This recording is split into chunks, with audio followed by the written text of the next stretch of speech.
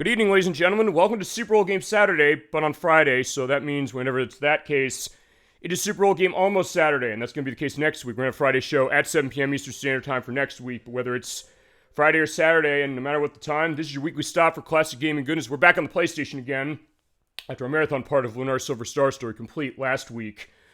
We have the viewer request, or I guess technically the fourth viewer request this month, to a certain extent, because I'll get into a second on screen. If you're seeing this, you probably know what it is. But we had Nocturne starting Mega Man Legends 2 for us, the Crusader 64 game with a brief preview of Shadowheart's Covenant, and last week with the start of Lunar Silver Star Story complete by Protorova. But tonight, pulling something the chat wanted to see, and something I've been preparing for the past 2 months, because I know there's a lot of stuff we have to do for this, and this is going to be a very special show for what we're playing, because we're playing a game that's celebrating its 25th anniversary tomorrow, at least as far as its PlayStation port. And it's also technically the first fighting game we're dedicating a full show to that's not a showcase program. Yeah, this is Tekken 3. It came out in 1997 in the arcade from Namco as publisher and developer. But on April 29th, 1998, they ported it to the PlayStation 1, where it's widely seen as one of the best fighting games on the console, and they're not wrong. And something I really had to kind of come to, because I was like, thinking this game seemed a little stiff when I first played it, but the more time I put into, and I put a lot of time in for the show we're running tonight, which thanks to ElecVerse who wanted to see this, and anytime you make a request on the show, in chat, as far as guests, whatever it is, ask you shall receive. We will definitely get to it. Tonight we are getting to Tekken 3, which as I mentioned was an arcade game first, and it took them some time to port this to the PlayStation from what the story behind this was. I'll let the cinematic go on this. You're seeing the FMV cutscenes, definitely showing that, yeah, the King of the Iron Fist tournament. We are starting off our look at Tekken right here with Tekken 3. And yeah, Namco spared no expense when it came to porting this over to the PlayStation, but it was not an easy port from what they were saying. Because in the arcade, this ran on Namco's System 12 board, which was an enhanced version of their System 11 board that was kind of an in-between with Sega's Model 2 arcade board that powered Virtua Fighter, which I'm pretty sure Virtua Fighter and Tekken were kind of paying attention to each other as it was going around in the 90s. Tekken 1 and 2 ran on this Namco's System 11 board, which was a cheaper board than the Model 2, but not as powerful. But the System 12 is where Namco stepped up specifically, where they used it to run this game, as well as Point Blank 3, Techno Drive, Mr. Driller, Soul Calibur, which actually then the Dreamcast version came out and was actually better looking than even the System 12 arcade version, and the arcade version of, and I didn't know this had an arcade version until I was doing my notes onto this, of Air Guys, God Bless the Ring. You have to say it that way. At some point I think we do need to show that game.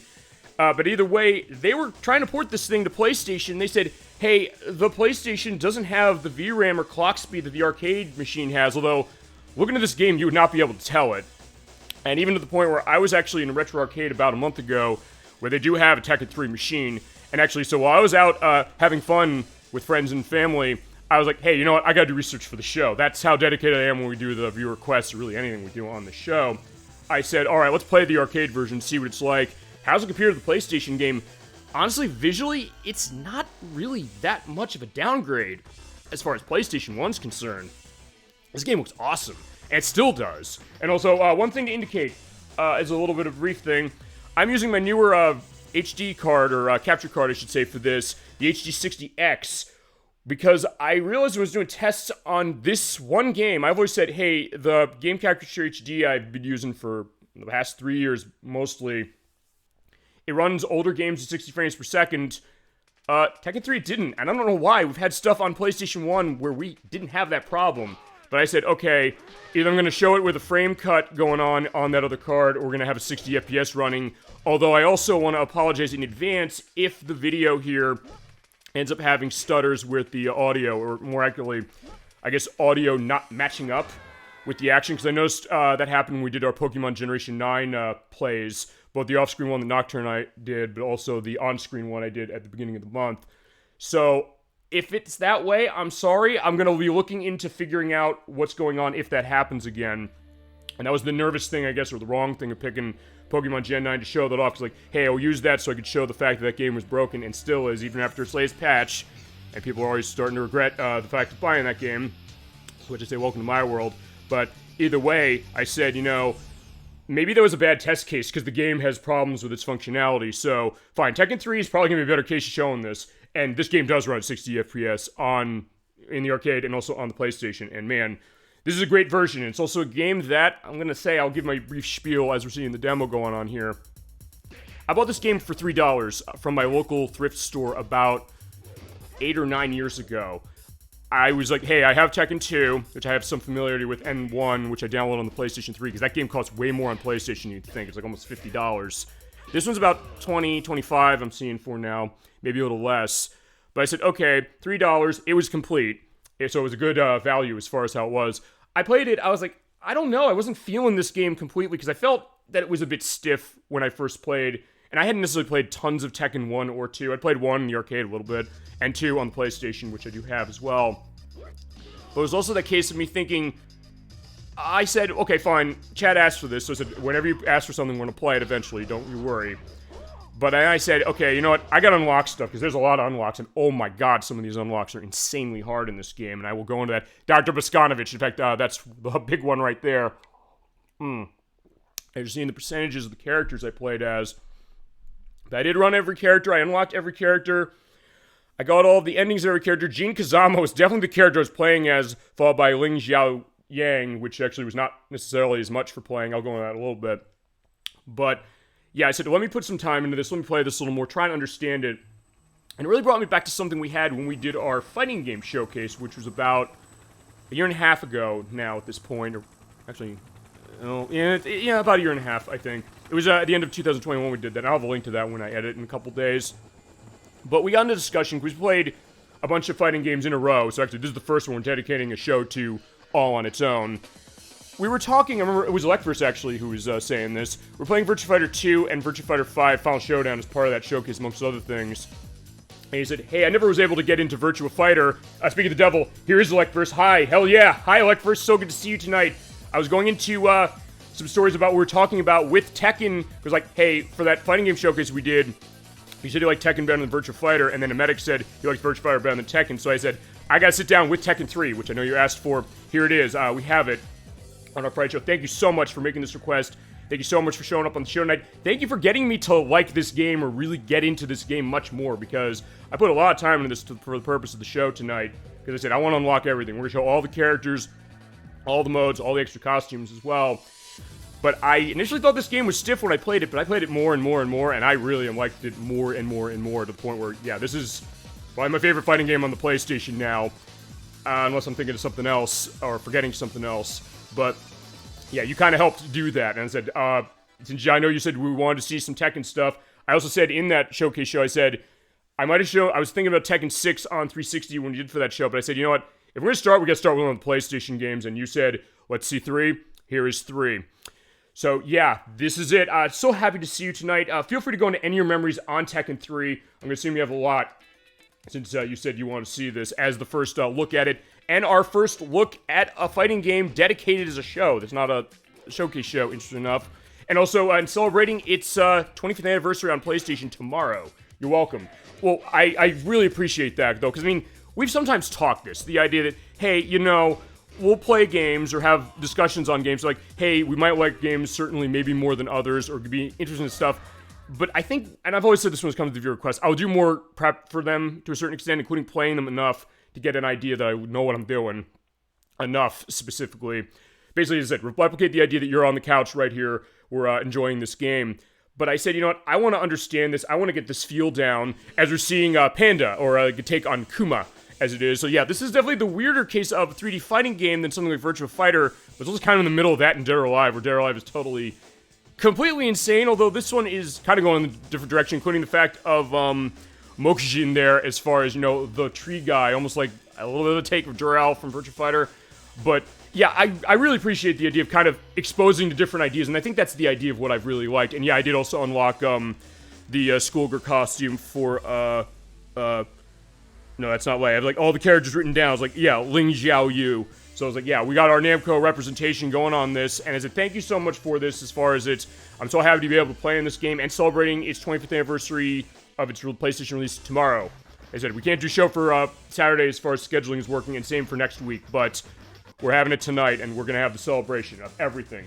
One of my aunts had this game, and everybody would do team battles, and then we'd pass on. Okay, so there you go. The idea that we can take, we can start taking a look at some of this stuff is hit the start button. Yeah, because you do have the team battle mode. In fact, maybe we should start on that specifically, along with other modes here. Well, we'll go all of them. I also think this is my very first fighting game I played. Well, a good one to have, for sure. One thing I'm going to quickly do is go into the options. But that's something interesting, the idea that, getting a bunch of people saying that they want to play this game, they want to go into the experiences as far as fighting, and especially like a massive group of people, especially for a game like this where it's head-to-head fighting. But it is really interesting, and this game definitely gives you tons and tons and tons of modes, especially over the arcade game that was not necessarily limited. And as I was mentioning earlier, the way that they translated this, despite the fact they had to kind of cut down some stuff for the port from arcade to PlayStation, you can't really tell that. It still looks really great.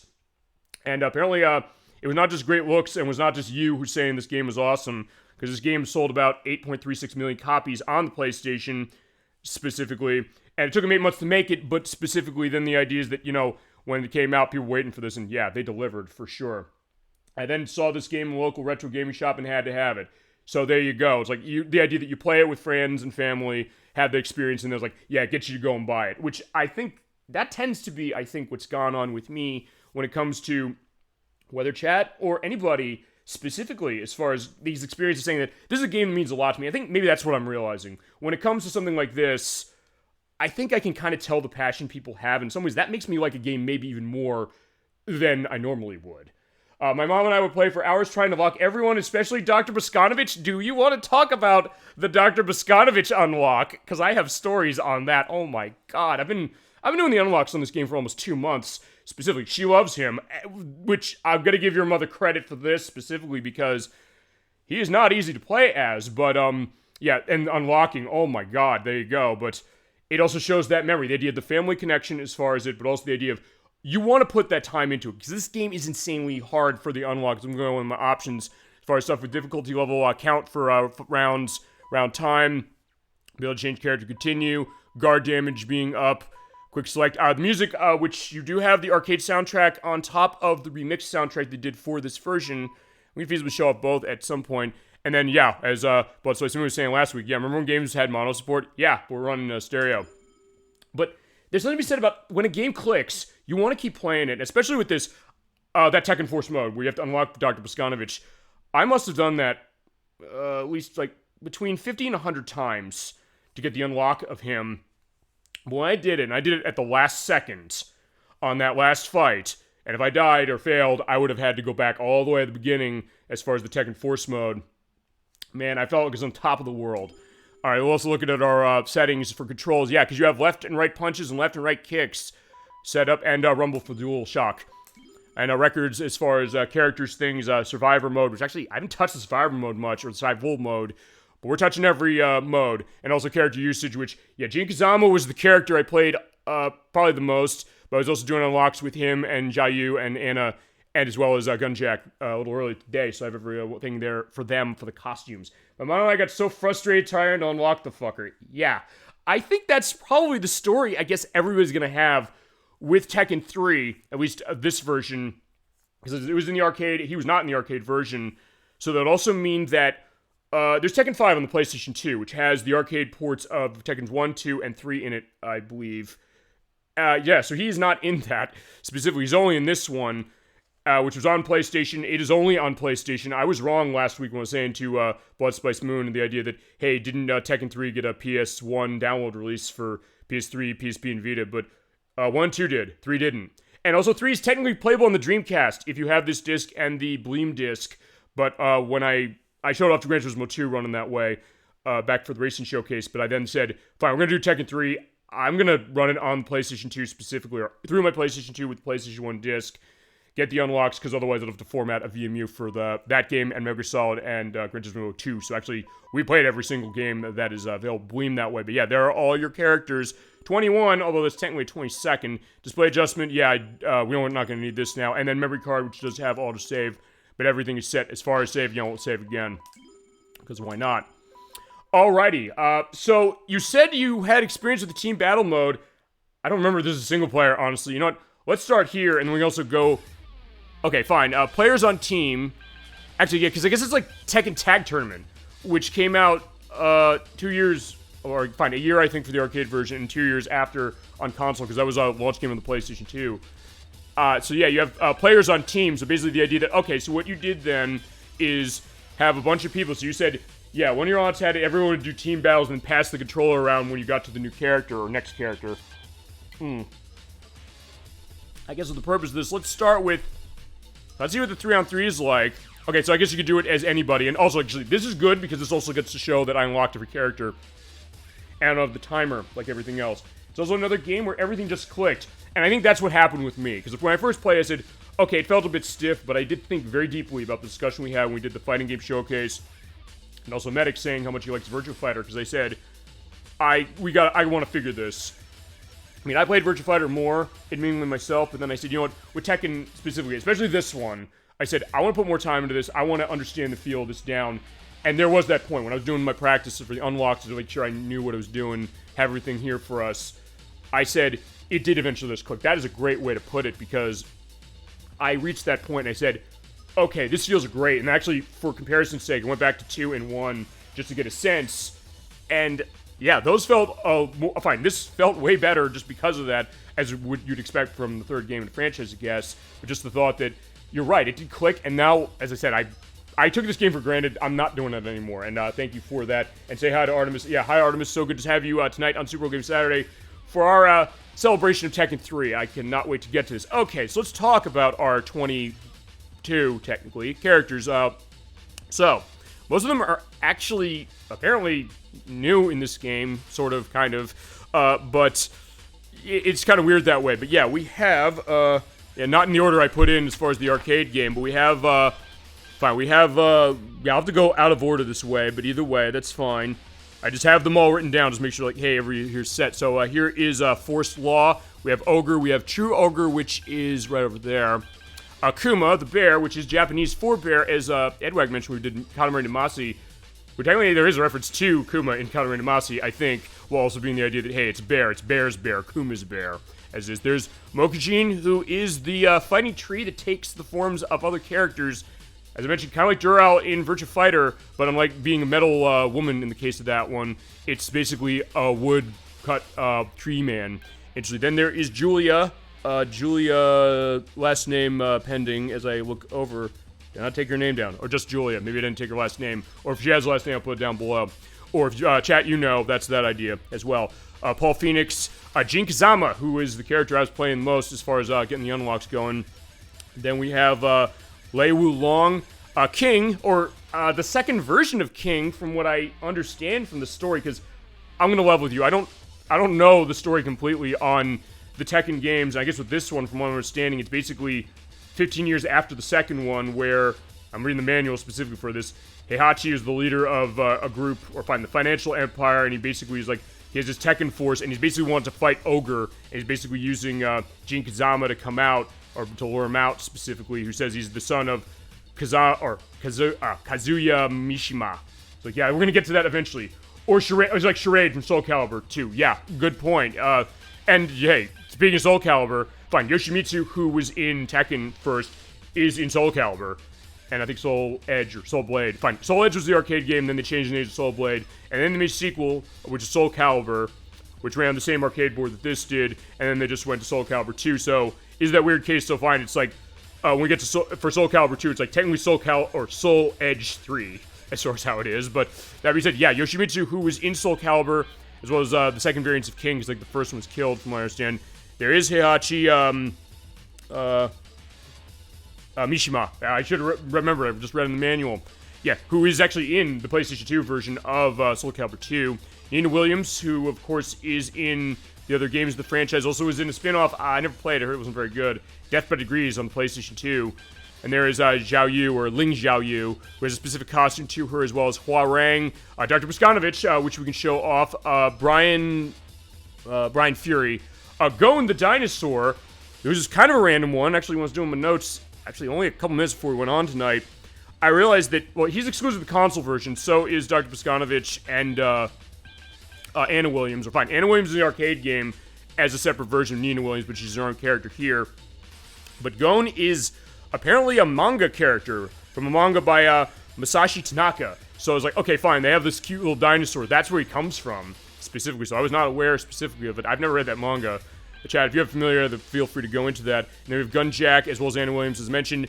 And then Eddie Gordo. And by running him, well, fine, after doing the unlocks as far as what I did, you have to basically get through the arcade mode with all the characters, which I did. If you press the triangle button on Eddie, you get to play as Tiger Jackson. So yeah, there's your 22nd character. Do not play Death by Degrees. It's kind of the black sheep of the series. I've heard that. I've heard it's a weird one because it's kind of a beat 'em up that plays a lot like. Fine, it has a second analog stick control to it, the same way that Rise to Honor on the PS2 did and Grab by the Ghoulies on the Xbox did. But they're running fixed camera angles for it. And although it looked awesome visually, is the kind of thing it seemed like it was repetitive, but it's also something that I think it costs a lot of money, potentially. At least it did at one point. But I remember hearing it wasn't very good, and it was that weird case of, fine, they spun off with Tekken. And honestly speaking, Tekken's kind of had a pretty good run of itself when it's come to the series. Even as far as, like, the main games, I don't get the sense that there's really that many that people say is totally awful. I mean, 6 tends to be kind of a little divisive to some degree because of the fact that the loading is really bad, especially on the PS3. I think maybe on the 360 unless you do an install on the drive. But then it also is compared to stuff like this, and Tekken 5 in particular. And Blood Spice Moon, who was on the show last week, she's a big one on Tekken 5, particularly that Dark Resurrection game on PSP. But yeah, have you played Death by Degrees? I'm curious to hear it. If you want to see it just for a laugh as far as an April Fool's Day show, sure, we could do it. I've never played it, so I don't know necessarily to it, but I've heard it doesn't play well. And also, I guess, there's weird stuff with the way they spawn up. Or, I guess, when you really want to put it this way, it's almost to Tekken what Mortal Kombat Mythology Sub-Zero and Mortal Kombat Special Forces was to Mortal Kombat. But then you got a really good spin-off like Mortal Kombat Shaolin Monks, and that was really good. So in that case, maybe the idea is there. And hey, we still have Tekken 8 coming out, I guess, next year. And yeah, we're going to look forward to that. Okay, so fine, let's get started on character. You mentioned your mother likes playing as Dr. Boscovich. Let's take a look at him. And then we will run. We'll show off every character, and we'll also run maybe as an April Fool's Day joke. Yeah, and that might be another thing, because we've done a single game as far as the April Fool's Day stuff. Maybe I should just, like, at some point, like, try and do a showcase on a console. Just like, hey, here are a couple things for it just to get a look and see of it. And I could think of some ideas. I think we go for that. I mean, it might be a good idea as far as just an idea of it, just, as I said, because I never played it either. And there might be stories to be had of it. Or, yeah, either way, however you want to do that, feel free to kind of give ideas on, we'll take them. Like, hey, any requests, even if it's a game that's not very good, it's like, you don't think I should play it, it's fine. If you want to see it just for a laugh, go ahead. I'm not going to say, no, that's wrong. I mean, I'll take that. I mean, I've got a couple of cases of that I know I still got to fulfill. But hey, we'll keep going to them as we always do on the show. Fine, we'll run now Jin Kazama. Actually, I'm trying to remember if I did his specific selection. And fine, let's show Mokujin just as an idea. Okay, let's talk about Dr. Boscovich. Yeah, the unlock on him was insanely hard, and it's not just me, clearly. Alright, so here's our team battles. Round 1, fight. Okay, so the idea with Dr. Boscovich is that he has the remote control, but a lot of what happens is he kind of sometimes falls to the ground. I don't know if that's expected, but he's very powerful. He kind of is just running on the ground, and he can do a lot of sort of juggles with stuff, but then he can also kind of get up. I mean, I'll say this as I kick Law on the crotch. Like, yeah, that's not very nice on my part. But having said that, while I'm trying to do a grab on him, he hit the, oh, fine. I kicked him in the crotch and then hit him in the ground, and boom, there you go. While I'm doing your left and right punches and kicks. Ow! Damn. Yeah, I'm not good at him, so I'm going to tell you. Your mother deserves credit for one thing specifically as far as Matt's gaming skills. To be able to handle Dr. Boscovich well takes skill. No question, but fine. Okay, Boscovich is out, so again, another character. So it is a tag team element, kind of like a Marvel vs. Capcom, or Marvel vs. Capcom, I should say. Or like, well fine, Virtua Fighter 3 has a version that's a Virtua Fighter 3 TB, which is the Dreamcast port of that. Which is, well, unlike this, I'll say one thing about this game, whereas this game looks not downgraded that much on the console from the arcade version. That one's definitely downgraded a lot, especially because it came out after Soul Calibur, which looks better than this, as we're fighting Zhao Yu. And they do change levels, so it does. One thing I'm liking just seeing this is that we're at the carnival now, so you'd have a different set of displays. Also, I'm going over there. I think you can tell why if I can do you do double up and down to get over there, do the side step. You're seeing the Tower Draga next week. We are doing that for the Namco Museum arcade collection, amongst everything else in it. Well, yeah, I'm getting chopped. Yeah, because yeah, it is a Namco. It's double dose Namco for you for tonight for Tekken 3, and then next week the Memorial Day compilation program a bit early. So yeah, everything that's within that Namco Museum Virtual Arcade on 360, which is going to be that game, and then a bunch of other things. And you got Mokujin, which I'll say one thing also, I guess, about Mokujin, who is running the stuff of Eddie Gordo, because you can kind of tell from the animation, kind of the same way Dural was on Virtua Fighter. But one thing I guess I'm getting a sense of, and feel free to let me know this, chat, if you know the answer, because I don't. Is there a way that you can dictate what character Mokujin comes out imitating? Because I don't know if there is. I didn't see anything as far as my records or anything I was doing. This really makes my week because it's been terrible. I am so sorry to hear that. I'm glad I'm going to be able to make your night as far as the show. I mean, I've been in cases like that myself where I've had really bad things going on, whatever they might be. I'm sending my best out to you for sure, as is always the case. It's like, hey, this is your show as much as it's mine. It's like, hey, you know, if it gives you that joy as far as what it is for it, I'm glad to provide that service. Because as I said, no, absolutely, I get that. Ow. As, yeah, Mokujin's getting knocked down, so yeah, I'm losing. Ow. Gunjack wins. Okay, so yeah, there's Gunjack, yeah, he's that. Alright, fine. Oh, and it does give you the little ideas, like, fine, I lost, so we're gonna try again. Because I think we should at least try. Fine, you know what, let's go the full way. Let's run 8 characters. We'll run King, we'll run Anna, and don't, this is not gonna be just us looking at one group of characters. Gon, we'll try Mokujin again. Oh, nope, as far as being able to manipulate Mokujin. Yeah, I didn't think so. I just wasn't sure necessarily to that. And Heihachi and Kuma.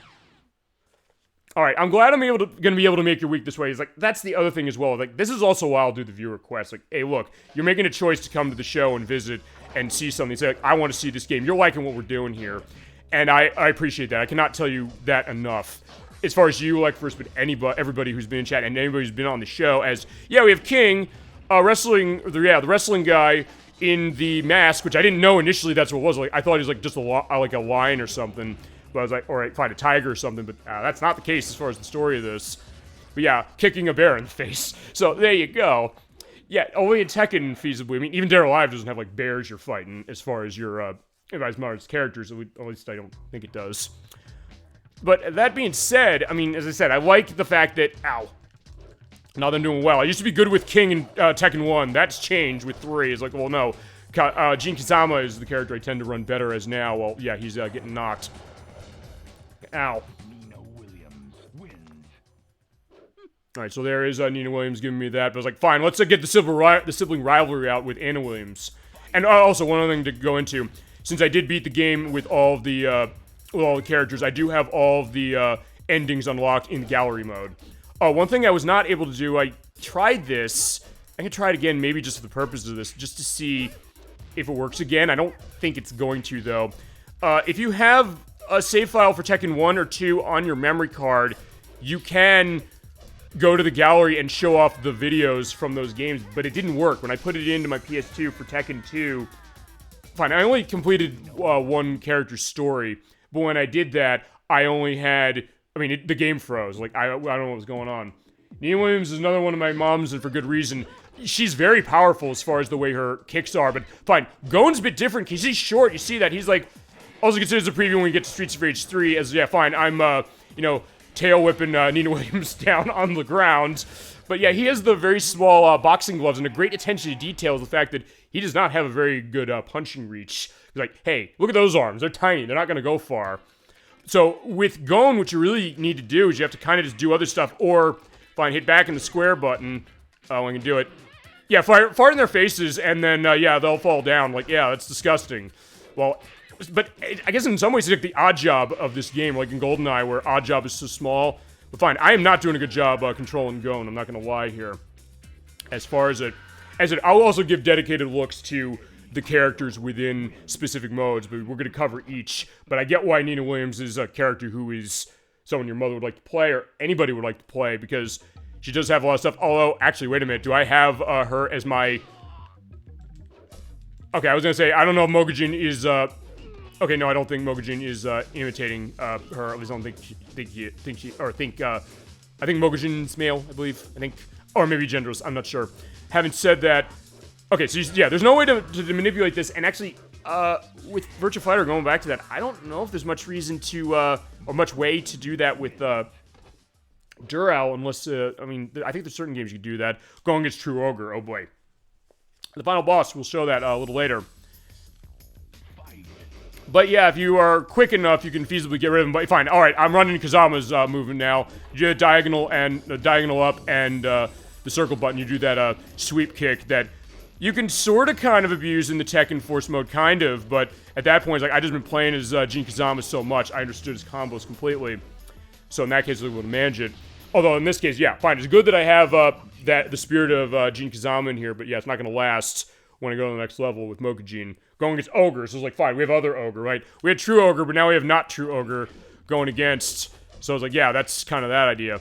And yeah, it is. Here's the thing about this game. As I said, fine, I'm not necessarily making it look like I'm terrific at this one, unless I'm playing as Jin Kazama and maybe a couple other characters. But that being said, it's something that when I first played it, I said, okay, this seems like I wasn't completely getting... I felt like I was off to something as far as, like, the way the feel of the game was going. And with Boskanovich, the hard thing with him... Oh, fine, I'm running Boskanovich. I thought, I was like, wait, no, I was going against him. Like, no, I picked Boskanovich. Yeah, if you're going against him trying to hit him on the ground, that's for the unlock for the Tekken Force mode, and oh my god, that was hard. But as I said, I don't regret doing it because, man, I had a good time being able to get to that point and get to that point of saying that, yeah, I can manage, and, yeah, getting my ass kicked. This is it. Yeah, credit your mother again because, he's hard to control, but when you do get to control him, he is very, and you understand how it operates, he's very, very powerful. And also goes to the idea that, and this is another thing I think when it comes to a lot of fighting games, as we got Yoshimitsu going to Soul Calibur specifically, or fine, this game then Soul Calibur, but I always have to say like the Soul Calibur 1 announcer of like Shanhua versus Yoshimitsu, and then always the way I say like Cervantes, like Mitsurugi versus Cervantes. I've been doing it all the time when we play Soul Calibur 1 specifically at some point, and we do have to do Soul Calibur 2 as dedicated as well because I know Protorova wanted to be in on that. And he wanted to go through the Weapon Master mode as a full play, which we will do eventually. I gotta get a sense of when we're gonna do that, because I know him and I have some shows that he wanted to be involved in and do, so I'll have to figure what that's gonna be as time goes on. Particularly after Lunar, when we finish that. Which, given how long he was able to put into that last week, we might only need 4 parts of that, but we'll see. As far as how it is, as Paul is just wiping his hands off, like, yeah, fine, Yoshimitsu's going away. But fine, yeah, we'll take Heihachi out. Who, interesting thing with him, the King of the Iron Fist is the idea of what Tekken's idea is, and like, he is definitely the one with the Iron Fist, even to the point where you can kind of feel the fists charging up and electrifying on the Rumble when you first come in a fight with him. But the idea is also, yeah, he can be very powerful as far as some of his stuff, yeah, especially when you fight him in the story, which you do with basically everybody, and also you do the Wedgie of Death, or no, the Noogie of Death, when you do the grab. Yeah, which, by the way, the grab on this is... Fine, the way I was doing it with him is hitting square and X at the same time. I think there's some characters you can do triangle and circle for that. Okay, as we're fighting Julia. Who I think is one of the only characters in this game who does have a voice cutscene as far as it. So when we go through the cutscenes with the gallery mode, that's one I will mute the mic on, but that will come later. And try and see if I can take Julia down. Whoa. But going back to what we were saying as far as favorite characters of your family, and I guess of you, I don't know, did you say what your favorite character was as far as this? But however it is, the thing about Tekken I'm noticing, and it's not just Tekken that does this, but I think with this game in particular, what I think was really revealing to me when I was playing it, was the idea of understanding that, yeah, each character does have a different feel. Sometimes the idea is like, hey, they talk about, when it comes to fighting games, the idea of, palette swaps or character swaps or the Shota clone if you're a Street Fighter person, because like, yeah, Ryu and Ken play mostly the same to some degree, and like, hey, they're doing that for the purpose of saving memory and things. Well, yeah, I'm unfortunately losing this again. But with this game, with the possible exception of Ogre and True Ogre, I don't know if I can really think of any character who plays exactly the same. Okay, fine, I got close. I had Julia and Huarang left. For me, it's, Heihachi, the amount of time continues it took to beat him. Yeah, absolutely. For sure, and fine, we'll probably relive that, because, in arcade mode, basically every character is gonna go after him. Fine, we'll do another 2-on-2. Fine, we'll run Kazama, and we'll run, Kuma, and see how it goes. Yeah, but then again, also, you get the ability to control, Heihachi and everybody else is going, and that's the satisfaction. And also, here's the other thing, as I was mentioning, when it comes to these characters, yeah, there's some characters that will focus on certain things like punches and kicks and some of their more technical elements. But even when he's like, hey, there's moves that are kind of like other characters, like Heihachi, taking him as an example, he has some kicks that are similar to Jin Kazama, which makes sense because of the story, but also because of the fact that, I mean, despite that, he doesn't exactly play the same, so you don't get the sense of thinking that, wait a minute, you know, we're gonna, oh, fine, as I clip through the foot or the leg of Paul there. Okay, fine, from that view I did. But it's something that you can kind of play around and find a lot of different characters who play differently and have this unique feel that makes you say that, hey, you want to try and run. And by the way, the reason Kuma's panda is because if you select him when you press either the circle or X button when you select him, he becomes the panda. But anything else, he will become Kuma the bear. I'll show that later for sure. Ow. Fine, I'm really doing bad as far as this. I gotta win one of these at least, as far as this, but fine. Other modes, we'll definitely go to that for sure, as far as that happening. So fine, alright, we'll try once more. Because, yeah, I'm unfortunately getting myself going. Fine, we'll do 3. Fine, Jigazama. Fine, we'll run Eddie Gordo. And then we'll run... Honestly, you know, I was having a lot of luck with Mokujin just because... Fine, Mokujin's the wild card, but I'm going against Gon, where he's on the ground, so it's gonna be a question. Having said that, I mean, here's the other thing I think about this, is that, yeah, the characters do have this distinct element as far as how they look, how they play, and also the fact of how you really have to focus in a lot of ways on not just attacking, like, standing up, but you have to kind of hit the ground a lot. And I like that this game really makes you think that way, in a way that's kind of unique from other fighting games. Not that other games don't do that, but the fact that, hey, you have characters that can take advantage of that, and as we mentioned, we played GoldenEye, the fact that, hey, nobody wants to fight Oddjob because of the idea, like, is he cheap? But with this game, fine, different case, because this is a fighting game as opposed to a first-person shooter. In that case, I don't think I can grab him because he's on the ground, but they do balance it out, because, like, fine, okay, I got time up. I did have more health than he did, so I won. But even when he's on the ground, the idea is that, okay, fine, you have to hit lower, but also it's not just, oh yeah, he's going to win, or whoever's playing Gon is going to win, because he has a short punch reach, so you have to be kind of fancy with what you're doing, whether it's doing like the jumping, the tail whips, or yeah, farting in people's faces as it is, which is kind of a surprise, but it is also something that for some reason, I don't know, it feels, sometimes you think something like that would be like classless perhaps, or we played, I don't know if you're familiar with this would be like a bad game case potentially, 3D balls for the Super Nintendo and the Sega Genesis. There is a move like that specifically in that game, and then on the Super Nintendo version you have, it's kind of 3D based as far as what it was on Super Nintendo. It was Accolade who was involved in that. It's kind of interesting from a tech perspective, in the fact that all the characters are kind of made out of like spheres, but it's also something when you play, it's like, it has this classlessness to it, but it's also not really fun either. And also the stuff with the music, on the Super Nintendo, they have voice performances going on as far as the music, and you have like this moaning woman going this, it's like, what kind of game did I rent? Or buy, specifically as it was. Or that's gonna be the case when we get to Cruis'n USA, when you have like some of the stuff on the soundtrack, like, ooh, like, yeah. But then again, Cruis'n USA is kind of fun and tongue-in-cheek in that way, kind of like the way Lunar was when we started that last week, as we have Eddie Gordo. Yeah, Eddie Gordo's ideas, he kind of does, I'm pretty sure, like with a lot of other fighting games, that the characters' fighting styles are based on real elements of martial arts. In his case, yeah, he's doing stuff with the, kind of going on like a handstand a little bit, because I think it's kind of a, I don't know if it's Muay Thai, but it's kind of a fighting style that is kind of based around dance a little bit, or the idea of kind of just specific movements, even as far as how his idle animation is kind of walking on his own a little bit. I'll show that on the replay. Yeah, I'll kick him, but then he'll kind of do like a little bit of a walk. He does that on his own, so he kind of moves around. But it also means that you can kind of get into a unique rhythm with him as, fine, okay, I did win one, thank God. Alright, because at least I want to win something for this, just to show that, like, fine.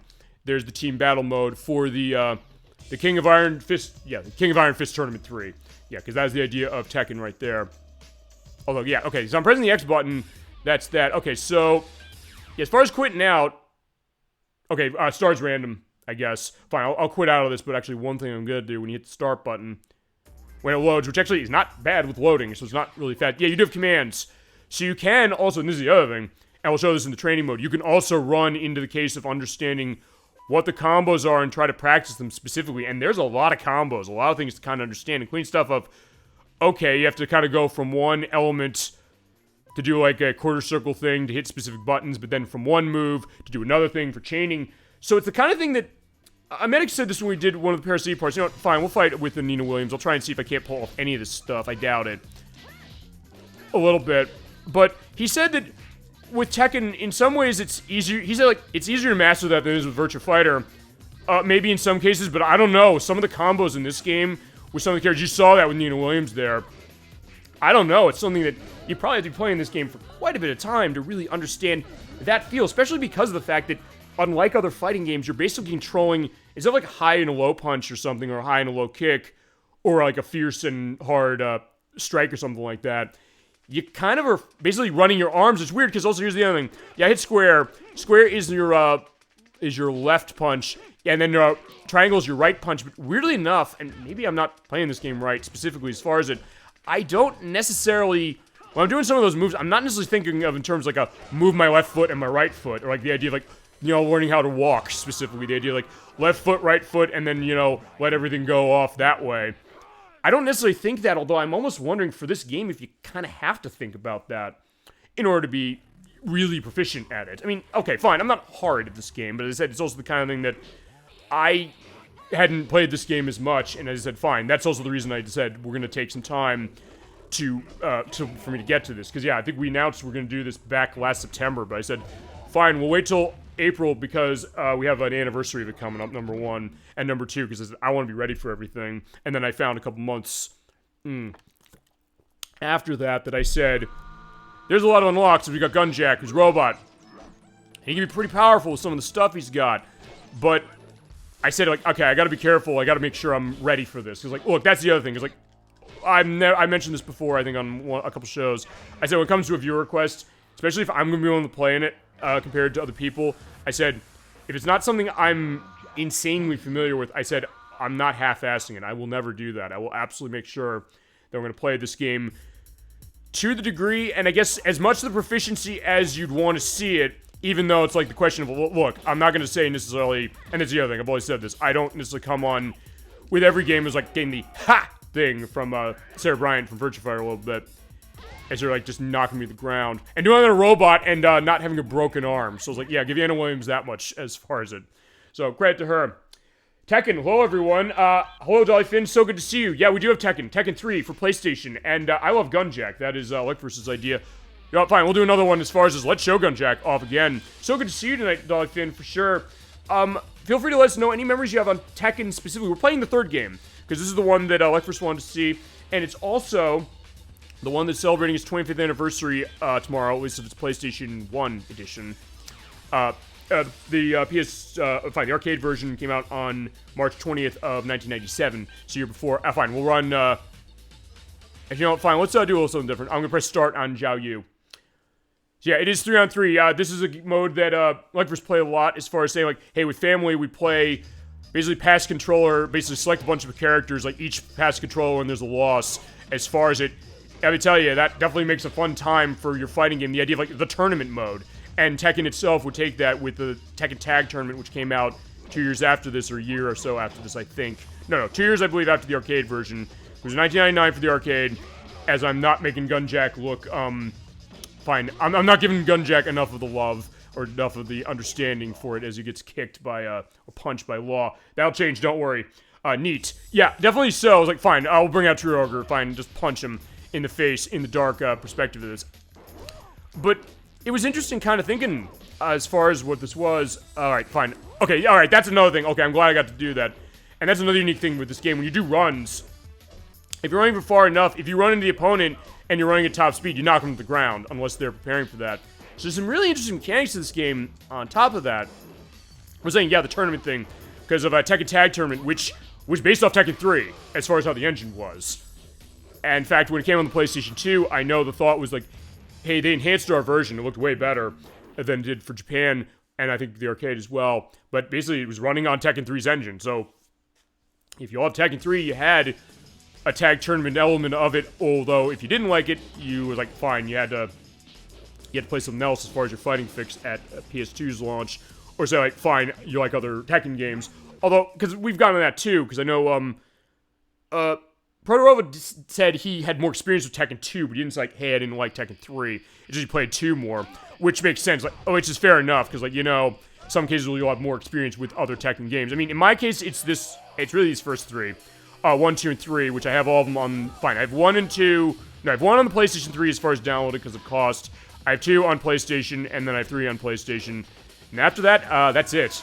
I don't have other ones, but I have played Tekken 5, and I love Tekken 5. At some point, I want to show that. And I know Blood Spice Moon loved Dark Resurrection on the PSP, so if she wants to call dibs on that one, absolutely gonna do that. Alright, fine, I lost as far as this. What we're gonna do is I'm gonna quickly select again, I'm gonna leave, and we'll go to another mode. But we will be showing off all the characters, all the modes, going into our love of Tekken, specifically, and perspective of Dr. Boskanovich and the unlocks. Alright, fine, we'll do reset.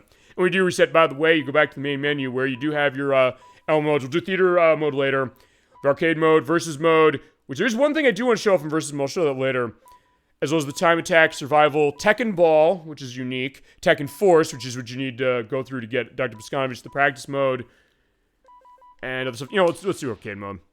And we're going to show off each character. We'll go down the line. I have Xiao Yu. If you play as her 50 times, and then you press start, you unlock her extra costume. I did do that, and it does save to the memory card, thank God, so you don't have to do it every time you play. And after you do that, she gets a new costume. Yeah, the schoolgirl. So here's Ling Xiao Yu, as far as it is. She focuses in, I believe it's, I think it's Li Qin Pai, I think it is. I might not be getting that right. I believe it is a Chinese style of martial arts, specifically, and like with Virtua Fighter and other 3D fighting games of the time, they tended to focus on real-world styles with maybe some, I guess, artistic license a little bit, or maybe some more, I guess, fantastical flourishes to make it look really, really cool, which it definitely does. Especially because it's running at 60 FPS, which I love the fact that it is, and as I mentioned, before we jumped on, I'm running my newer capture device, because for some reason, even though a lot of games we play for the show run at 60 FPS, or frames per second, on the older capture device I have, the Game Capture HD, Tekken 3 didn't for some reason. And a lot of games on PlayStation run fine. It didn't like this one for some reason. So I said, alright, I'm going to do this. But if there is potentially delays or weird things with the sound on this recording, I apologize for that in advance, and I will see going forward what I can do about that. And if that is the case, it might be a case where there'll be times where I'll just go live before we have a show, because I'm going to test stuff as far as making sure that tech is all in line, because I know there's some stuff I have to do with the OBS program maybe for that. I did do something after we did the Pokemon Gen 9 play with it. I hope it's going okay. Yeah, doing the nice kicks there. It's like, yeah, look at how fluid this game is. That's the other thing. Not just as far as the frame rate is, but just the way the animations are. And actually, I mean, I guess that goes back to one thing, ElecVerse, you were saying. You're saying, like, hey, with Virtua Fighter, that's not a big one for you because you just feel like, hey, it's a bit stiff. And honestly, when Virtua Fighter 5 came out, there were people who were saying that. Specifically the idea that, hey, the animations are very exact for the way that game is playing, but it's also something that maybe it looks a little more mechanical in some ways. I mean, it's not to say necessarily there aren't stuff in that franchise that flow more freely, and you could sort of say that with this one too, but there's something to be said about the fact of, like, how that looks and how, in some ways, yeah, you know, looking at this, it just looks really fluid, especially when this came out. It looks gorgeous, and I think it still does, honestly. I mean, this is one of the best looking games on the PlayStation, if you ask me, especially as far as fighting games. I feel free to go into memories of fighting games on PlayStation, which, admittingly, my experience with fighting games on the system, well, most of them really are with Battle Arena Toshinden, the first one, as it is. At some point, we're going to show that off. It's not as good as this, although I remember when it came out, it was before Tekken came out, the first Tekken at least before it hit PlayStation. That was the big one as far as showing off the PlayStation 1 at the launch.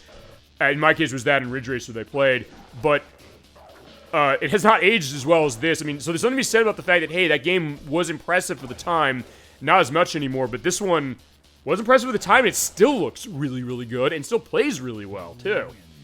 Yeah, Xiao Yu is the Jean Kazama simp. As far as what? The way she's kicked? Or, actually, I guess it goes maybe in elements of story, because I'll ask you this, ElecVerse. I mentioned the idea that, hey, I'm reading the story elements out of the manual. I know it's like Dead or Alive in the sense there's a lot of stuff going on in the background of stories that get it perfect. Okay. Yeah, simp no more to Jean Kazama, I guess. But if we're really going to that as far as it, I guess it's because maybe she has the attention of him, perhaps, or she wants to kind of get his attention. Because I know there's a lot of moving parts in this plot, and I'm gonna assume that some of the later games also go into that. Maybe the same way something like Dead or Alive did. But, yeah, feel free to go on that. Yeah, that kick, though, is like... I mean, she's, I guess, kind of getting some of the elements as far as, like, the way she's doing the spin kick. Oh, yeah, Hwoarang is giving me trouble. Also, one thing I probably should be doing is block, but... I want to see something. Okay, no. Alright, because, yeah, blocking is unique in this game. I probably should mention that. Interesting enough, unlike other games, you might have a block button. I know Mortal Kombat does that. And actually, Virtua Fighter does that as well. Or you have stuff like the Street Fighter method where you hold diagonal backwards to do a block or something.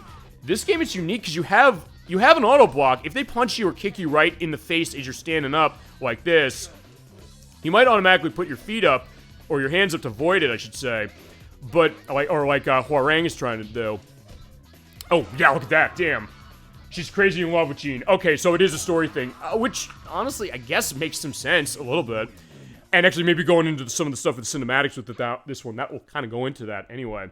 I don't know if it's cases like some other franchises like Sonic and things like that, where Jin Kazama is so focused on everything else, he doesn't notice, like, yeah, she's kind of interested in him. And there's definitely other franchises I can think of that will go on that. We'll have that going when we play Shenmue eventually. In a different way than something like this, but yeah, not completely dissimilar. But having said that, the thing with the block that's interesting is that, yeah, you can have the auto block if you're standing still and they hit the right direction, but if you are hitting back and you time it specifically as far as do the read on your opponent to where they're going to hit you, as far as whether they're going to hit while you're standing up or while you're on the ground, you can kind of block automatically, which I think is kind of cool, honestly. So it gives you a lot of incentive to read your opponent's movements, which, as I said, not to say other fighting games don't do that, but it's unique how this game does it. And as I said, it's one of those games you said this game clicked as far as when you played it.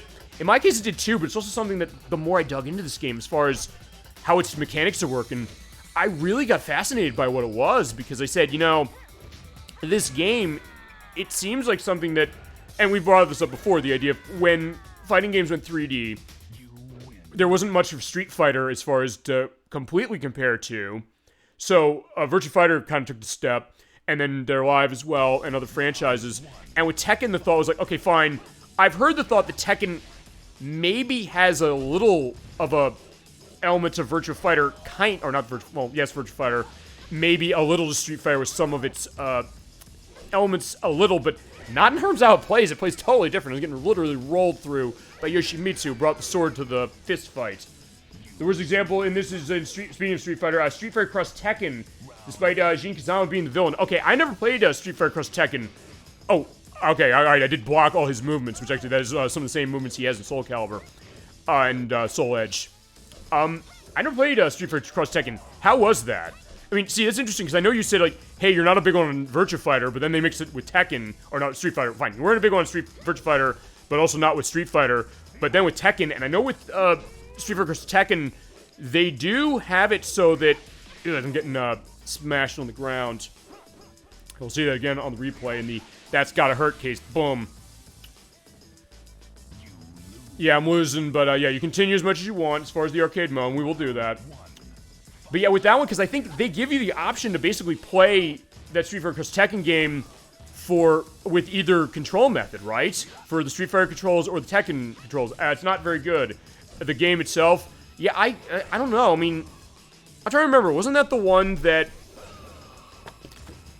they had the unlock for? Nobody really liked it. That was the one that had the bad box art Mega Man in it, right?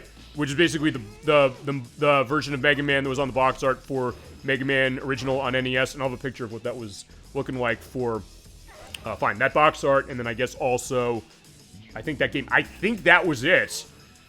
And I don't know, what was it? Was it that, or what was it how it played, or was it the fact that, oh, whoa, what the hell happened? Wait, no, that's a move of his. Okay, never mind, I've never seen that move before, shit. Okay. It just runs the Street Fighter controls, and yes, it was the one that had bad box art Mega Man in it. Okay, so, because you said this, you said, like, hey, you don't like the Street Fighter controls, and I said, when we looked at Street Fighter 2, I was like, you know what, I get that, because it's funny, I said that it's something that's very mechanical, but I also maybe was thinking, like, wait a second, it might be more simple going back for Street Fighter 2, but then again, it's also something that is kind of in a little bit of middle ground, that it's something easier to understand than some of the later ones, and some of those get insanely technical, especially Street Fighter 3's Third Strike. My god, that game is insane as far as how it is, but if you're good at that, I mean, it's something to be said about it, but, I mean, hey, when it comes to that control method, if you're not liking the way it plays, and I guess here's the other thing, because you say, like, hey, you're one huge on Street Fighter, but I don't know, did you ever play the Street Fighter EX games? Because I know that was the 3D Street Fighter, which was kind of paying attention to this, and Virtua Fighter. There's a couple on the PlayStation. I think the third one was on the PlayStation 2. Actually, no. Okay, I remember what you're saying, just going back to the Street Fighter Cross Tekken thing, because I remember... okay, there you go. I did do the dash attack into a gun jack. Like, yeah, it just elbows him, or hits him in the head, or hits her head against him. Right, because they were going to make another one. They were making 2 of those initially, right? They made Street Fighter Cross Tekken, and they were going to make Tekken Cross Street Fighter, where that was the one that was going to have the Tekken controls, I believe, if I remember correctly. Am I right about that? So it kind of goes to that element, which is that, okay, fine, what is it like to play Tekken characters as a Street Fighter control method? Which I guess, especially given the unique way that Tekken plays, I can get that being maybe a question mark of what that is. Well, yeah, I'm going to try and get him. Whoa. So, and also, as you're mentioning, I guess with Street Fighter Cross Tekken, the fact that when it comes to story, it's doing more with story, but it's also maybe, I don't know, retconning or twisting around story in a way that, because remember, that was Capcom who made Street Fighter Cross Tekken, at least I believe it was Capcom who made it, and then it was based on Namco franchise with this one. It's kind of a weird one. The plot is that Jin and Xiao Yu, or M. Bison or Jun, if you're playing as Tekken characters, all your Pandora's Box that grants them unlimited power, which is not necessarily dissimilar, now I'm thinking about it, to how Marvel vs. Capcom Ultimate did it, or no, Infinite did it, not Ultimate. There's Ultimate Marvel vs. Capcom 3, I'm thinking, which I do have that. I have the Xbox One version of that. But then it was Marvel vs. Capcom Infinite, I'm thinking, where that was Sigma from Mega Man X and Thanos, I believe, right? No, wait, was it Thanos? Okay, I'm trying to remember, because I don't have that game. Nocturne has it. She has it on PlayStation 4, and she has actually the Infinite Collector's Edition, which has like all of the Infinity Stone things. Actually, she bought that thing before she got a PS4. It's like, I want to see this. I like the fact that, hey, they have more stuff with Mega Man X going on in this. So she picked it up before she even got the console. But it's also something that she doesn't necessarily play it much. Although I don't think she's played Marvel vs. Capcom that massively. But it's also, that's another one I think people were not huge on. I liked what I played of it as far as what it felt like. And also a question as far as story.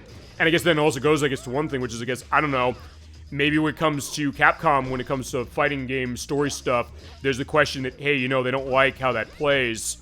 Although I guess even with Namco or Namco Bandai, people were saying that when it came to Dragon Ball FighterZ or to Jump Force. And I do have both of those. I have Dragon Ball FighterZ on Xbox One, and I do have Jump Force. I downloaded that before they delisted everything, so I have all the DLC for that. And at some point, I'm going to wait till I get an Xbox Series X for that one, because the frame rate on the game is awful. If you ever played Jump Force, which is like a bunch of Shonen Jump characters, but the frame rate is really, really bad, and so I'm hoping that running that on a Series X is going to make it run better. But, I mean, that I guess goes to another thing, which is the idea of story in your fighting game, because with the fighting games around of this time, like the early Tekkens and Virtua Fighter and, well, Street Fighter even, and Dead or Alive, the story was kind of on the periphery, so you're like, hey, you get something at the end of the game, and then it would kind of tie together eventually, but then you have other story stuff like now with fighting games, especially when Tekken 8 comes out. I'm going to be curious to see how Tekken 8 handles that, because I'm pretty sure they're going to go into story mode with that, I think. So, it's interesting, I guess, where that's evolved, but then the idea of people saying that what's the gold standard of fighting game story, which, if you ask me, it's NetherRealm Studios, so those Mortal Kombat games and the Injustice games, those are the ones that do story really, really well. Yeah, Xiao Yu's love for Jean is just... Oh, fine. Xiao Yu's love for Jean is just... It's at least in that game, like I said, in that it's the worst. And you're saying that the other Tekken games either, I don't know, give it better lip service or give it more of a satisfying thing. Because I guess you're saying then with this one... Actually, I think her ending, I believe, goes into that specifically. So fine. Since we're almost at the end of the arcade mode, where it's at 10 levels... Yeah, it's 10 levels. It's 10 fights. We're almost at the end. So I'll basically go to the end and we can see it. On top of, you know, looking at everything in the gallery later. Or in the theater mode, I should say. That, hey, it was maybe more satisfying with less, you know? She literally says Jin belongs to him, and then, okay, so that's interesting then, because then you're saying that with, the idea that she kind of is intrigued by him, but maybe it's more fascinating when I guess, what's some other games in this series or connected to the series that went into that better with the story? Would it be this one? Would it be maybe, Tekken, I don't know, did 7 have story going on that way? Maybe the idea that, or I don't know, it's maybe this thought was like, hey, look at Xiao Yu, look what she can do. I mean, actually, no, you mentioned this with a couple things. You mentioned this with, go back to Star Fox a little bit. You're like, hey, when it comes to Crystal as a character, they don't write the element of character well, so you get the sense that maybe it's potentially degrading. I know Nocturne's been that way with Kyrie with Kingdom Hearts a little bit. Yeah, it's her, I mean. So, her as a character as opposed to how she's delivered, or how it's delivering her story. Because I don't know, maybe there's a way to tell a story like that and do it really well. Or another, like, I don't know. I mean, I'm like looking at, fine, what I know of Xiao Yu, what I'm seeing in this game, I wouldn't necessarily say that she would say something like that. But I only have this game really to base it on. Because I don't think she was in Tekken, she wasn't in Tekken 1. I don't remember if she was in Tekken 2. Correct me if she was in Tekken 2 and I'm forgetting. So, okay, so it's kind of that, because I mean, I guess with Street Fighter Cross Tekken, just to go back to that, it kind of is, I mean, like with Marvel vs. Capcom Infinite a little bit, and actually a lot of other, of those blends, because I know there's also Namco Cross Capcom, which Nocturne has, actually, and she has a Japanese PlayStation 2. We could show that eventually.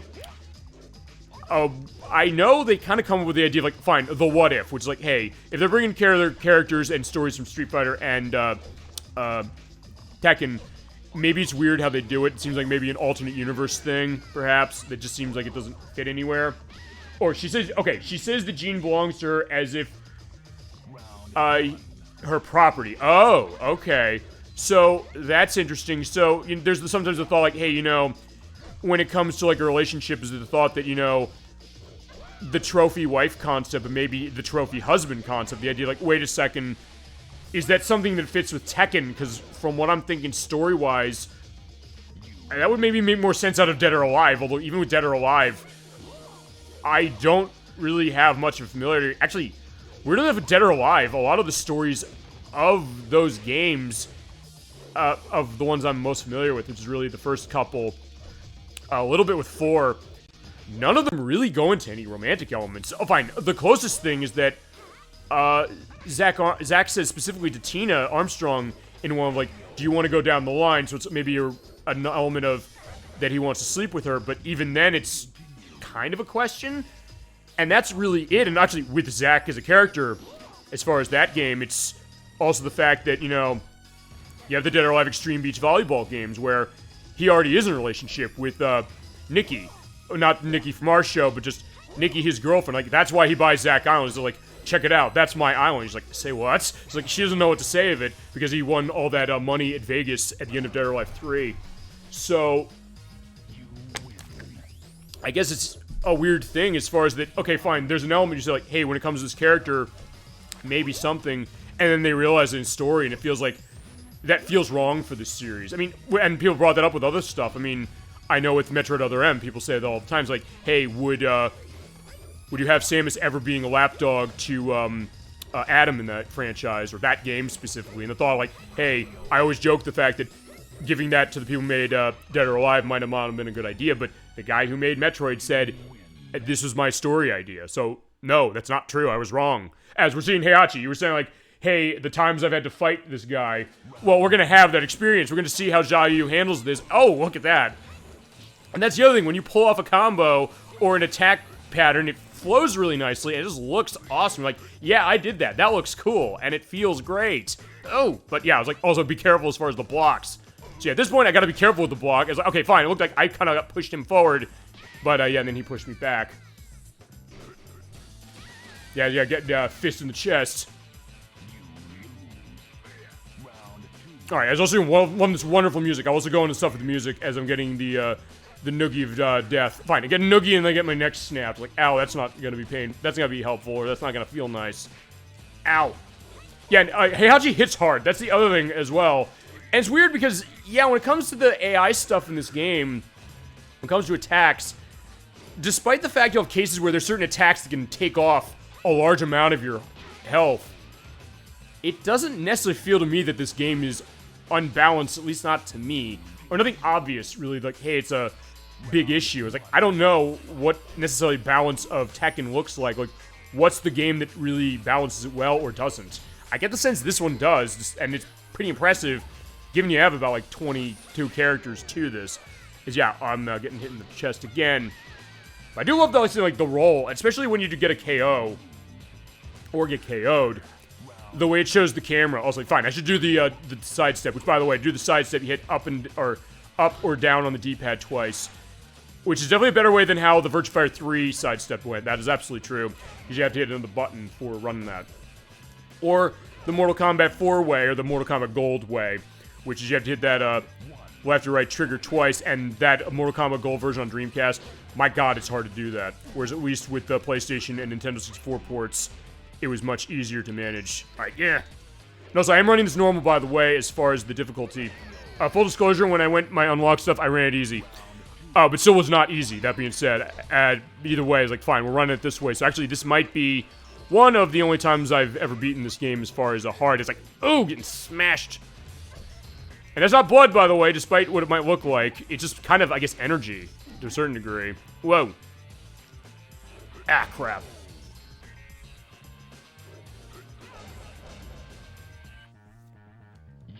Alright, yeah, we're gonna get him eventually, so that's gonna be that idea. But I mean, if nothing else, I said, it also makes this good to talk over, or talk about, because, like, hey, there's, as, I guess, but fine, ElecVerse, you mentioned this. Tekken is, I think you said when we did our fighting game showcase, you said that that is one of your 3D fighting games of choice, so it would make sense you played a bunch of these. And I guess then understanding some of the deeper elements of the series. Yeah, as I said, in my case, it's mostly was with Virtua Fighter a little bit, especially when I had systems that had it, and then with Dead or Alive. Actually, Dead or Alive was kind of the big one for me, specific. Yeah, yeah, so you agree that way. Ow. All right, whoa. Okay, there we go. Yeah, okay, he did avoid my grab, but ooh. Ooh, yeah, got him. Okay, that was close. Yeah, we have one more fight. And that's the other thing, when you're just right on the edge, like, and you get him, like, boom, that feels satisfying. Yeah, there we go. Okay, so final round. Fight! Yeah, I do love the stuff as far as the voice. We'll go into the voice stuff a little later. Probably when we look at the credits, because, yeah, we are going to get the credits when we finish this eventually. Keyword eventually. This will not be the whole show, I swear. But, yeah, I'm not looking good as far as how this is, so, yeah, I gotta be careful. Oh! Ah! That was close. That's always the case. It sometimes can just be very, very close.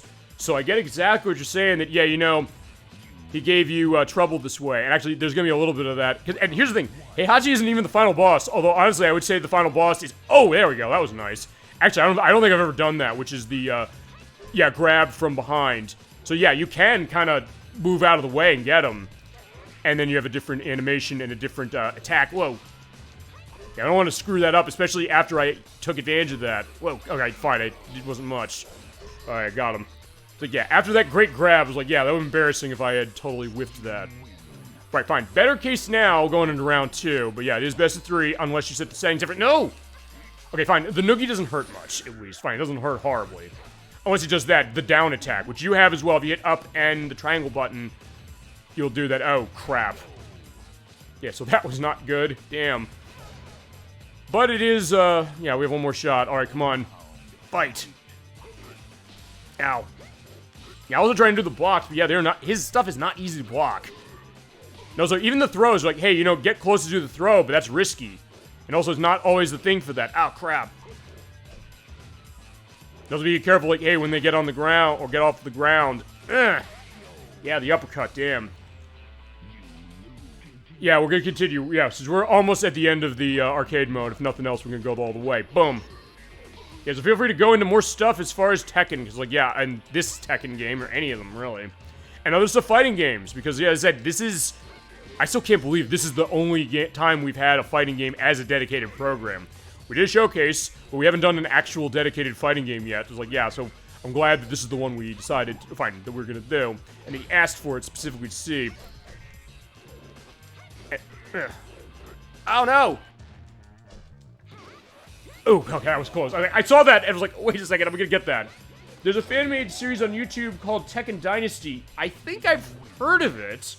That's semi-recent, yes. How is it? Have you seen it? Oh, okay, I did escape on that grab, thank God. Yeah, like with other fighting games, if you do the grab motion right when you're being grabbed, you can escape out of it. And I was lucky enough to also get off that way. Except, yeah, that kick, Jesus Christ, look at that. Ugh. Yeah, his kicks are hard. I haven't seen it yet. After this, I'd be very curious, especially also what you said specifically. I've been meaning to. No, I get that for sure. It's like the idea of like, hey, how do you manage, you know, time of figuring stuff out? No. Oh shit! He grabbed my leg. Okay, it's like, oh no, I didn't remember he could do that. Like, okay, but fine. At least we're getting that on tape. But yeah, Xiao Yu is like, fine. Fine, we're gonna take the idea. Is like, hey, if she's gonna be fighting for Kazama that way. I guess Heihachi's gonna be like, you know, he's the... Fine, we'll take the other trope this idea. It's like, okay, fine, if it's the trophy husband concept, it's the idea of Heihachi being the disapproving father, saying like, yeah, if you're gonna date my son... Well, fine, not his son, his protege, I guess. You know, yeah, you gotta fight me for it. It's like, don't worry, but, yeah, no hard feelings, but it's like, fine, you gotta go down. And then Ogre comes in, and London's like, okay, fine. That's probably gonna be the narrative, really, which is that, fine, the alternate perspective is that, fine, when Ogre comes in, and you'll see this in just a second, that's gonna be the question of, you know... Oh, right, I forgot, she does have the backflip specifically that way, so you can also use that to make a quick getaway. Yeah, it's like, yeah, you know what, we can get on his good graces that way after we, you know, beat him up. Well, then again, he's been beating us up, specifically, so it's like, yeah, you know what, we're just having some friendly fisticuffs. Yeah, don't worry, we're gonna be okay. Come on. Oh. Ah, shit. So close. And that's always the thing. When it's so close, you're like, oh my god, it's so close. It's like inches. But it's always that case, like, look, I'll tell you about this game. I'm never frustrated saying, like, no, I want to stop playing this. Like, no, well, fine. For show, we would never do that, even if it was the worst case imaginable of me doing as far as this. Like, no, I'm going that way. I'm going to win, damn it. So, yeah, reflecting that as, well, yeah. Yeah, just keep going. It's like, yeah, this is the normal way, so this is how it goes. Like, fine. Yeah, we'll have to get going. Come on. Yeah, here's the other thing. Yeah, full disclosure, I'm not necessarily the best with her, but, I mean, honestly, I've been getting better. That's the other thing. I guess when you play with this, that's the thing about this, because, yeah, they do have you, or expect you to go through the arcade mode with every character, which I did do, but you do get better as you play along, so there you go, as you get that nice horseshoe kick. Yeah, the guys that played Jean and Kazuya in that show did a video on Tekken 3, basically their character and Jean's playing it and Kazuya is agitating him. Okay, so they're actually reflecting the idea of the series or how character bonds are going, which sounds awesome. I thought I'd take a look at this for sure. Whoa. Or that Tekken 3 review specifically. Okay, that was a quick getaway. Whoa. Oh no. I was like, yeah, if I could just capitalize on that. Whoa. Ah. Yeah, but at least also this is the other thing. My animation, I can say, okay, I kicked over him. It's a two-parter, it's funny. Alright, I will definitely look forward to take a look at that. I'm gonna assume you're probably gonna pop. Fine. They say don't ever assume, but I'm gonna assume this is gonna be in the link list. Either because you're gonna put it there, or I'm gonna dig it out. One of the two. And I'll appreciate it either way. So, ow, crap, as I got perfected. Damn. Yeah, well, like, yeah, we're not giving this up, damn it. Alright, come on. But honestly, as I said, it doesn't matter really right now, because like, hey, even if this is the case, we have discussion going on, yeah, damn. Now I feel like I'm getting worse. Alright, come on. That's the other thing, I get into that case of like, yeah, come on, I want to win. But also being able to do the recovers from when you fall, including rolling backwards or kicking. Oh, okay, that was weird. It looked like the camera like disappears. Like, yeah, I couldn't even see what happened to me. It's like, yeah, that was too nasty for the camera to even watch. Like, yeah, I can't, you know, sometimes like, you know, oh, the humanity, I can't look. It's like, oh, that, fine. Even the cameraman saying, no, I don't want to see this. Okay, there we go. So, yeah, I am at least, yeah, try to take advantage and also avoid when he does that. Oh, no. Okay, yeah, there you go. So I did use the block, but I didn't capitalize it well. Right, there you go. There are the parts. Thank you so much, ElecVerse. They're going on the link list. I will definitely love watching them for sure. And also, as I said, broadening my appreciation of Tekken 3 and also of Tekken itself, I think, because I think, yeah, this is going to be the, I think this is only going to be the start when it comes to Tekken on the show.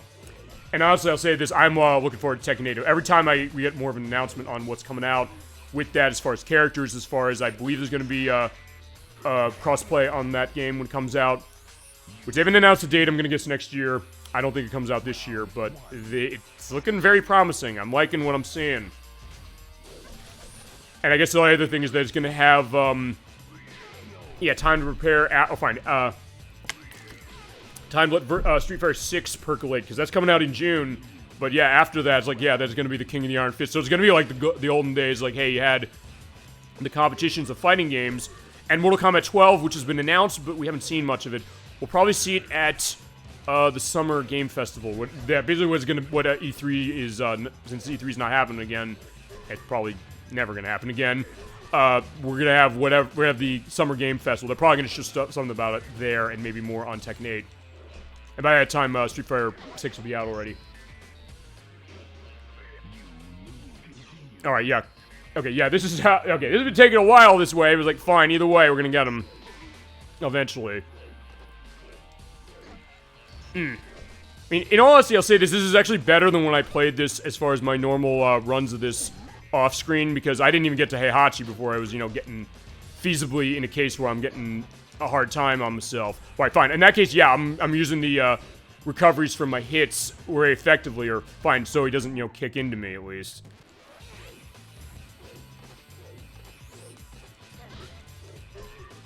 Almost. Ah. So close.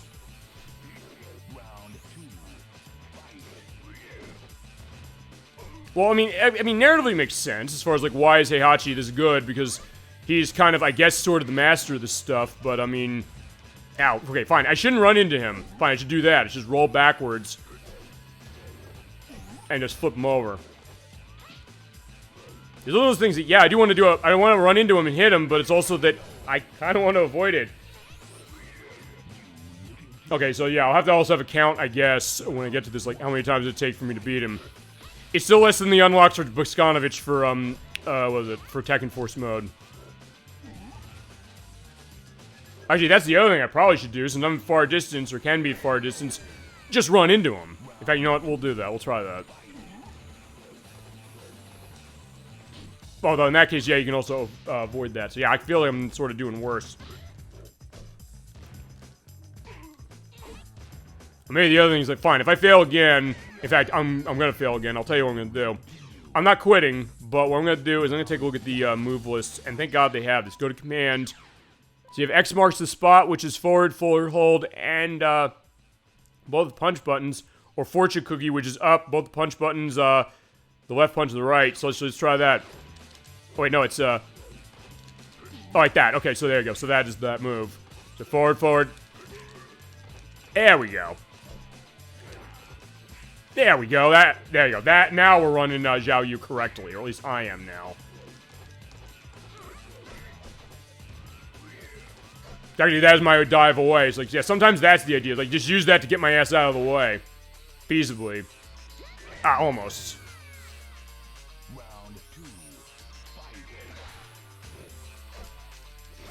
There we go. Yeah, unfortunately, he blocked everything. But yeah, when you get the combos running, that can be really helpful. Oh.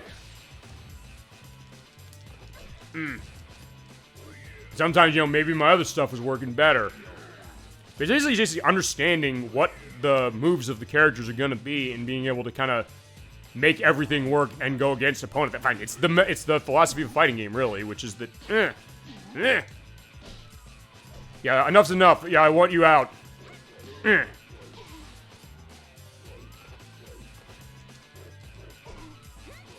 Those are the great stuff in the soundtrack, the sirens going on. Which I think the first time I heard that, it's like, wait a second, are there sirens outside my house? Like, is everything okay? It's like, no, it's fine. It's the game. Alright. Alright, so that's one.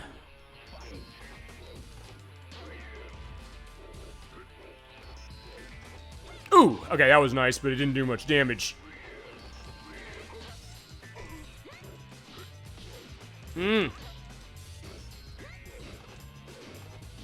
Ah. Yeah, I don't want to lose this again.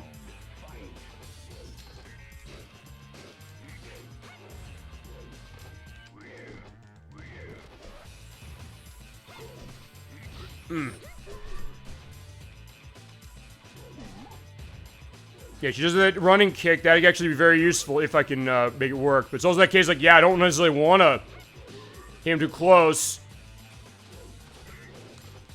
Ah! So close. They also did the characters in VR chat. The Uno is my favorite. Awesome. Thank you for providing that. Hey, if nothing else, it also gives more stuff. Is like, yeah. Fine. If not, fine. Okay, I'm glad this is happening because it's like, hey, Heihachi takes a while to fight. So it's like, hey, ElecVerse is not wrong. He's absolutely right. He does. I mean, maybe it was Kazama that's gonna be. I'd be doing this better, but fine. I guess it's better for this reason that I'm running Zhao Yu. Ugh. Round 2. Fight. Ow.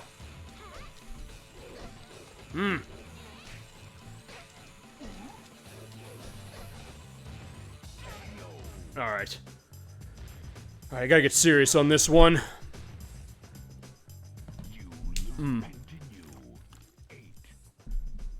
Don't worry, not hitting 0. I just say, like, fine. Get myself ready, pump up with water, all that stuff, we're going. And that's the other thing, yeah, if you can do a juggle in air, that can also be good, but the idea is that being able to do that. Or avoiding having that happen to you.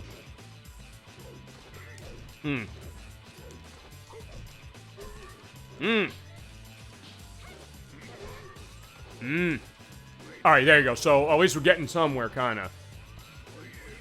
I felt good, like, yeah, boom, down, stay on the ground. Alright, so yeah, yeah, let's be praying. It's like, come on, let's, I want to beat this, damn it, please.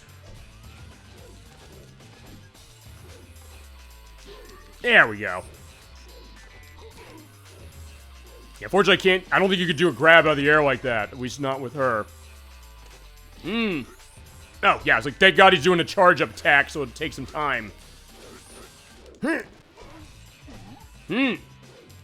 Got him!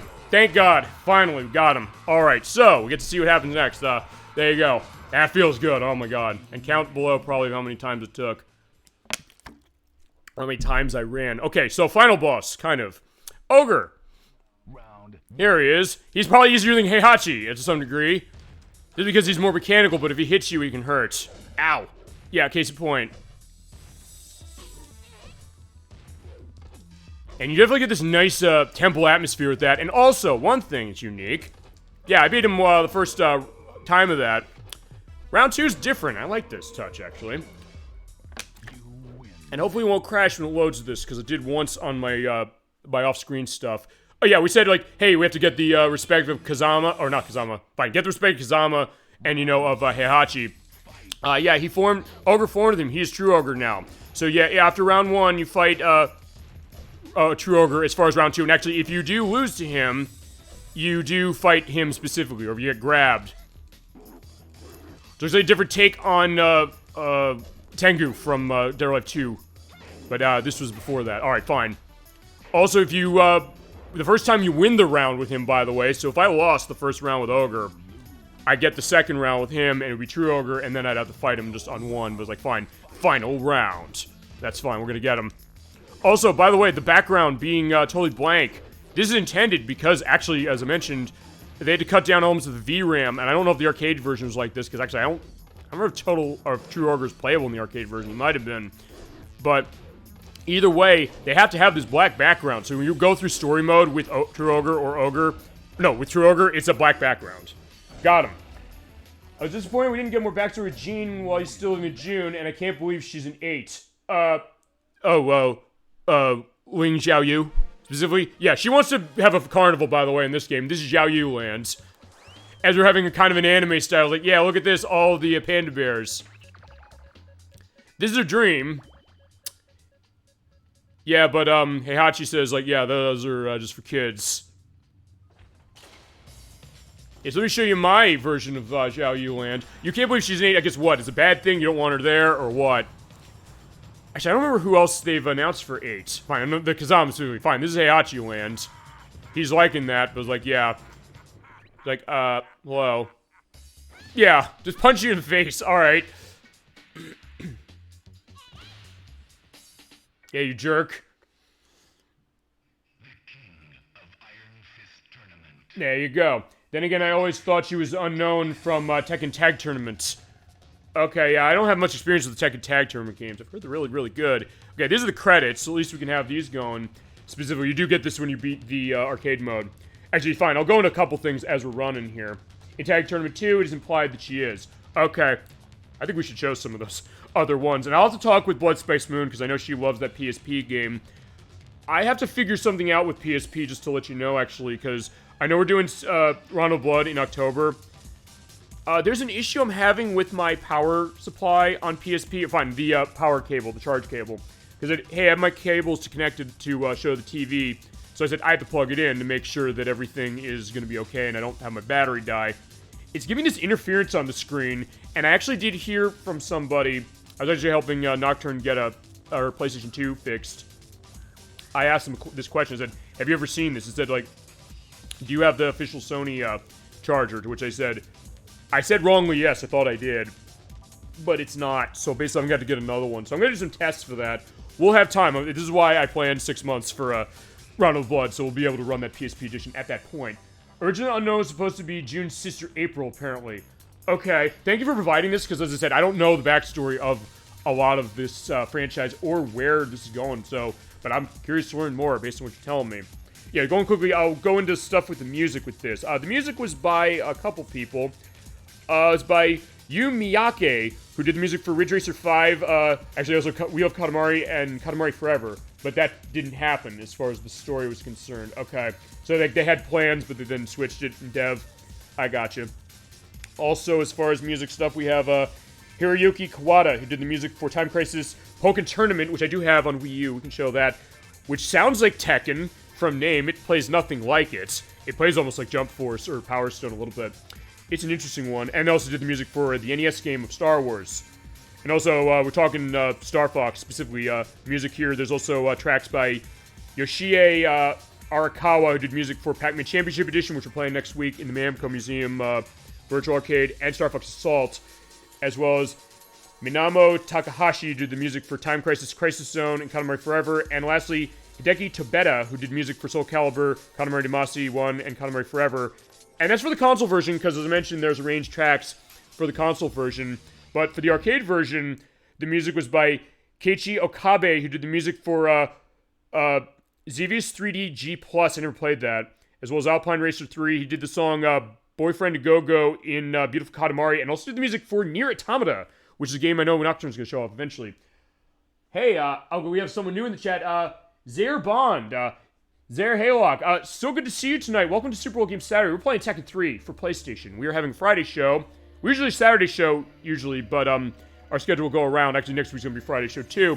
We're having our run on Tekken 3. So good to see you. Hope you were having a good night and doing all right. Feel free to go into memories on Tekken 3. Any Tekken, any fighting games you got. That's what we do on the show. We have a mostly retro-focused gaming show. We're going to stuff with games, memories of games, show off what you want to see. So anything you want to see, if you let us know, we can make that happen. And go full on game. We got that running with Tekken 3. In fact, we will do that with, let's take a look at survival mode.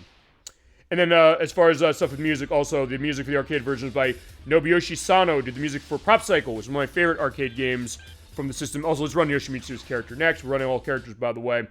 As well as Sano also did the music for Dragon Guard 3, Resident Evil Dead Aim, and the game based on Ghost of the Shell standalone complex. Alright, fine. Here's Yoshimitsu versus himself. So if you remember him from this game and then Soul Calibur, he's the swordsman, specifically as one of the only people who has weapon. But what happens in this is, he does have some fast movements. He has like, movement. Actually, I think that's the same scream from one of the Mortal Kombat games, actually. But he does have these quick kicks, and he kind of rotates around and hits on the ground. I don't know his moves whatsoever. Same case as we do Soul Calibur. Legendary Pictures doing a Street Fighter movie. I'm looking forward to. Warner Brothers or Disney, or will Warner Brothers or Sony Pictures, or both be doing it? I don't know. Because I know there've been a bunch of stuff with Street Fighter as far as movies concerned. Because there's the one from the 1990s with Jean-Claude Van Damme and the late great Raul Julia. There's Street Fighter Legend of Chun-Li, which is hilarious for all the wrong reasons. where Chun-Li goes and sleeps on the street even though she trained at Juilliard. It's bizarre. There's the animes of Street Fighter, and I guess there's that new one. I guess they paid attention to that recent Mortal Kombat film that I know Crusader64 told me was not very good at all. I don't know. I'm not familiar with it. And with Tekken, I know there's like an anime or an OVA or an original video animation, I think is what they determined that for stuff. I don't know. So I don't know. I'll tell you what I'll do, because one thing also we do is that after we do the show on the week, I'll upload them to our YouTube site in the week before our next show, as I'm only getting 2 wins. I'll have an answer as far as an edit below saying, like, wait, which is the answer to your question. So I don't know now, but chat might know as far as it is now, and I can get you an answer in a couple days. I'm thinking it might be both, in that I like the Van Damme version of Street Fighter and that he's my boy. And you know what? See, it's funny that, because that's been... Actually, we could talk about this, because with the recent release of the Super Mario Brothers movie and the fact that it's on track to make $1 billion nationwide, we'll run survival mode again, we'll run Yoshimitsu again. I think maybe the thought now is that there are a lot of companies that are looking at games based on video games saying, hey, we can replicate that success, stuff like that, the Sonic the Hedgehog films, I guess Mortal Kombat in the sense that the more recent one, but even in the 90s, the thought that, hey, they're doing stuff with video games as far as movies, and the idea of, like, what was that looking like? But interesting enough with Street Fighter, that Street Fighter movie, and I saw that one, and also the Legend of Chun-Li. With Legend of Chun-Li, it's boring, and it feels like it's not like game, whereas at least with the Van Damme version, it's not exactly the same, but it still kind of works, and it is fun, you know? I mean, or it's like the Mortal Kombat film by Paul W.S. Anderson, kind of seen as one of the best movies he ever made. Well, that and Event Horizon. But it is a unique thing that now people are kind of looking at, saying that, you know, it has this kind of feel to itself that is very appealing. And even, I'll tell you, I kind of have a little bit of a guilty pleasure of the movie based on Dead or Alive. I mean, I didn't like it enough to recommend exactly, and you could pick that apart for sure, but I don't know, I kind of had some affection for it. I don't know if I'd recommend it exactly, but, well, fine, I was kind of on the edge, surprisingly. I remember I went to that movie the day it came out. I was only one of only 2 people in the theater, which actually is, fine, one of the least attended cases of movie I've been in. I think, actually, to go on that question quickly, or to hide off the question, I guess that way, is that the movies I've been abandoned at or had nobody in aside from myself was when I went to see, actually, Jungle Cruise a couple years ago, as well as Sorry to Bother You, and, oh god, there's something else I think I went to that I was the only one in the theater, but... Oh, right, The Biggest Little Farm, which is a documentary that came out a couple years ago that I hated personally. But having said that, it was also a question of, just going back to the thing with the movie idea, I was one of only 2 people at the Dead or Alive movie, but there's kind of some kind of fun to that, and maybe that's the other thing. We were talking actually at the beginning of the show before you jumped on, the idea of the spin-offs of Tekken for game, the fact of Death by Degrees, I don't know if you ever played that on the PlayStation 2. It is a game that is not seen as very good, but we also have a custom in the show, which is like April Fool's Day weekend. We'll play a game that's not very good, or be good for a laugh at least. And I think ElecVerse's idea, maybe, I mean, I don't want to speak for you, ElecVerse, feel free to say, like, no, this is not what I'm thinking, if you don't think this way. That maybe the idea of a potential thought, fine, because we'll kick around ideas, if nothing else. Maybe like a bunch of things in a row, and maybe something like that, just to kind of show it. But just that idea of, you know, like, hey, capturing franchise, or just kind of celebrating something like that. You might think, is it that great? Maybe not, but also something that it can be kind of interesting that way. Or also, fine, you're a fan of the Street Fighter movie. Question, are you a fan of Street Fighter the movie, the game? Actually, of which there's 2 versions. The first version was an arcade game that was developed by Incredible Technologies, which is a company that, okay, fine, did way better as far as 5 wins with Yoshimitsu. And I will do another one as far as, and we'll pick a new character as well, as we're seeing our great survivors. Okay, we're getting name entry, so number 3. Short for the show, Super Bowl Game Saturday, but since it's only an initial case, we will do S-O-G for that. But if you ever played Street Fighter the movie, the game, which the arcade version is Incredible Technologies, which did video game stuff in the 80s and 90s. As we're seeing kind of the... Okay, I've actually never seen this. May as well enjoy the sweet moves of Huarang. So they made that arcade game, which didn't have a Capcom's element to it. It's like Mortal Kombat, and it's pre-rendered. And then they did a home version on the Sega Saturn and the PlayStation that is not the same. And then Capcom themselves developed it, because, like, we didn't like how Incredible Technologies handled this in the arcade, so they said, fine, we're doing it. It is basically Street Fighter with Mortal Kombat elements, including the fact that it's digitized actors with people who do look like Jean-Claude Van Damme and Raul Julia, as far as that movie. I never played it, but it's something that I'd be kind of curious to take a look at. And I do have Saturn, so it would also be your choice, feasibly, what version you want to see. Assuming the Saturn version is like $3,000 or something. Which I don't think... No, it's not. That game does not cost that much. It's not a super expensive one as far as the Sega Saturn is concerned. Fine, we'll do another survival mode. We'll run down the list. Yeah, let's run Nina Williams, going back to Death by Degrees. She was the lead of that. And we'll definitely also show all the stuff with story as we go. But yeah, there's stuff about Jean-Claude Van Damme, and I know... I'm trying to remember this. I think there was a game that was being made with him on the PlayStation. I don't think it was based... I don't remember if it was based on Universal Soldier, although I think there is a Universal Soldier game on the Super Nintendo, I believe. I don't know if you've played it. I haven't. At least I don't think... I think there is, anyway.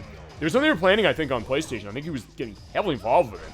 Almost like, there's a game on PlayStation that costs a bit of money, but something that I kind of think at some point I might want to invest on this. Jackie Chan Stuntmaster, which Midway was involved with. It's kind of a beat-em-up that has Jackie Chan in it, and I've heard it's actually pretty decent as far as what it is, and the idea of, having the celebration of martial artists, like, as far as, like, actors and things like that, running in a game that way.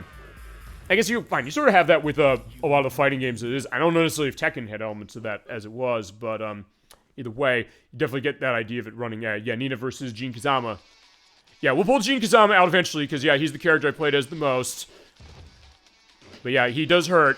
Ow, and I'm getting my ass kicked to him. No, I don't want to get perfected by that. Yeah. Boop, boop, boop. Ow. I do love the music that plays to him, as I mentioned. Ow. Yeah, I'm getting put down on the ground.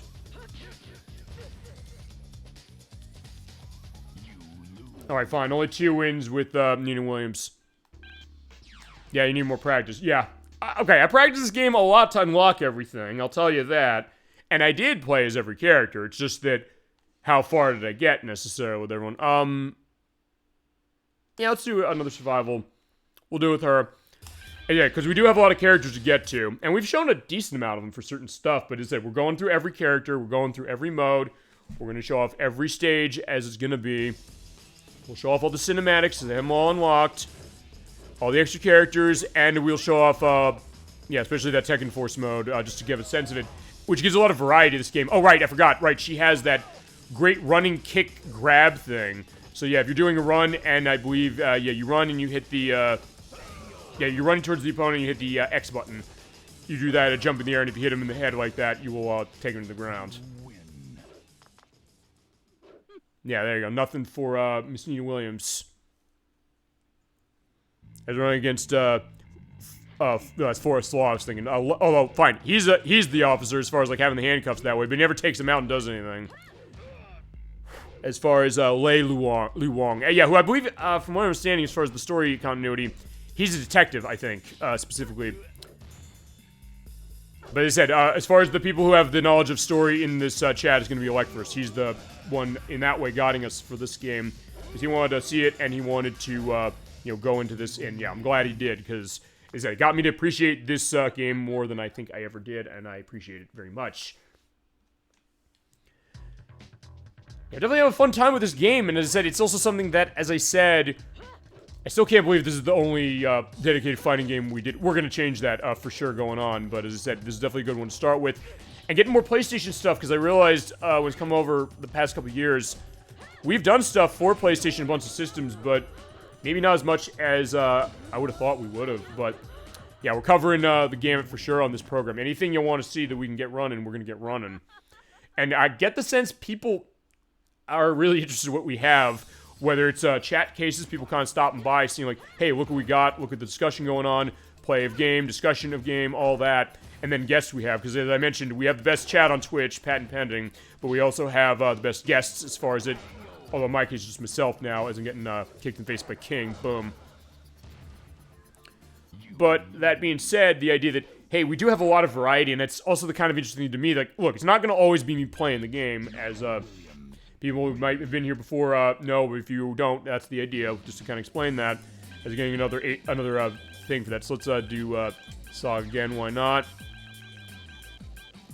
Wait, no, that was the L. It's like, yeah, because the Q looks a lot like Yo. There's the Q, but you can kind of see the... Okay, you can sort of see that way. There we go. Alright. Alright, so at least it scored, or got on the scoreboard that way. But I said, I'm not going to always be playing the game. Sometimes it's other people. So it also means that you do get some nice variety and also stuff that other people have. And like, as I mentioned last week, this is kind of a networking show as we're pulling out, Forced Law. It's kind of like the Bruce Lee type a little bit as far as this game. And I'm probably... Okay, fine. They definitely had Bruce Lee on their minds, I think, when it came to this. I guess it goes in the idea of like, hey, what about elements of Bruce Lee in gaming, of which are sort of kind of limited and not always necessarily that great. I know there's the game based on, speaking of stuff from the 90s movie-wise, Dragon the Bruce Lee story, which is on a bunch of systems. And there's that Bruce Lee Quest for the Dragon, which is on Xbox, which I remember hearing not so hot things about. And I looked at it as like, hey, it's basically just a glorified beat-em-up. And I was looking at that when I grew up with Xbox. I said... I just want to wait for Shenmue 2 to come out, because it basically looks like, fine, it's sort of trying to do that a little bit, but, fine, with, beat-em-up controls that aren't as, fun specific. But yeah, in this case, yeah, Law can hurt, by the way, just to go into that, if you know what to do with him, or if you're fighting against him. Yeah, but yeah, I can also get myself kicked in the face by Paul.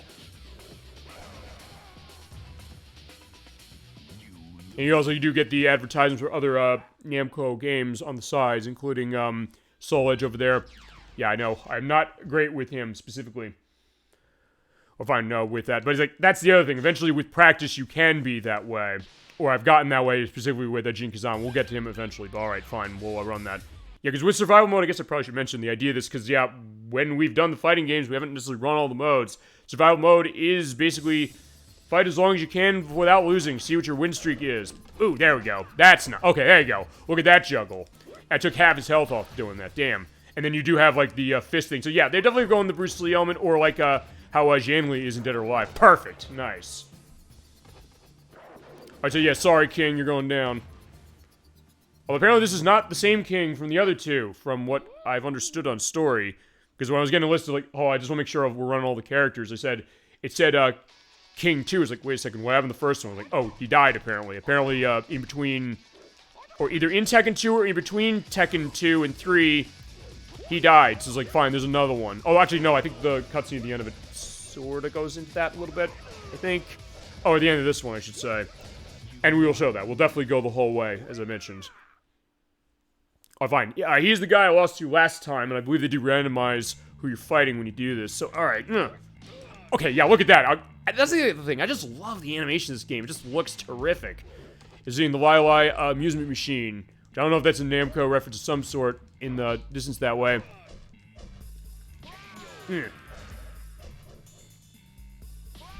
Alright, fine. In that case, yeah, he's down.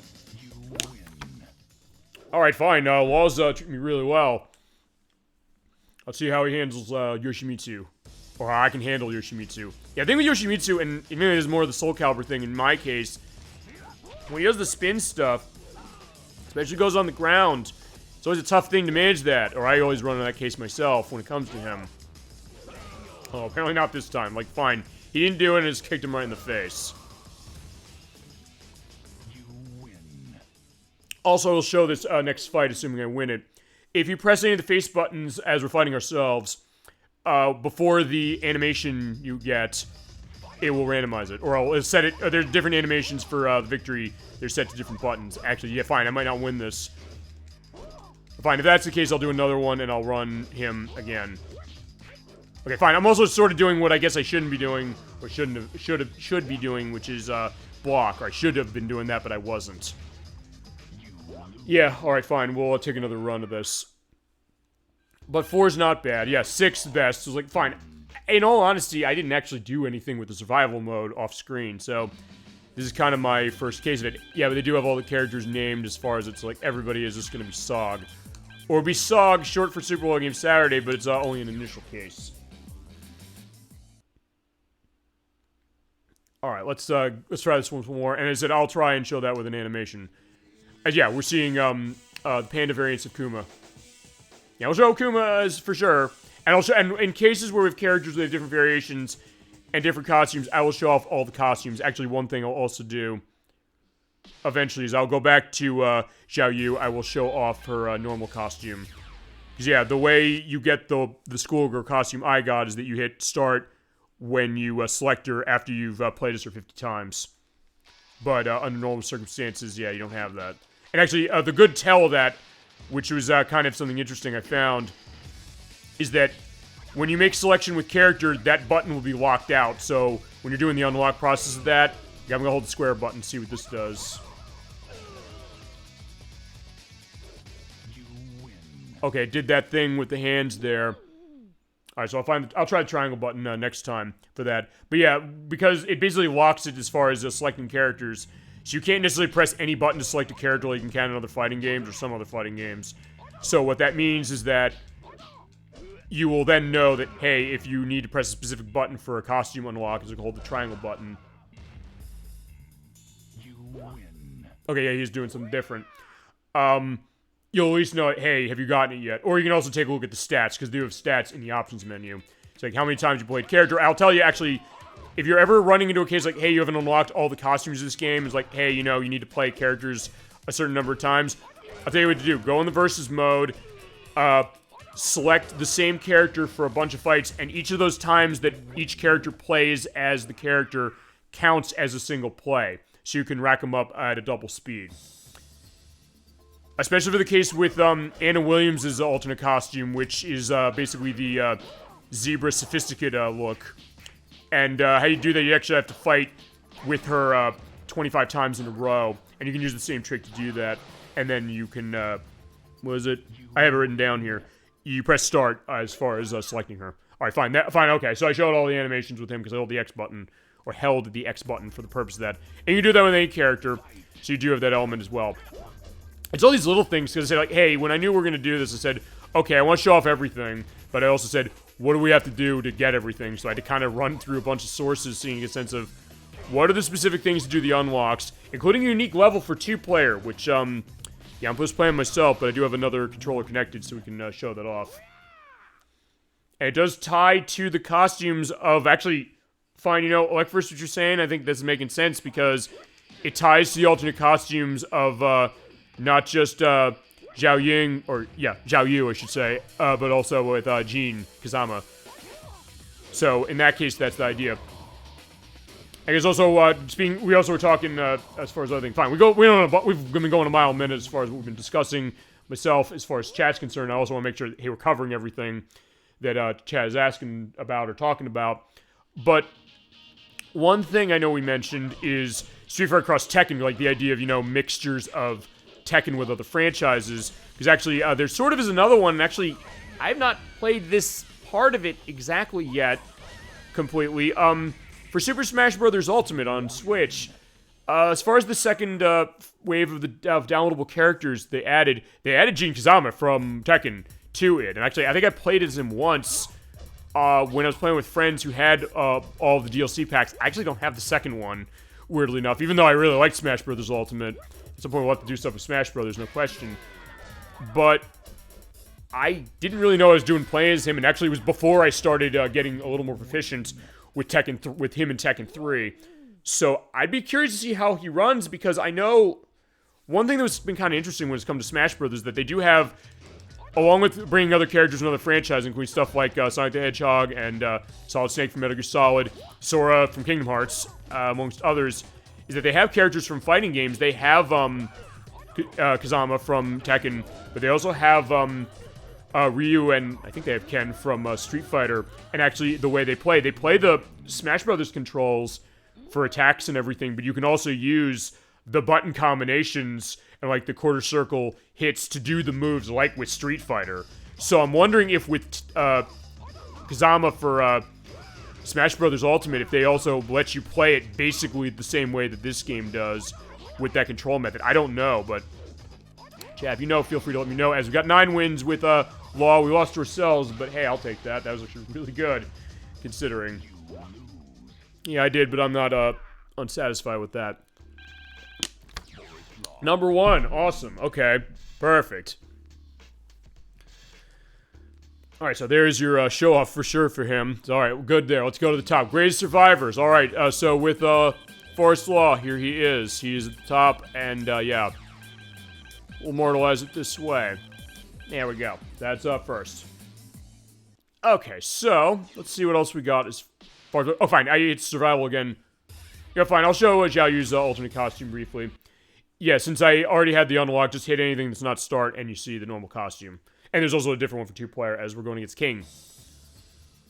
Actually, fine. That's sort of a different one because it's the circle button. So I guess that's her alternate costume. Or fine, her 2-player costume is like, fine. Okay, it does match with King's, you know, boxers specifically. Fine, his yellow boots and also the kind of purple, kind of blue boxer. And, you know, we'll run King eventually. As I mentioned, when I played Tekken 1, he was the one I played specifically. I actually do remember this vividly. I remember it was, we had a pizza place that was near us when I was growing up. It was in 1995, I believe, was the first time I saw this. They had Tekken in there. I was fascinated watching it. And fascinated watching, you know, King running as far as that. So in some ways, that's kind of my first experience as far as Tekken, as far as seeing it. Although as far as playing it, actually was, I think I was able to get money put in to run around Tekken 1. And then I bought Tekken 2 about 15 so years ago. And then 3 a little under 10.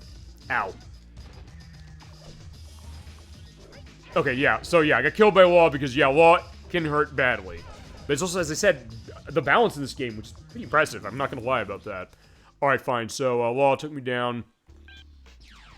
Yeah, I need more practice. Fine. We beat, arcade mode with her, so yeah, I don't think we have much more we have to prove. Okay, yeah, we'll show... Yeah, let's show Tekken Ball now. Okay, Tekken Ball. This is an interesting one. You ever want to play volleyball with a fighting game? And I'm not even talking like Dead or Alive Extreme Beach Volleyball, just the idea that, hey, you're fighting with characters... and you're doing this. You know what? Yeah, fine. I'll show Zhao Yu. I'll hit X on her. Yeah, you have your difficulties of Beach Ball, Gumball, and Iron Ball. Let's run the Gumball. And just ball damage. Basically, I'll tell you how this works. As fighting against Gunjack. It's a fight, sorta, but the idea is that it's like volleyball. You're seeing there's like, there's the ball, so you have to kick it. And then he has to hit it back to me. He can also hit me, but if it hits the ground, he gets hurt. But if it hits the ground on my side, I get hurt. If it stays down on the ground, yeah, he gets shocked enough. And also the ball can cause more damage in terms of that. So, and you don't have a time limit, by the way, so it's basically just how long does this last? So yeah, it's like playing volleyball with an invisible net and just having it bounce off our heads. Like, yeah, Zhao Yu's just like, hey, look at the beach ball. Dribble the beach ball. I'm thinking Outrun 2 as far as that. And, oh, yeah, that's the other thing. You can hit the ball. And if you do hit the ball, it causes more damage. Yeah, like he's doing. It's like, no. Yeah, and you can just knock it right into him. When you hit him in the face, boom, you get the nice replay. And yeah, the explosive properties of the ball turn off when you win. So yeah, this is unique. I'm going to tell you that. I can't even think of any other fighting game that does this. And that's one thing about Tekken that sometimes is pretty interesting. They'll come up with these weird modes. I know... as I said, I don't have experience much with Tekken Tag Tournament. Also, you can't go over your line, by the way, so you have to stay at the edge. But with Tekken Tag Tournament, I know that you could do bowling in that game. Which seems weird, but honestly, I think it's kind of cool. Just something unique is, yeah, hit him with the face with a fireball. Alright, so that's that. We'll do one more. And then we'll get to showing off the other characters as we go. But it's kind of unique, and sometimes I thought of, you know, I mean, we can talk about this, too. Fighting games that will give you alternate modes that seem like, I don't know why they put this in the game, but man, I'm happy they did. I think, specifically, honestly, the two franchises I think that really do that the most, as far as fighting, are Tekken here and Mortal Kombat. Well, I mean, and Soul Calibur a little bit. We can go on Soul Calibur. With Mortal Kombat, especially with the PS2, GameCube, Xbox era, with Deadly Alliance and Deception and Armageddon, they have interesting modes. I mean, honestly, Deadly Alliance is probably the most typical. I mean, they have the crypt, so you can basically take your coins and unlock stuff. But when Mortal Kombat Deception came out, they gave you Puzzle Combat, which basically a takeoff on... oh no, it is a takeoff, they say explicitly. This is our answer to Super Puzzle Fighter 2 Turbo. from Capcom, which was their mix of a standalone game, a puzzle game based on Street Fighter, which is a great game. At some point, we're going to have to show that. I know people are huge fans of that. I know AJ and Medics are huge fans of that game. They played that game in college, and they're great at it. And it's a terrific game. We can definitely show that. And there's that, but also there's chess combat, which we showed Virtual Chess 64 on this show a couple times, and Protorova's on one of those. He's a big one on chess, as we mentioned. We did our look at that. The thought that, hey, you know, it's basically, it's battle chess, except the idea is that when you do a piece capture, you then fight in a Mortal Kombat fight, and then you feasibly have a chance to win. So, like, hey, you know, you can avoid having your queen taken if you make a stupid move. And you can also get a case like, yeah, you just cause a fatality and take someone's head off.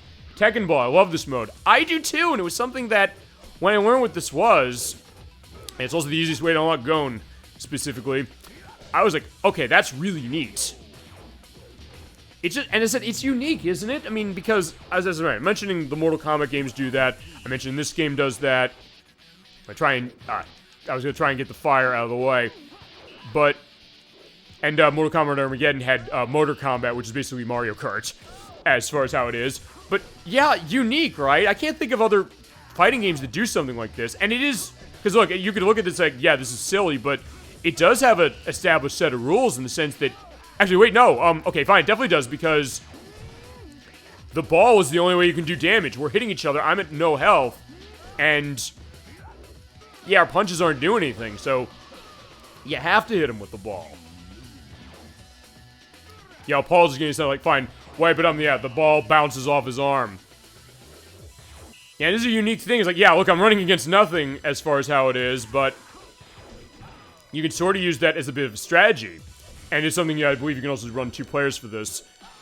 So, well, and I guess it goes to the other thing as far as what Tekken 3 in particular is doing, as far as the idea of how the fighting engine's working, but also saying, like, hey, let's mix other gameplay styles, and it's fun. It's really unique, too.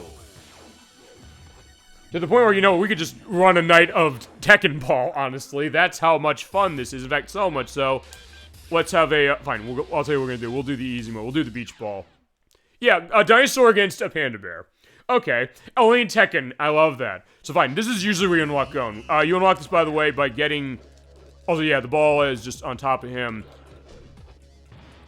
Yeah, you usually unlock Gon doing this, and the way you get this is you beat the arcade mode with all the default unlocked characters. And then you get this, and then Gon is your first opponent, and you unlock him after you beat him. The other way you can do it is you can get a high score in the... survival mode, I believe, and you can type in your initials as Gon. And then also, I think there's a random chance of it appearing, and I think they also do the Super Smash Bros. Method of, if you do enough fights in versus mode, you can unlock characters that way. But I just did it the arcade mode way, because, like, hey, I said, hey, let me get used to my elements of character as well. Yeah, what a sight, too. That's the other thing. I mean, I can imagine people who never played Tekken 3 before looking at this and then saying that, what did I tune into? What am I looking at here with a dinosaur who's farting on a beach ball, and it's like, the beach ball doesn't know what to do with that. It's like, it has exclamation points, like, how dare you? And just the idea of, and a panda bear is playing volleyball with an invisible net. I love it. It's great, you know? And I don't know, is this another games of this franchise? I thought it was. I think this is the first one that had it. And it also goes to one other thing, I guess, when it comes to, Namco a little bit, because this is an arcade port, as I mentioned, but they gave it a lot of value when it came to the run home. Yeah, but Gon is not happy. You know what? Fine, we're gonna have a nice thing of Gon, and we'll go against King. Why not? But the fact that when Namco brought an arcade port of theirs home, usually they were very good at adding more stuff to it. It's like, hey, you have the experience that's pretty one-to-one, honestly, with the arcade version of this. But say, like, fine, let's add this mode like this. Let's add the Tekken Force mode. Let's add the survival mode. Especially when Soul Calibur came out. Soul Calibur did that pretty brilliantly. And with Soul Calibur also kind of twisted its modes around for some of its extra stuff, because you had, like, the Weapon Master mode, the World Tour mode, or whatever it was called in the first one. The Chronicles of Sword in the third one, which basically is like, it's kind of like Fire Emblem, weirdly enough, with a really high learning curve, weirdly enough. And then they added, like, a creative fighter in the third game, and I believe, I think there's, like, an RPG mode in 4 or 5, I don't remember which one. And I remember also with 4, that was also where they had Darth Vader and Yoda from Star Wars in it. And Soul Calibur 6 has the guy from The Witcher, whose name escapes me at the moment.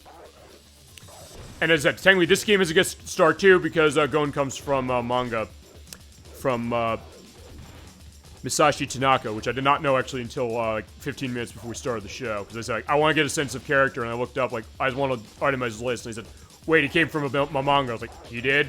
Okay. So, fine. They were doing it mostly, I guess, from the start, and I guess also with Tekken 1. I don't think 2 did this.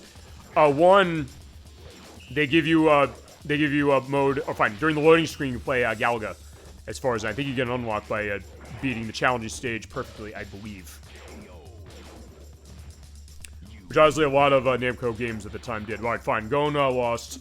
I'm gonna go back into it, we'll go back out, and then we're gonna show off another mode.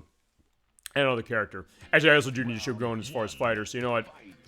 Actually, you know, okay, they still give you the command things, so you can still look at the moves of Oopsie Daisy and Deer Strike, or Armadillo Attack. Actually, let's do the Oopsie Daisy, which is...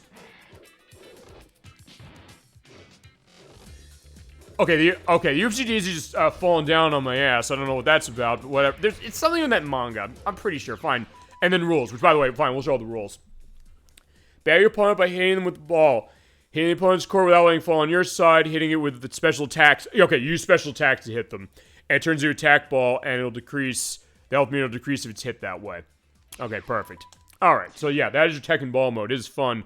Might come back to that as like one last ditch at the end of the game. Let's see. Let's do the time attack. Okay, there's 4 wrong. You know, fine, let's show Gon though, because yeah, I'm feeling in Gon mood. And fighting Eddie again, so I was like, fine. We couldn't settle that in Tekken Ball. We're going to settle it on the island and fighting. He's like, fine. We're like, let's leave the beach, let's go up to the foresty area by the mountains. Yeah, as I mentioned earlier, when we first saw Gon a little earlier, yeah, he's tiny. He is not as tall as everybody. He doesn't have a very strong reach with his punches, because, yeah, look how tiny his arms are. So you have to be pretty much right next to your opponent in order to hit them, or hit back and the circle button to, yeah, do the fart on them. It's like, yuck, and then they fall down. So basically what you're pretty much going to do with Gon is, yeah, he doesn't really have much with jumps, but his ground attacks, you can basically do it from when they're standing, or you can hit them while standing. So basically, it's like, I'm biting his feet. It's like, yeah, he's biting me. What the hell is that about? I don't know if Eddie's was like ever expecting like having to run with you know, a dinosaur, but like either way. Is that it gives it a personality, it gives it an identity that, as I said, even compared to other fighting games that have like weird stuff to them, like Dead or Alive, this definitely, maybe in a lot of ways, might be one of the most playful 3D fighters there is. To some degree. And with Virtua Fighter, I get why it's not. Well, to some degree, at least, it's not. Because it's much more of a traditional kind of reflection of martial arts. Street Fighter kind of that way, although even Street Fighter kind of goes off in weird directions, too. And then this one, and then Dead or Alive. But hey, as I was mentioning, they kind of go into some different directions with some of those spin-offs. I mean, I'm going to be curious to look at other games in this series, honestly, that I don't have, or don't have experience with, for sure. So I mean, definitely we're going to come back to more stuff with Tekken. And feel free to go into what Tekken game you'd like to see next. Is that I'll also talk to Blood Space Moon on that, because I'm pretty sure there's some, Tekken 5 Dark Resurrection is going to be all hers. I know she'd want to be on that. So I'll call dibs for her on that, specifically as far as it. But I'll also ask her point blank. I was like, hey, what do you want to be involved on the show on specifically?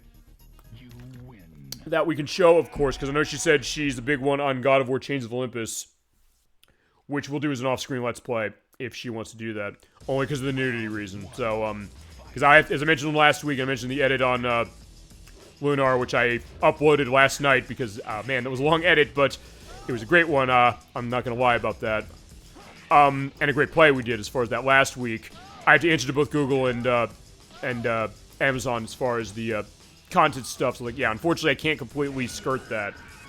So in that case, the point is, like, we'll make the game work, but in that case, it might not be able to be a live one. Although, as far as God of War, I think I was mentioning this when the Crusader 64 was on the program. I said, honestly, the God of Wars we're going to be able to easily do and show on show, actually the new ones. So, God of War 4, as I call it, or he says God of 4, or God of War Ragnarok, which is on PS4 and 5. Okay, fine. Okay, that's the other thing. Yeah, right. If you hit up and the triangle button, you can kind of do a sort of an uppercut jump, and so you kind of want to use that. As I said, so in some ways, as I mentioned earlier, it's like, you know, for a character, you think that you'd have an advantage over the other players because, you know, hey, you're tiny and they can barely hit you. You also have to think a little bit outside the box, too. And think like, hey, I can't just do the normal stuff. Even the way grabs are working, you have to be pretty much touching them completely in order to do any kind of grab. And actually, I don't even know if he has a grab, honestly. So I might be wrong. He might not even have one. So you have to kind of think about outside the box. Or do a headbutt, exactly. There you go. And that looks cool, doesn't it? Like, boom, boom, and like do the tail whip. Yeah, and I guess in its way, you know, celebrate the 33rd anniversary of Jurassic Park, including the idea that Limited Run announced this past week, which is kind of interesting. They said they're going to be announcing actually a retro game compilation of Jurassic Park that so far it looks like is going to have the Nintendo games that were published by Ocean. So it'll be Jurassic Park on the NES, Game Boy, and Super Nintendo, and then Jurassic Park Part 2, The Chaos Continues for Game Boy and Super Nintendo. I don't know if it's going to have those Sega ones like the Genesis one or Rampage Edition, also in Genesis, or that Game Gear version. I mean, if they don't have those, I have all of those. I can show them for sure. And honestly, those are probably the better ones. I mean, that Game Gear version's amazing. I'm going to tell you that right now. Of all the Jurassic Park games I played, that Game Gear version is the top one for me. I love it. So I'd love to see that get re-released specifically just because of that. But we'll see what happens that way. But yeah, unique collection. So I know we were talking about this before. What's the likelihood of licensed game compilations? I think the answer is pretty high. Nothing's out limit, you know? And that was just kind of fascinating to see that. Like, wait, they're going to do this. So as we said last week, like, hey, you want something re-released? There's really not going to be much of a limit. Even the thought of, would there be money in that? I mean, I guess with Jurassic Park, there kind of would be money. I mean, because it's a big franchise, but I mean, as far as the games are concerned, I don't know necessarily how super massive those Super Nintendo, the Nintendo games were.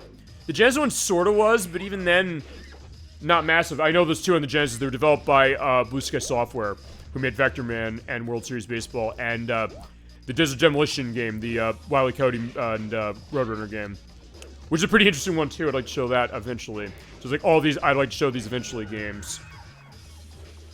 But as I said, it is interesting that way as far as, and fine, I'm thinking that way because, like, yeah, we have the dinosaur, but yeah, I lost. Alright, so I think I think what I'll do is I'll show off the, as far as the time attack, I mean, like, completion of mode, I think probably what I'll do eventually is I'll just pull Gene Kazama and cause trouble to everybody. But eventually. Alright, fine, yeah, the dinosaur got taken down. So I guess, I don't know, is that the idea, like, send Bruce Lee to Jurassic Park, or however that was? Fine, you know what, well, as I said, we'll come back to this specifically as far as the mode, and we'll beat it with, Kazama. Yeah, if you, don't do that, that's the idea. Oh, let's pull out... Yeah, let's do another time attack. Yeah, let's pull a Hornerang.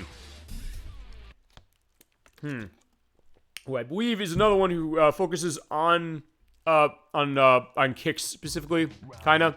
Almost looks like a kickboxing concept. Actually, yeah, I think he's definitely doing kickboxing from what it looks like.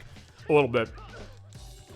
Oh, yeah, look at that, damn. Look at that kick, that grab kick. It's like, yeah, anyone who's feeling that, and I'm kind of feeling it too. And you get this great kind of jazzy music with, like, the bass going, it's good stuff. Oh, yeah, but she kind of, I guess, reflected my, my kick a little bit. Ow. Yeah, but the thing most everyone knows as far as fighting Nina Williams specifically is that, yeah, if you can kind of get out of the way enough of her kicks and just kind of, it's kind of retreat and then hit her, I tend to have a lot of luck with it, but it's not always easy. But as I said, feasibly, any character you can kind of manage really well or really not. Alright, so there's Zhao Yu again, back at the carnival. So yeah, it does also go to the fact that each of the characters have their specific levels, and boom, boom, boom. And other net references to Namco here, including games we're playing next week. Galaxian, and then over there, Tower Duraga. It's like, yeah, look, it's funny. I'll mention this at the end of the show when we go into schedule, but, I mentioned how legendary a game that is, but I was like, you know, we haven't even played this game yet. I've talked personal stories, I've talked stories of other people, exposing other people. The appendment that we're going to have to the show we do next week when I edit it, the week after that, is going to get a perfect on Zhao Yu. So take your rest on the ground, please. But it is something I'm noticing, like, fine, maybe it's one of those things that have built this up so much. If you've never played the Tower of Duraga, what are you expecting? Is it going to be better than you expect, or maybe worse? So, like, fine, we're talking about your bad Namco game, like, fine. Since it's a compilation show we're showing everything off in it. So, in that case, like, fine, everything is going to be played. But it also means that all the stories I'll have on that, but other stuff too, and this one too, as well. Alright, so yeah, we're going well as far as that. And eventually we'll also get into stuff with voice acting, which there's pretty interesting stuff going on with voice performances in this, although honestly, the way I've been running this game, I've honestly not really had much time to go into that. Or even the director of the game, who actually is one of the voice performances. Fine, you know what, whilst I'm waiting for the next load, let's take a look at that. It's Katsuhiro Harada who directed this game. Actually, this is the first Tekken game he directed, and he directed all of the mainline ones after this, and he is directing Tekken 8. Which, as I said, is coming out probably next year, but he's still involved in the franchise, and he is actually also the voice of Yoshimitsu here, in fact, perfect that way, and Forest Law, as we saw before. As far as, fine, as I said, he directed every other game in the franchise, this one included, after, and he did producing on Pokken Tournament, which I remember when Pokken Tournament came out, there was the thought that, hey, it was Namco Bandai who was doing the develop on, the thought that, hey, they're doing a Pokemon fighting game, it's not Smash Brothers. They said, hey, what is it going to be?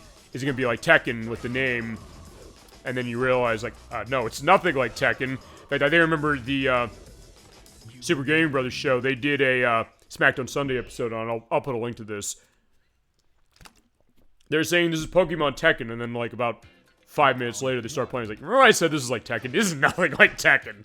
And it isn't, because it's basically a open kind of 3D environment kind of game specific. Although the idea is like, hey, you're still like partner Pokemon and things, so it's kind of following some of that logic, but of course you don't have massive numbers of Pokemon to fight with. But you do have some of the big ones, and some unique ones as far as what they do. Well, that would be, I guess, an interesting idea. Is like, hey, you know, Tekken control for a franchise like that. Although, yeah, that may have been the thought of Street Fighter Cross Tekken, saying, can you do that with Street Fighter controls? And then the idea is like, well, no.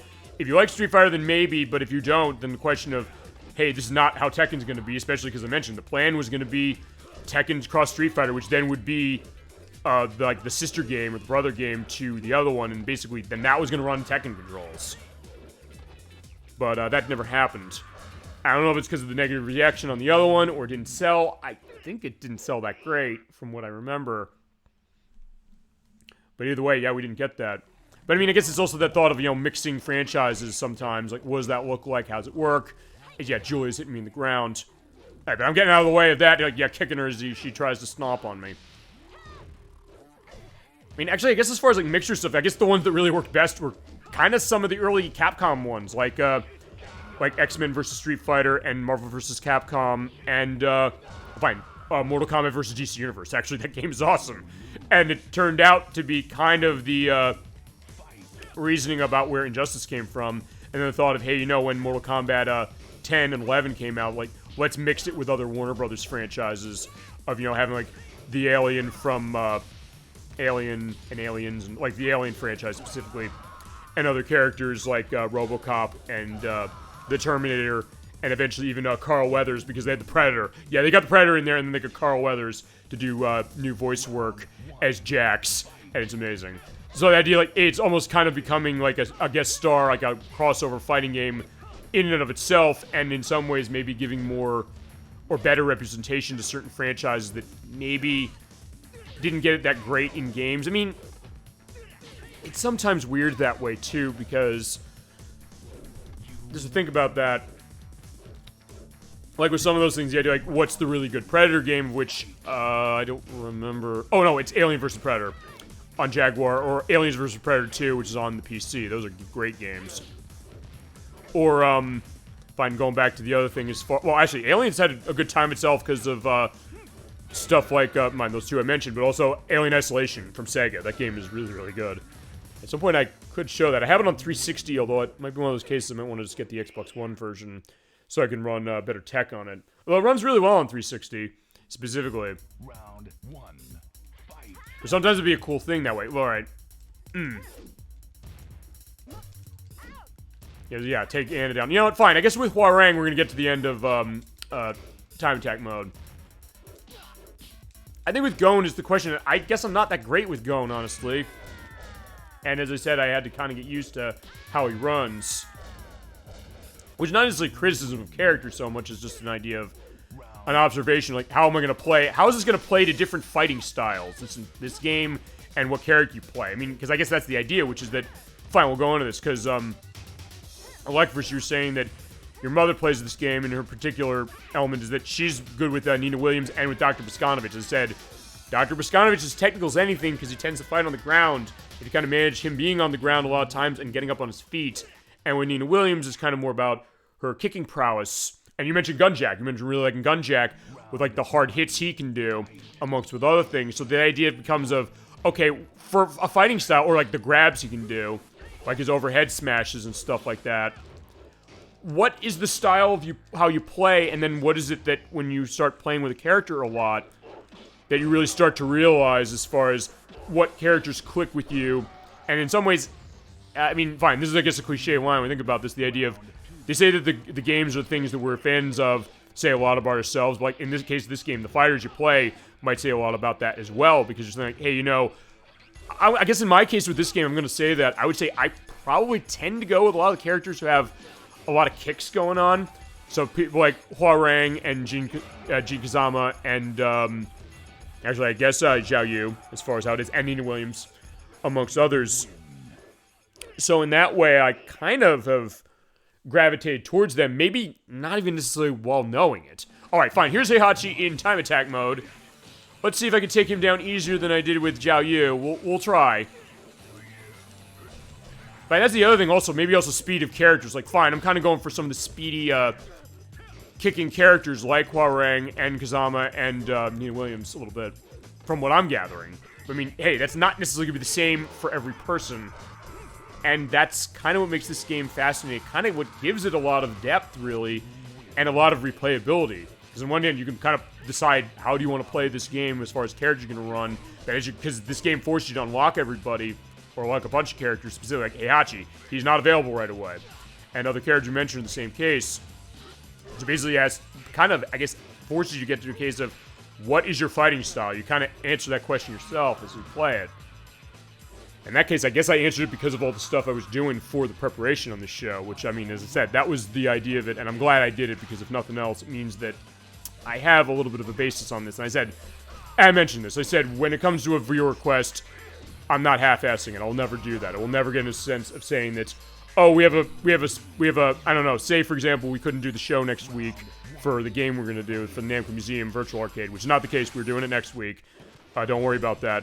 But say we did, like, it would be tempting to say I'll pull out a viewer request and do it, but if it's something that okay, fine, I'll give an example of something. I know I bought a couple of years ago, a year and a half ago now, I bought Top Gear 2 for Super Nintendo. I know we're going to play that, but I haven't got as much time to play it as I would have liked to get a sense of running it, so I wouldn't necessarily want to rush that. Like, hey, since I know Chad asked for this, and actually I think when we played Top Gear 1 on Super Nintendo, it's something that I think, like you said, you had maybe more experience with the second, and you had fascinations with the car upgrade stuff. It's like, I don't have enough familiarity with that, so it's like, I'm not going to rush it and say that, oh, I'll do it next week, and then it'll be deficient as far as it, or it might come off that way, saying like, oh, I'm just going to get to a viewer request just so I can, get it off the list. Like, no, it's not about getting off the list. It's about doing it in the way you want it to be done, and the way that I think will reflect the show, and also reflect the idea that, hey, since I'm not the one who played it massively, being able to at least, I'm fine, I'll put it this way, not completely embarrass myself, I guess.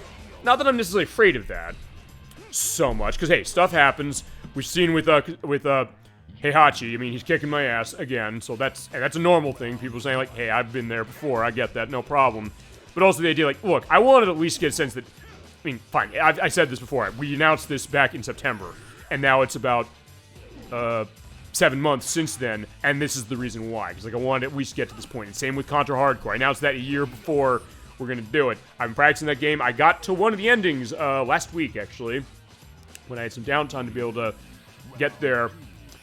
So I said, like, okay, fine. I feel I'm getting better at that game. I knew that game was insanely hard. So I was like, I'm not going to say we're going to do that right away. So I'm going to get ready for that. We're going to prepare. And also, in that case, since there are multiple endings, I said, fine, I got to run a version that we can easily show them. Because it'll be Switch Online Expansion Pack. But also, one other thing. At some point, outside of the normal shows we're going to have, I don't know when I'm going to do this. I'll figure this and I'll announce it when I know. I'll have a Friday night preview program show the way we did for Game Dev Tycoon back in February, where I said, fine, we're going to take a brief look at it just to kind of prepare for the actual show. I'm doing the same thing with Contra Hardcore. I have to. There's no way in hell I'm going to play this game without doing that. Or play that game, I should say, without doing that. And, of course, I'll do my practice and stuff, take my notes and all that, but I said, fine, if that's the case, like, especially that one, I feel like a moral obligation, I think, to kind of do it. And also, I think because, I don't know, maybe it's just me personally. I said, I really, really appreciate the people come to the show, whether as guests or in chat or both. Sometimes it's been both cases. They say, like, hey, I want to see something. I take that as a duty. I say that, you know what, you want to see this, you want to go into this, you want to go into these stories of this game. I damn well better be giving you this game in the way that you want to have it, and not necessarily just do it so you can say, oh yeah, look, we did it. And I guess that's something I've kind of thought about, because as I said a couple weeks ago, or actually a while ago, I said at some point I'm going to be putting together a Greatest Gaming Feats compilation video, maybe at the end of the year, given how things are going, as far as me having to figure everything, do edits and all that stuff. And I was thinking that, I said, you know, I don't think there's a single show I've done for Super Bowl Game Saturday that I have not been proud of. Even if it's not been me playing the game. I really feel as if, I don't know, maybe I'm taking pride this way, but not the idea like, hey, look how great I am. No, it's not that. It's more just the idea that, hey, I'll go to this direction. People saying, I loved seeing this. I thank you for letting us play this, or exposing it to us. Because, I mean, that's the case with Shadow Hearts and Parasite Eve and Lunar. Fine, with Shadow Hearts and Lunar, fine, okay, I sort of have Lunar, but I don't have that way. We're playing it. And Parasite Eve was the case that I don't have the knowledge that way, massively the way Medics does. So I said, fine, if we're going to be running those things, I want to make sure that we're going to run them, and we're going to run them right. To the point where I'm looking back and like, it's always these kind of great memories, even me thinking this, just thinking that, oh yeah, remember when we did this game, remember when we did all these things, and these great experiences that we had. I said, the memories we're making for this, as far as ourselves, the memories we're bringing in, and also the unique ones we're making. As I said, because this is a discussion program, kind of go into that as I'm getting my ass kicked by Keihachi again. So, like, that's, I guess, my sign, like, fine, there's a Tekken game going on here. I gotta make sure that I'm handling it, or maybe getting the case, like, you know, I can beat him quicker than I did with, Zhao Yu. I mean, but I am on an okay, track with this. It's just that, yeah, I'm just being sort of reckless, I guess, but also not hitting him right. So yeah, take advantage of when I have an opening for him, like that. Okay, perfect. So yeah, way to do the kick, and then at that point, jump right into his face that way. Boom, got him. But we got another round, so,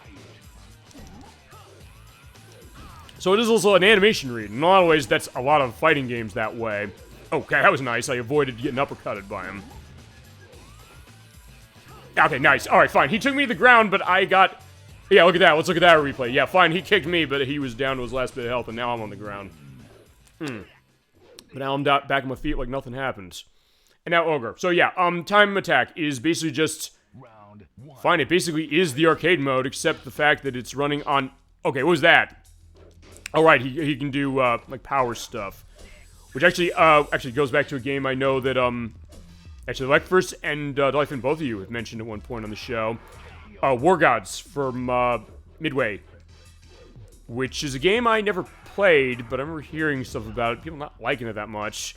I heard the stories on that development, which was a fascinating one, because they basically were saying, like, hey, you know, we're paying attention to their fighting games, they're kind of paying attention to this, they're paying attention to Virtua Fighter, saying of ideas of what they wanted to do, and they said, fine, we kind of want to just run, we decided, okay, fine, for Midway's stuff, we're going to run just the Mortal Kombat way, and then when that happened, it basically became a case where they kind of were looking like they're behind the curve from Mortal Kombat 4 that was coming out, Mace the Dark Age that was coming out as far as Midway, and also with Virtua Fighter 3, and then Tekken, specifically Tekken 2. People was like, yeah, we saw that, we saw what Virtua Fighter was doing, like, oh yeah, we should just start it over from scratch. But it was interesting, I guess, in some ways, the idea of what that game was trying to do. and kind of the atmosphere created, that's for sure. Not to mention that big 3D button, which is the run of being able to, or the ability of like doing free movements. Not as good as something like this, where you do the double tap and it feels really natural. And also in the arcade game, they had that lit, and from what I understand, the stories of that were that it gets so hot people could feasibly burn their hands on it. So it's like, I don't know if I actually ever explicitly mentioned this. This was this, oh god, I don't know what the best way to put this is, or what to describe this. It's called the Pain Station. What it was a project, I don't have a picture of this, you better believe. It was like a, I don't know, an avant-garde German project that was made in the 2000s. And what it was kind of like a stand-up tabletop arcade game. Almost you ever see stuff like Space Invaders or, yeah, something like Space Invaders or Pong or something, where you have like the sit-down tables and like the screen is in the middle. It's like a table that way, and you both look down. One person on the other side, one on the other. It basically is Pong, but they attach it to this machine that causes actual, you know, physical damage to you, in the sense that it might flay you when you lose, it might electrocute you, it might burn you, it might shock you. And I think this isn't something they sold, but it's also something, the idea that I think they said put a warning on this. And like, if you have a heart condition, don't play this, you're probably gonna get really badly hurt. And it's one of those questions of, yeah, I don't know what the thought was. I mean, fine, I guess it's the masochist's version of, Pong. The thought, like, hey, if Pong was not the thought of losing in Pong was not painful enough, I don't know, make yourself so you get electrocuted when that happens. Like, yeah, that's bizarre. But it's like, well, fine, it's something that happened that way. But, yeah, okay. Because I don't know, I get the sense I might have mentioned that at one point in a terse indication on the show. But, yeah, I was like, yeah, I probably should just completely go in. It's also one of these things that, fine, it's nothing else. Like, look, I told you this. It's not that I know everything about games. I'm the first to mention I don't. I don't know the story of this game, just to go into that. ElecVerse is the resource on this, and anything, really, when it comes to Tekken in this way. But it's also the kind of thing that I'm really interested just about learning stuff, and just, like, all these weird stories. Sometimes I'll see this weird stuff, as far as what's going on with games, things that people make, proof of concepts, unofficial things, whatever it might be. And then I tell people this, and they're like, they think I might be making it up, but they also know me well enough to say, like, I say this thing, it sounds so weird, it's like, you couldn't possibly make it up, as we get the time attack clear, so there we go. Alright, so it took almost 4 minutes to beat, Heihachi, which is better than before. So yeah, it was about 10 minutes as far as that, so not bad. And then, yeah, Ogre took about 2. But, oh, right.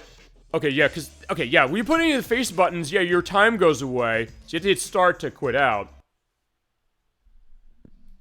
As you're getting the time record. Alright, top. Alright, fine, we'll put it on the top then. Alright, so not bad.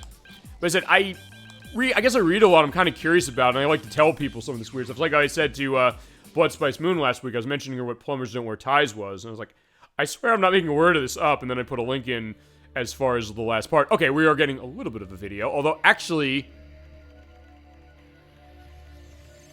Okay, no, this is not one of the endings. I don't think it is. Oh, okay, well, okay, maybe it is. I mean, fine, we're gonna see all the endings anyway. Maybe it's just a transition that way. Okay. So, alright, let's see, what have we not touched? We'll do Tekken Force, we'll do you know, let's show the practice briefly, too. A Pong game that hurts you, wow. Yeah, it's... I don't know if you've ever heard of this thing. It's insane. You know, fine, we'll look at the, practice mode this way, and, yeah, we'll have one wrong. I'll actually do a fight specifically. Now it's the opening. Okay, that was the opening. Okay, or part of the opening that way. Okay, awesome. So, in that case, it's good to see that. Alright, fine, I'm just gonna briefly show practice this way, and this is not gonna be the only thing I'm gonna do with Eddie. Just to give an idea. Yeah, because you do versus computer element, you can do freestyle training, you select your character, and then you can do combo training, where they'll tell you, like, hey, here's a command list of what you can do, as far as certain things, so, actually, let me do that. So yeah, there you down, diagonal down, X and circle, and forward, square, diagonal down. So let's see, let's try this. Although, yeah, it is kind of like, I'll tell you what the combos of this game really are, which is that it's kind of like, Mortal Kombat. I think they also do show you how this operates. You know, I want to see something. Because doesn't it show you, like, a demo of the attacks somehow? Oh, right, hit select button. Okay, I kind of was doing it right. Okay, fair enough. So it's basically, yeah, you launch him, and then you do that. Okay, so you have to be doing a little bit of a wait. Kinda. Okay, so it's gonna be... Okay, okay, fine. Yeah, so basically you can also have them demo the moves. So okay, that kind of was it. Not completely. And you do it with really anything, I think. At least I think you can. Or just say, like, fine, I guess it's running combos that way. And all you do hit analysis, replay. Oh, fine, let's show that. Oh, right, I guess they give you... Fine, we're going green this way and red. So yeah, Merry Christmas, everybody, early. Or, I don't know, we're like getting Hulk, turning into Hulk or something like that. That's weird, I never actually saw that. Actually, wait, hold on. What happens if I do that? Oh, it's just the same, I don't want to see this again.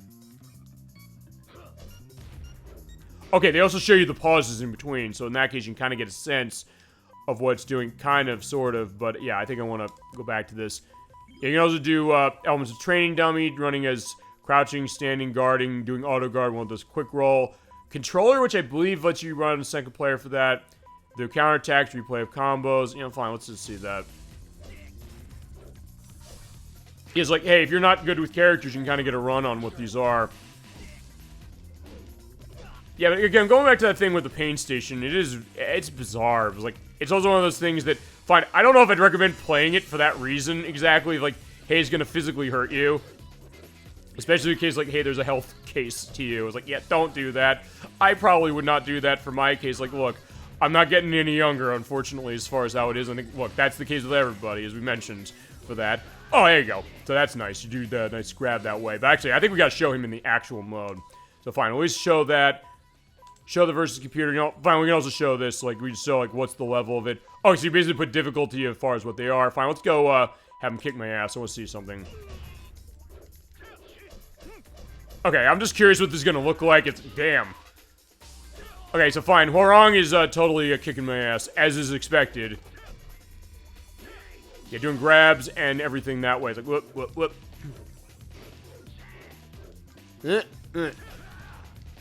Okay, that was fine. They tell us to tell you, like, damage would cause, clean hit. If I do a combo or do a counter, specific. Ow. I mean, this is not necessarily as robust as the other training modes are out there, at least even at the time were. Or even at the time were. There's no Killer Instinct Gold did a really good one where they basically let you practice every single move and like, hey, you do it really right or not. But this is pretty good as far as how it is. And like, hey, if you're not good with carry, you can just kind of just come in freestyle and run it. You know, fine, in that case, let's do reset. Yeah, reset is always going back to the menu, by the way.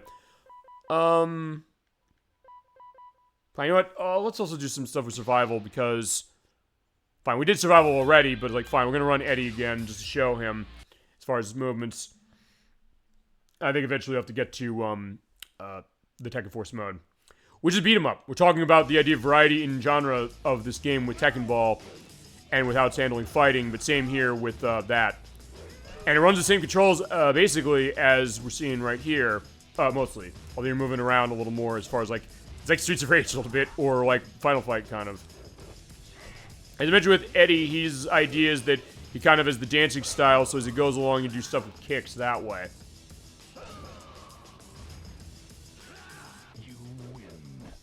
And honestly, I think, honestly, with the survival mode, it probably is going to be the easiest way to go. Honestly, because at that point, like, fine, after I do a couple of rounds, as far as that, if I lose, I can get a case of... Oh, yeah, look at that. Boom. Also, you can see some of the interesting tricks they're doing to get this thing running on PlayStation, because they're kind of shifting... I guess kind of warping the ground a little bit, but honestly, to be able to get this thing running this way, it kind of... I don't think it looks bad. It kind of looks really nice. It kind of holds that illusion of what the, okay, the arcade is... But also the idea is like, hey, you know, you're kind of having some kind of a forward momentum going on. Yeah, we'll get to you soon, eventually, my friend. Or soon and eventually. Or eventually or soon. Take your pick. He said, he became a main character because he was what I used for Tekken Force mode. That was the idea. But they said it's also something that I kind of gotten a proficiency in some ways with other characters just because of the experience I had. Like, fine, boom, boom. Actually, also one thing I'll also do after I'm done with, when I get a loss with him, I will go to the menu, I will change arcade music. Because you do have an option to run both of them, so I may as well. We've been running Remix, so as I mentioned. Actually, I didn't mention this part when it came to the music. The two main names I mentioned, which were Nobuyoshi Sano and Keiichi Okabe, they did the music for the arcade game. They also were involved with the translation of the music here, and then everybody else did the music for the PlayStation edition. So it's the idea that they did arrange stuff, but it was also the people who made the arcade music that were also involved, but then a bunch of new people as well. Yeah, it's good stuff. It definitely creates a great atmosphere as far as what the game is doing, and then also for each character, especially where you're at. Yeah, we're kind of in the mountains in the wrestling ring. So it kind of looks and sounds like that, or like with Nina's theme, which is actually one of my favorites. We're kind of at the, I guess the abandoned factory, kind of, but it almost seems like, hey, we're having some kind of a event going on here. So, we have the base going on in the back, as I mentioned earlier. You have to be careful of her attacks. Yeah, and that's the other thing also. Some characters have, I think they do, I think they have unblockable or special attacks specifically that give those little after effects to them. That gives you a sense that, yeah, they can be a problem if you get hit by them. Is the point. That's alright, we will get going as far as next. And actually, one thing else to do is I get another survivor case. Yeah, fine, I guess the idea is that I'm just going to end up filling out the survival mode, the survival mode scoreboards. Like, you'd be SOG all the time that way. Okay, but what I'm going to do, as I mentioned, I'm going to go back in the options menu. I'm going to go to game options. We'll change this to arcade soundtrack. Fine, let's do survival mode again. Actually, I'm going to show Eddie sort of again, but after you've beaten the arcade mode with every character, if when you select him, you press either the start button or triangle, you get a new character. This is Tiger, where's his name? Alright, he's next to it. Tiger Jackson. He's a disco dancer, and that's not a element for show. He is not exactly the same as how Eddie runs. So actually, in some ways, he kind of is. All right, fine. He's, I think, explain to me if this is not right. He's, what, an alter ego of Eddie? Is that the idea? And there's the cinematic that goes to him at the ending, because he does have an ending. That's the other thing. You do have to, as far as the completion of arcade mode with every character, you do have to run Tiger specifically. And he is, as I mentioned, he is locked behind being arcade mode with everybody else, and also by pressing start on Eddie specifically. So he doesn't have a specific character select. So it's not like Anna Williams, where that was how Anna Williams was in the arcade version of this, but on PlayStation they added her as a specific slot. But for Tiger, they did not. But I do like the idea of how he's going here. It's like he looks like he's coming out of the 70s, so we talk about our love of disco on the show. Or intrigue in it, at least. I love my disco stuff anyway.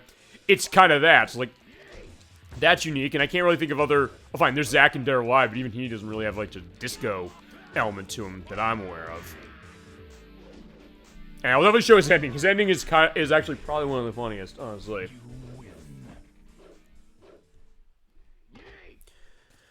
Alright, I guess also, as I'm going through this, I may as well also, in between loads and stuff, in between, you know, you win and all that stuff, I will start talking voice performances, because, yeah, there are cases of voice performances in this that are kind of interesting.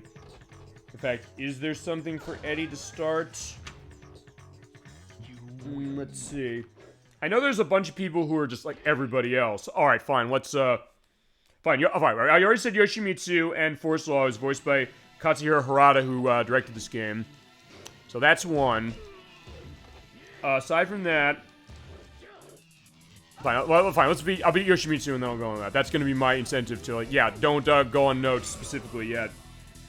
Heihachi Mishima, as I mentioned, Heihachi, he is voiced by Daisuke Gori, who was Saranbo on Ronin Warrior, specifically the Japanese edition. He was Hiromi Yamazaki on Patlabor. He actually, going back to Dead or Alive, he was the voice of Base Armstrong, father of Tina in that game.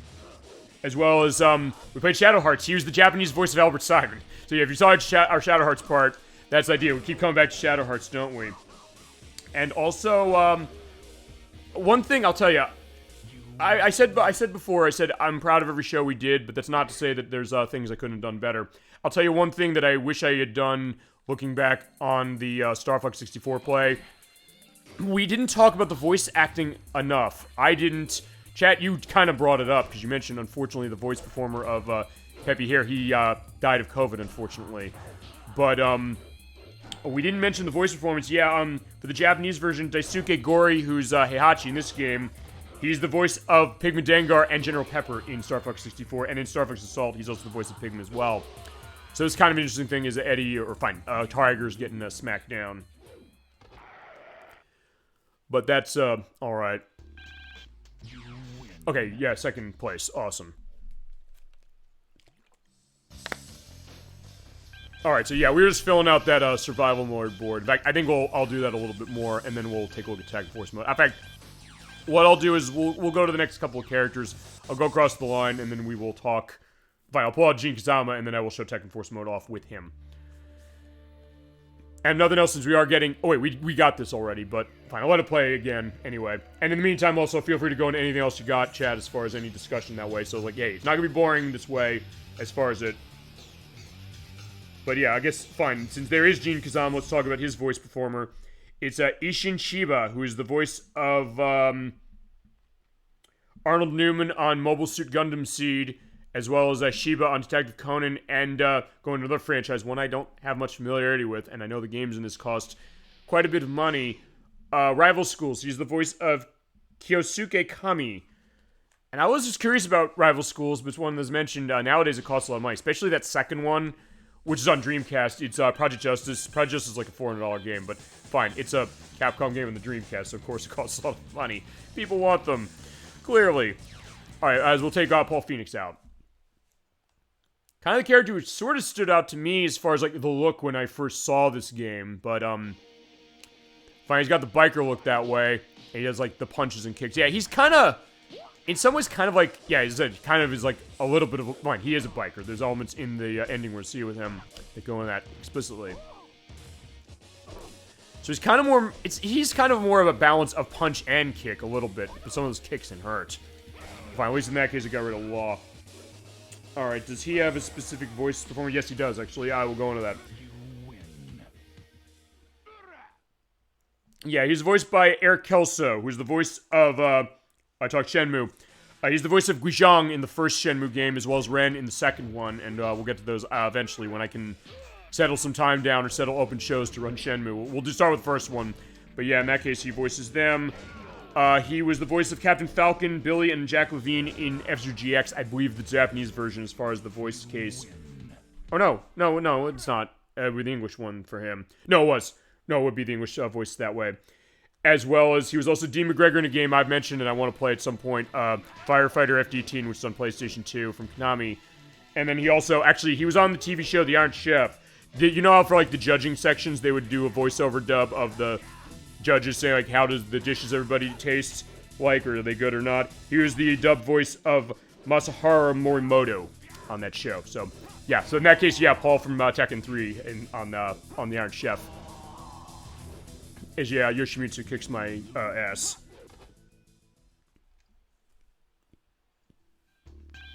Alright, so yeah, we do need more practice. Yeah, I do. Actually, I'm gonna take a look also, like, where we are. Are we close to Gene Kazama? Because, like, I do want to get to the case of running Tekken Force and running it with him. Alright, fine, we'll show King off. Fine, it's two more. So, yeah, I'll show King. Who... Yeah, I don't know if I have voice performance from him. In other cases, basically, it's gonna be everybody else who I don't mention. And I think King is a case like that. We'll fight Eddie.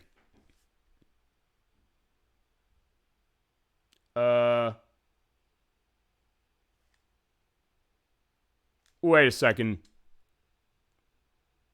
Oh no, the game crashed. It's not loading. Okay, if it did crash, that's fine. Because all I need to do is reset the console. Actually, just to let you know, as far as the disc of this, the disc is not in bad condition, so it's not a case of that. Okay, so I guess the game froze. Sorry about that. Sorry, simple fix to this, and since I have that RetroTink 5X, no feed cut case, we get to reset the console.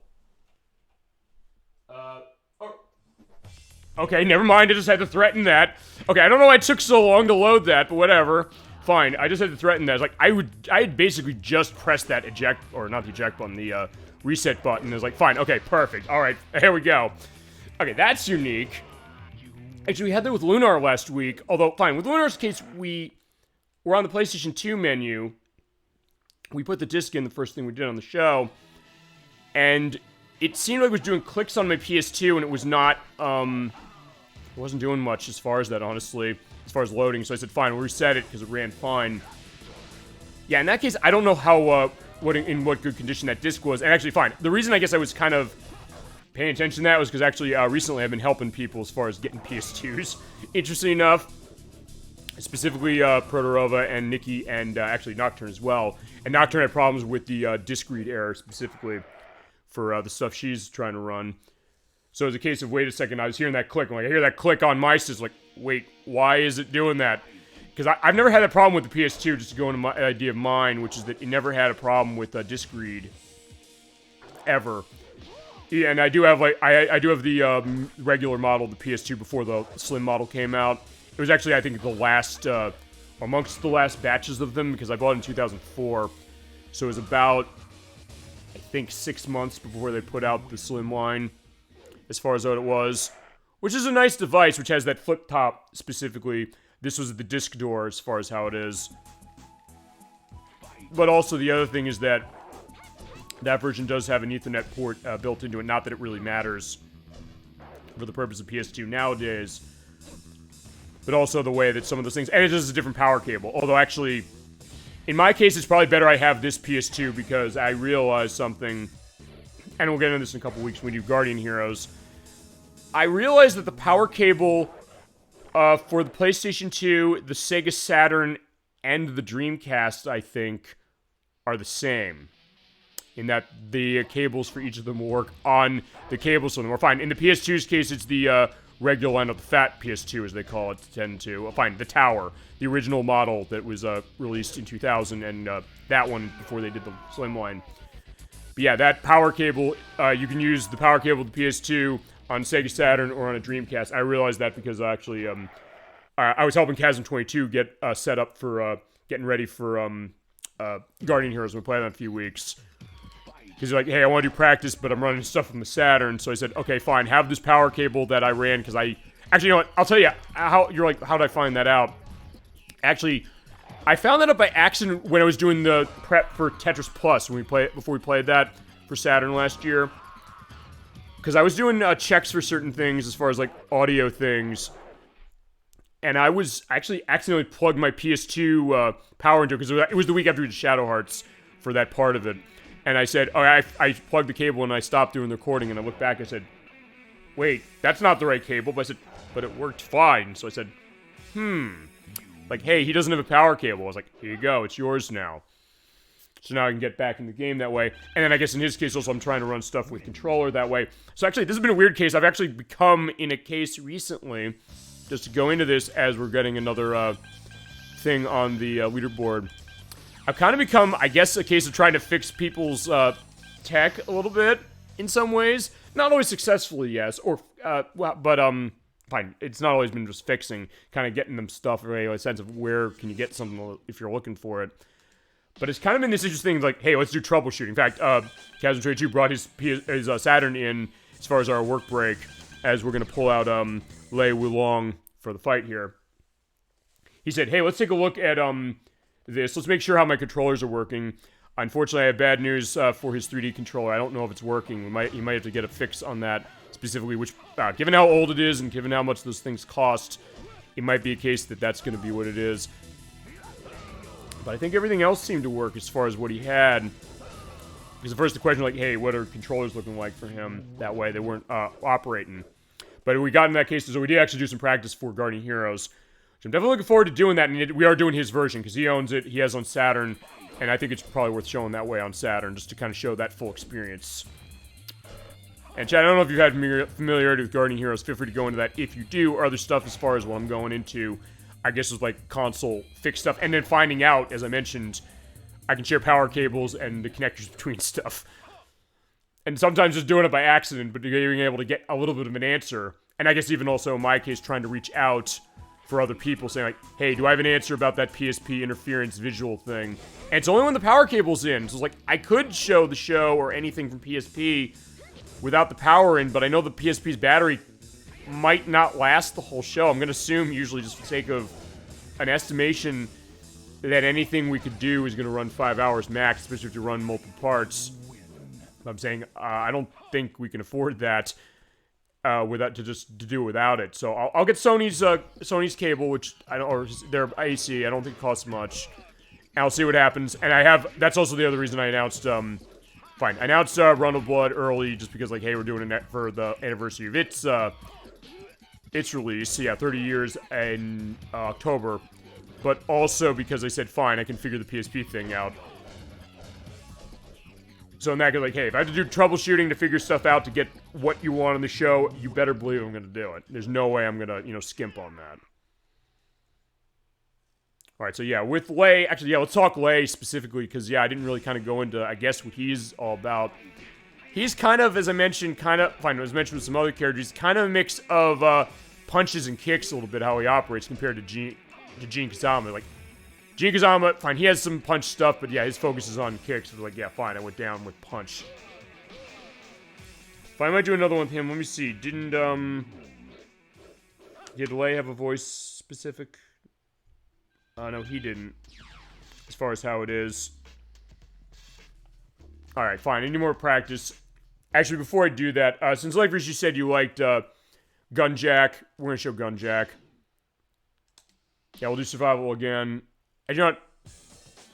Yeah, I'll show him, and then we'll do Kazama. Here's Gunjack. Also, because I get to talk about his voice performance. It's Banjo Ginja, who's the voice of Bora and Captain Silver on Dragon Ball, as well as the Japanese voice of Liquid Snake in Metal Gear Solid. And going back to other, Japanese voices of games we've played before. Remember Clayton from Tarzan, when we played Kingdom Hearts. He is the Japanese voice of Clayton from that game. As well as, I know I'm not looking at the screen correctly, he is also the voice of Inspector Tawashi. Or no, Inspector Tawashi? Yeah, Inspector Tawashi from the 2003 Astro Boy series for Japan. And he's also the Japanese voice of the Gun General from Shadow the Hedgehog. So yeah, if you do run that game in Japanese, or Shadow the Hedgehog in Japanese, you can hear his voice that way. And his name voice is Gunjack. Although, actually, since we are going to have to come back to Shadow the Hedgehog for... This won't be necessarily just a April Fool's Day show. I want to show off that super hard mode. Since we're going to run the Xbox version, I believe... No, the Xbox version does have the ability to listen in Japanese as far as the voice acting. Although I think with that version you have to change one of the settings on the Xbox menu, I think. I know the PS2 version also has support for that, but I think that's in-game. I don't know. I mean, actually, I can ask Nocturne, because she has Shadow the Hedgehog on the PS2. And I don't know if I mentioned this since we did that show. I think I said, Shadow the Hedgehog is maybe not running horribly on the PS2. Yeah, I did that, like, I played that again, specifically there, like, 2 months after we did that show. I said, no, I was wrong, I take that back, it runs like shit on the PS2, I'm sorry. I mean, maybe it just ran better than I thought it was going to, so maybe that was why, but it was like, fine, because I'm running the Xbox version, which is the best version, technically, and it's now the most expensive. It's like $80 now, so I'm glad I got that for $30 when I was able to, just for that. Okay, that was weird, you saw that, it looked like, I don't know, I'll have to look back at the picture. That's the other thing, when all this weird stuff happens, yeah, I'm not doing good with Gunjack. Fine, I'll show him in the time attack. I'll tell you, no, we won't show him in the time attack. We'll go into the Tekken Force mode with him, and then I'll pull Gene Kazama if and when I get a game over. Though since I unlocked Dr. Boskanovich, this is going to be interesting. Alright, fine, let's pull Gunjack out again. Alright, so Tekken Force mode. This is also unique to the PlayStation game. What it is, it's a beat-em-up. It's a 2D beat-em-up.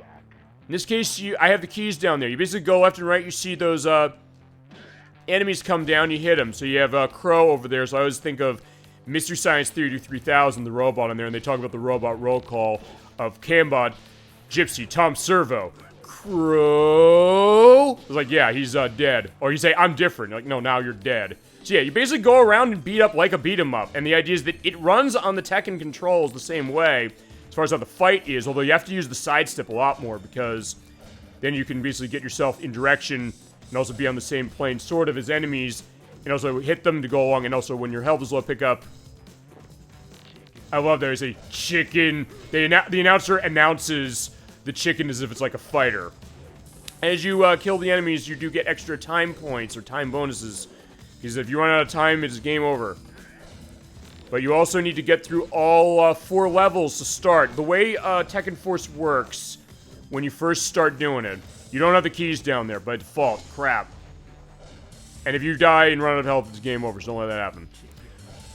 But when you first do it, you don't have keys down there. So you run through it once, and when you get near the end, there's a load screen. And then you fight an enemy. Alright, so there's Gunjack again, or another, like the other form of Gunjack. And it is different, it will be varying out based on character. So you're running certain characters, you'll see the same bosses this way until you get to the end. I'll get to the end with someone, I promise that. We'll eventually do it. It won't be like 50 times the way it was off-screen to do the unlocks. Yeah, when we get through that, you get time bonus and clear bonus, and sometimes extra time added to the clock. There are 4 levels of this. When you first start doing this from a fresh file, when you get to the end of it and beat the 4 levels, beat up Heihachi at the end, at least I think it's Heihachi for Gunjack. I've actually never done it with Gunjack before, so it's gonna be unique. You get a key. You get that bronze one. And then you do it again to get a silver. And then you do it again to get the gold. And then what happens after that is that then you... Ow.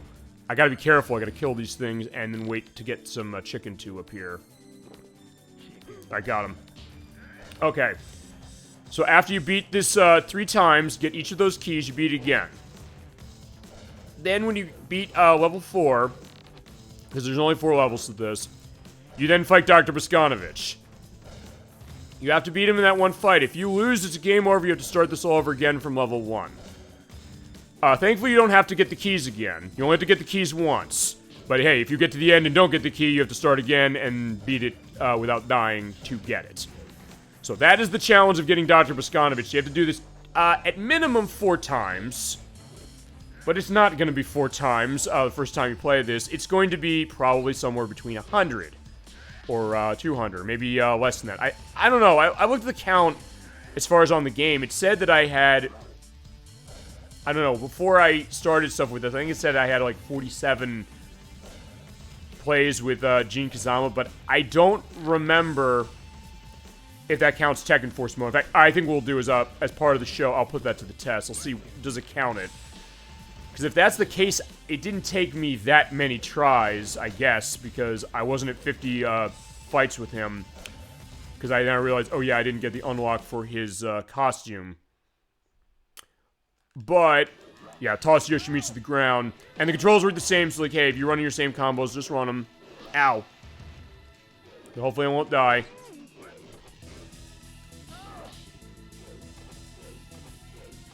Ah, crap, I'm dead. That's a game over. So yeah, in that case, you go back to the start. So what I'm going to do is I'm going to do 2 things. I'm going to take a look at my, statistics, my records. Okay, so, alright, so, win average, character usage. Alright, so, looking at character usage, I ran Gunjack 10 times off screen for his extra costume, and I'll run that when I select him next. So, I want to see something. That's 15. So, I'll run it once more. By the way, to get his extra costume, you play as him 10 times at least, and then when you select him, press start button.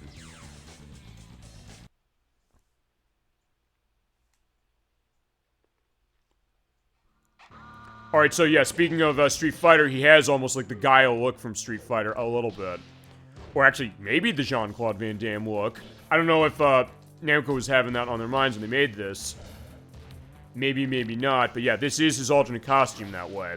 And as I mentioned before, they do save the memory card, so once you do the prerequisites that you need to get them, they are on the memory card. You can do a save, and it holds it. So yeah, all you need to do is hit start button when you unlock them, or when you select them again. So you don't have to go through everything again. And just to test the thing with Tekken Force perspective, when I lose this, or if I beat it, I'll beat it with one character. I'll make that promise. I'll play enough to beat it with one character, and I can at least do it with Gene Kazama. When you do... Okay, what was I saying? Yeah, when you do beat it... Oh, fine. When I come back, if I see 16 in the character thing for him, it means it does count, and it means there was about 40-something tries that I did for Dr. Boskanovich, but it felt like 400.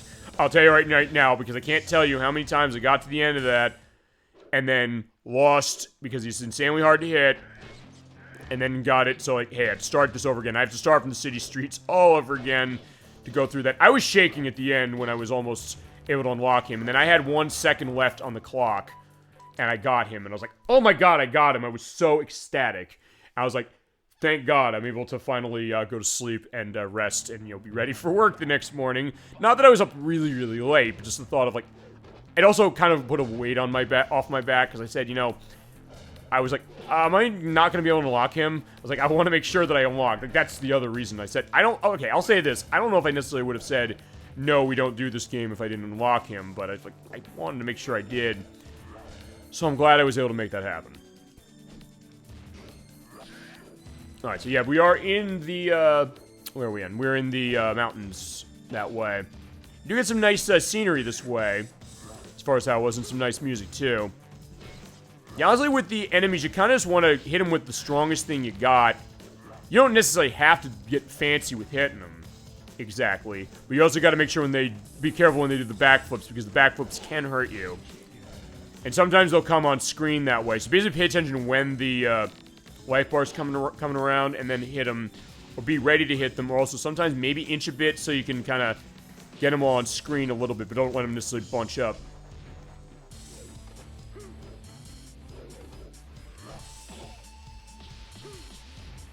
Yeah, I think when you do hit the enemies that are harder to kill, you do get more time. Yeah, so honestly, I'll tell you this, as far as the thing with the Tekken Force, depending on who you're really good at, you can actually probably do better as far as it, and that'll be good for you. So yeah, like for your case, you love the Gunjack. You're better with the Gunjack than I am, I'm going to assume that, and I don't think that's a wrong thing for me to say, because, yeah, I'm not that great with him. I don't have much as far as health, and I'm coming into a battle with Yoshimitsu. So this is not going to go well. Or maybe it will, I don't know. We'll see. Okay, fine, it's not. Fine, I got dived by him. Alright, fine. What I'll do is I will show Gene Kazama, so let me pull him out. This is how we beat the Tekken Force. This is how I beat the Tekken Force. These you can do with any character, but in my case, it's Gene Kazama, and since I played as him 50 times, hit the start button, get his alternate costume. And since we saw his normal costume as far as fighting him in the other modes, we can just show this way. So yeah, look, he has like the prep school look. Yeah, that move, by the way, hit diagonal upwards and the circle button. And just keep hitting it. You do that kick. My God, is that useful. And actually, a lot of the guides I was seeing is like, hey, when I was trying to figure the unlocks for this mode specifically, and Boskanovich, I said, am I doing something wrong? I was looking at people saying like, hey, spam that move. I'm like, well, okay, you kind of can, but you can't completely because, hey, sometimes they'll come from the other direction. Sometimes they'll bunch up with you, and that's not good to let me let them do that. And sometimes because they'll come off screen, I'll knock them off screen, like doing that. They might be off screen, so I won't be able to hit them.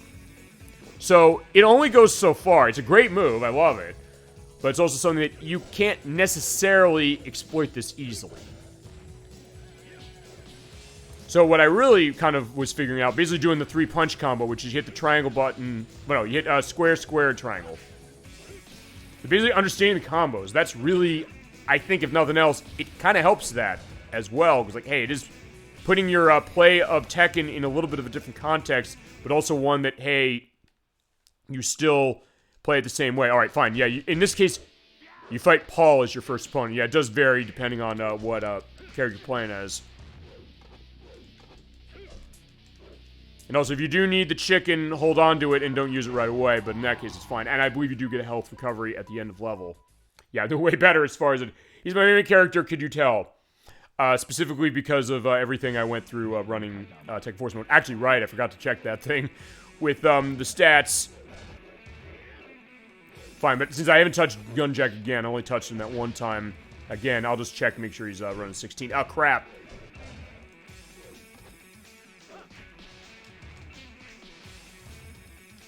Alright, so there we go. We're getting, set that way. Alright. And sometimes the other thing is, like, with other beat-em-ups, you might just want to kind of inch onto the screen or inch enemies on the screen just to kind of control the crowd a little bit. So, yeah, in that case, yeah, we are playing...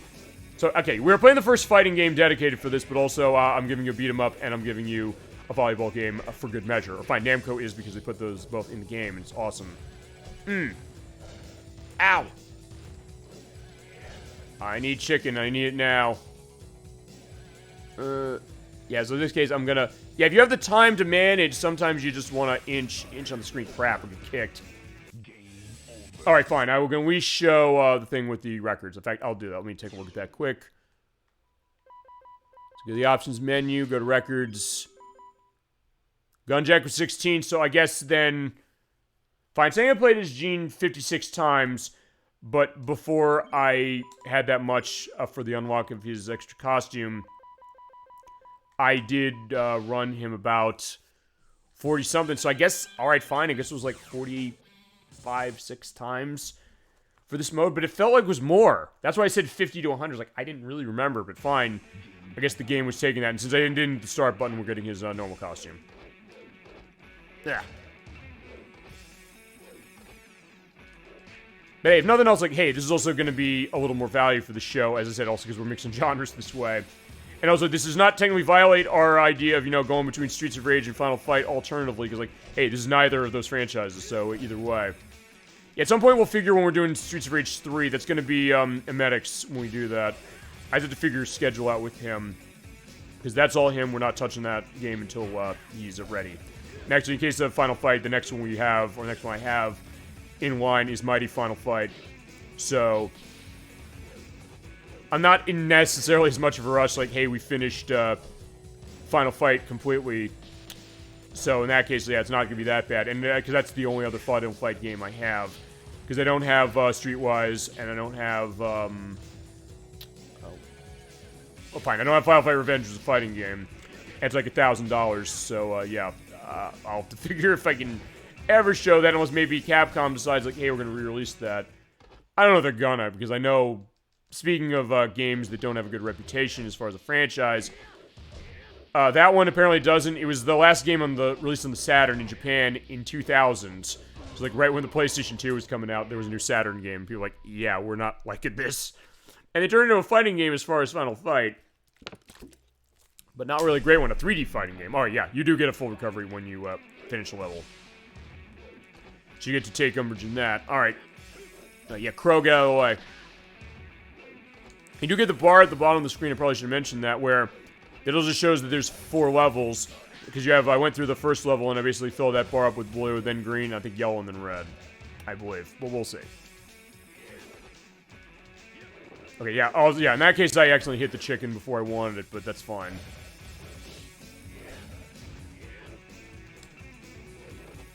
Yeah, see, because they're not on screen, so yeah, I can't necessarily do that move easily. And because of the way that they hit the ground, it's not necessarily guaranteed that you're even going to kill them with that thing. In fact, honestly, yeah, the triangle, no, square, triangle, I don't want to say triangle to start that, but that combo tends to be something that can take out enemies a little quicker, or a little more reliably in some cases. Alright.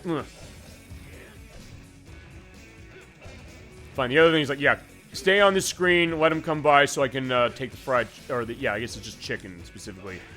I guess I'm thinking the last line of One Vision but Queen, thing like, just gimme fried chicken. Ow. Because even though they're drones this way, as far as what this is, yeah, they still pack a punch or a kick. And actually, I said, just go back to the Boskanovich thing one more time as far as the unlock. As far as story context, you're technically saving him. As far as this, that's what the keys are for. And I guess he's been possessed, I think, with story. Although the Tekken Force mode does not go in the story element that much. I mean, actually, honestly, it's the arcade mode that's going to go on that more, went into that more. Oh. Also, take advantage of the fact when you're doing that twirl thing, as far as that kick, that, hey, you kind of move plane on your own, or move around planes on your own that way. So, if you can aim it so you know you're going into a chicken if you need it, that can actually be very helpful. Also helping you potentially avoid getting hit. Alright, come on. Also say one other thing, if I do... Okay, well, fine, we'll beat down Nina Williams. She's who we fight here. Yeah, I'll try to at least get through this, because actually, I'll say one thing. I mentioned, when I did my off-screen stuff, I ran easy as far as difficulty. I think Tekken Force is beholden to that, although it sure could have fooled me, because, like, yeah, it was not easy to do the Bogdanovich unlock. I didn't get a sense that the difficulty thing even had a factor on this mode. And it may or may not. As we are seeing a new level, Darkness. So you have Gene Kazama underground. So we're in the caves with the Falcons. Yeah, just running down the bridge to where we need to go. Honestly, in some ways, I think this might be easier than the last level. Some way. You also do have to keep an eye on where chicken and everything is. Woo. Yeah, in some ways, I'll tell you, I did not necessarily have good luck on Tekken Force mode when I first started doing this. The Darkness journey for this game, really. Because I was like, yeah, I couldn't even beat the first level. And then I was like, got the second level, I couldn't beat that. And then when I did, want to go get that. Let me go get the chicken. Yeah, there's also the nervous case. Like, yeah, if you need to do the sidestep, make sure you're actually sidestepping right into where the chicken is or where you need to go. Oh, no. Also, yeah, since you're going off plane, I can kind of go out of the way of him. All right, there you go. And they will appear in set areas. Right, so there's the chicken, but it's like, yeah, fine. Just get him back here so, like, if I have to use the chicken again or use the other one, I can. I do tons of time, because, yeah, if you kill him at a quick enough pace, you won't ever have to run out of time or worry about running out of time. Though when you're going through for Bogdanovich, it makes it harder, because then you're going to be beholden to that time you have at the end of level 4. Come on. No. Ah. Damn, that was close. Fine, I said it was the easiest, but like, fine, it's the one I died on. Yeah, unfortunately, this is what I had to do when it came to the Tekken Force mode. Fine, we'll try that, and then we'll run. Yeah, most of the bottom row is like, yeah, we'll have that. But yeah, in that case, I think we're going well on this. I mean, I'll say this is not going to necessarily be like a 7-hour play the way that Lunar was. And yeah, I got to give Prodriver credit again for being able to run that thing 7 hours quarter. Especially because he was not feeling well, but he is feeling better now as far as it. But yeah, it shows how much he loves games. Like, I don't think it's going to take that long as far as this. That's the idea. It's not that, oh yeah, I'm against that necessarily. Just so much as, you know, make sure it's running that way. Although, I guess maybe we should try to get to 5 hours only because, hey, it's going to be a complete way of this game. You know, because at that point, then I can say, oh yeah, happy 25th anniversary Tekken 1 or Tekken 3 on PlayStation. So either way, that's the idea. Okay. Okay, yeah. Also, yeah, you can also off-screen the chicken, so be careful of that. I think you can. No, there's certain areas you can and certain areas you can't. Actually, when you get to the boss, I know you have sort of a ability to go back a little bit. So if the chicken's in the area there, you could be okay, usually, sometimes. Also, they can hurt each other, by the way.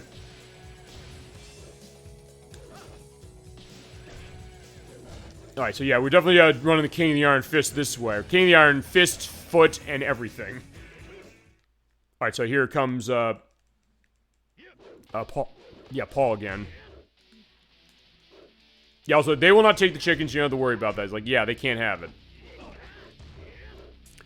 That would really mean if they could eat it. It's like, hey, look at this great chicken, now you can't get it, and now you lose your ability to have that. But yeah, he's down on the ground. Yet, you know, if I'll say this about the thing with the Tekken Force, it's not... Look, it was a pain to unlock Dr. Bogdanovich for this thing, no question about it. But, at the very least, you're not going to be spending hours, you know, getting back to where you were. But we've talked about this sometimes before, the idea that... What's the idea of a punishment for a game when you don't do well or you fail? This is a fair punishment, but it is also one that... It still hurts just because of the fact, like, hey, I got so close, and now I have to do this over again. But it doesn't necessarily feel like, oh yeah, it's unfair. It's just the idea that you're mad at yourself, but you're also... Fine, you're mad at the game, because, like, yeah, you wish you could have beaten it. But then also, you're mad at yourself, saying, yeah, why did I do that? Why did I make that stupid move? Why did I let him hit me? that way. Why'd I let him drain my health as it did?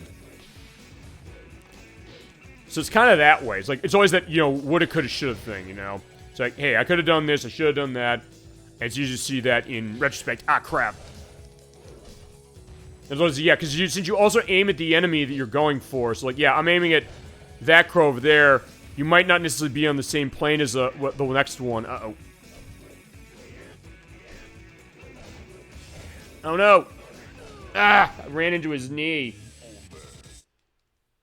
Okay, fine. I didn't want to do this. I'll tell you one thing I'm going to do. Because I want to test this. I want to see does this actually have a factor on it. It probably does. It says here, it's like, yeah, change difficulty. You can change to hard, easy, normal. I guess it's whatever's highlighted in color. So I guess Tekken Force is beholden to that. Although, as I said, when I did the unlock for that, I don't think it really helped.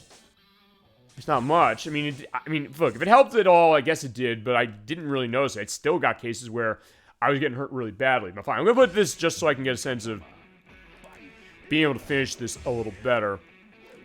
And see if it really makes that much of a difference. I'm fine. For Miskanovich, it didn't. So that's also another thing. Hey, if you can't handle this game, and I clearly couldn't when I was doing my test, so I'm not going to act like, oh, I ran this hard, I'm great at this game. You can put it on easy, it can help. And actually, I did do that for the purpose of the unlock. I was like, fine. I had to manage stuff I have going on, work all that, edits as far as during the week, but also the idea that, hey, I got to practice enough so that I can get a sense of what it is. But, hey, I'm still running this way as much as I can for shows. Like, hey, I don't think I'm going completely, you know, too nervous on this one. Or say, like, hey, you know what, I'm cutting down the difficulty too much because, like, hey, I can't handle it. It's not hard, I'm just doing stupid things. That's the problem. Basically kind of playing this the way I was playing it. Yeah, it's fine. They're still doing a lot of damage, so honestly, I don't know what the difficulty really is going to help with that much. Maybe the fact that, I don't know, maybe the AI is not as aggressive. That's probably what it is, but even then, it still seems like the damage output's the same. Maybe the health they have is the same. Even some of the attacks they have are the same, because I ran it that way to start, and I still was running keys like I'm getting game overs all over the place. Even just locking the 3 keys.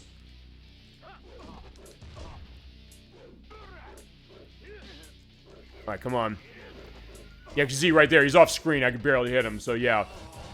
That spinning kick of mine is not necessarily always going to be something you can exploit. Like, yeah, you can to some degree, but in other cases, no, you can't. Alright, yeah, we're gonna get through, though. Yeah, and same other rules apply as far as, like, running into enemies from a distance. So you can still kind of knock them to the ground unless they mitigate that. I think the one thing you... Okay, yeah, you can do blocks. I was like, can you still do blocking while you're in this? And the answer is yes. Yeah, because he is still hurting me. It's like, yeah, you know, easy's not... Fine. It's the idea of, I guess... Because the thought is like, hey, when you have easy, normal, and hard, the idea is that... Fine, it's going to be self-explanatory as far as it making a game easier. But I guess it's that old element of easy, which is, it's easier than the other levels, but still something that, it's not really easy so much as it's just easier. So you still have to bring skill to it. It's the kind of thing you say, like, fine, it's not necessarily that much of a shame case saying, like, I beat this game on easy, because, like, hey, it's hard on everything.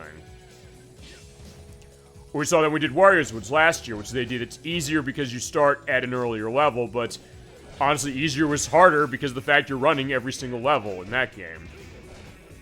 So in some ways, it's not always going to be 100% as far as looking at that and saying that, okay, that automatically means, oh, I'm making it too easy, or, you know, you're not good at the game or something. In the case of this and something like that, it's not easy to discern that, I should say. Not defer that, discern that.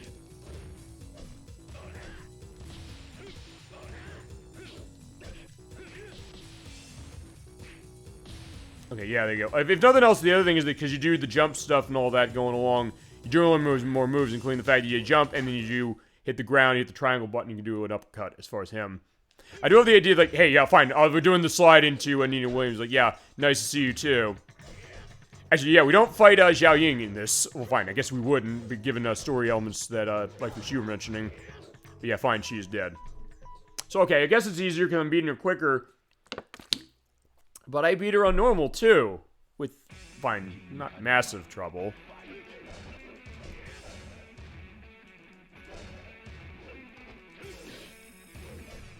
Okay, so they're going through the darkness. It does look really nice. I do love the art design of this area, but also the game itself. As I said, for a game that, as I said, they said they had a question about converting this, and hey, it doesn't look as good as the arcade game. It's pretty damn close to the arcade game, if you ask me. And I played the arcade game semi-recently, so at that point I said, yeah, this is almost looking exactly the same. And it's one of those cases, like, I was stunned. Because sometimes the question of when it comes to an arcade port, how is a console going to handle it? How's the PlayStation going to handle it? Because some cases where the PlayStation, when it came to arcade ports, sometimes could be a little bit of a question, although honestly the 3D stuff tend to run really well. Actually, like Ridge Racer, the Tekken games, because they ran well. And fine, we're here, and Hwarang is our opponent. Usually keep him at distance. There's a chicken over there if you need it. Ow. Also be careful of his feet. That's usually the thing to keep in line with him. But yeah, with PlayStation, sometimes the 2D stuff, like a lot of the Capcom stuff, did not port that terrifically. Especially Marvel vs. Capcom, where they don't have the tag gameplay. You basically have to just lose your character before you're able to, get the next one out. You can't switch them out well because of the way that the VRAM, I guess, weirdly enough, the PlayStation was built more as 3D, so it's the opposite of the Saturn, where the Saturn was built as 2D, and had 3D added to it later when they saw what Sony was doing.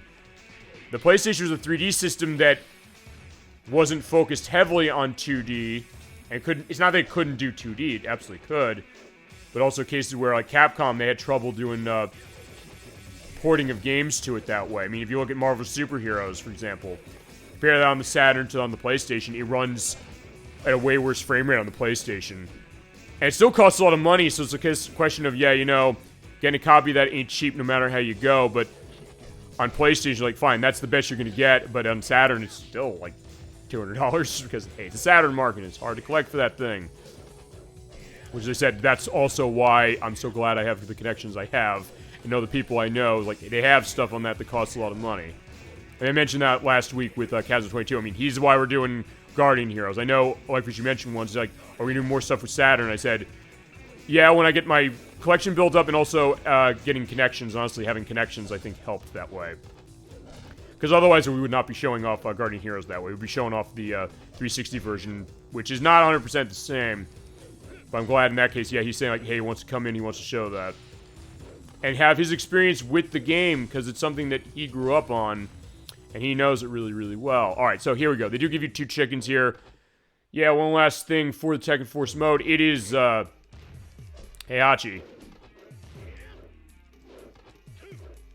Yeah, he still can be a pain, but you do have 2 chickens here. So if you do get into trouble, be sure to use them. In my case, I gotta back into those chickens because I don't want to die here.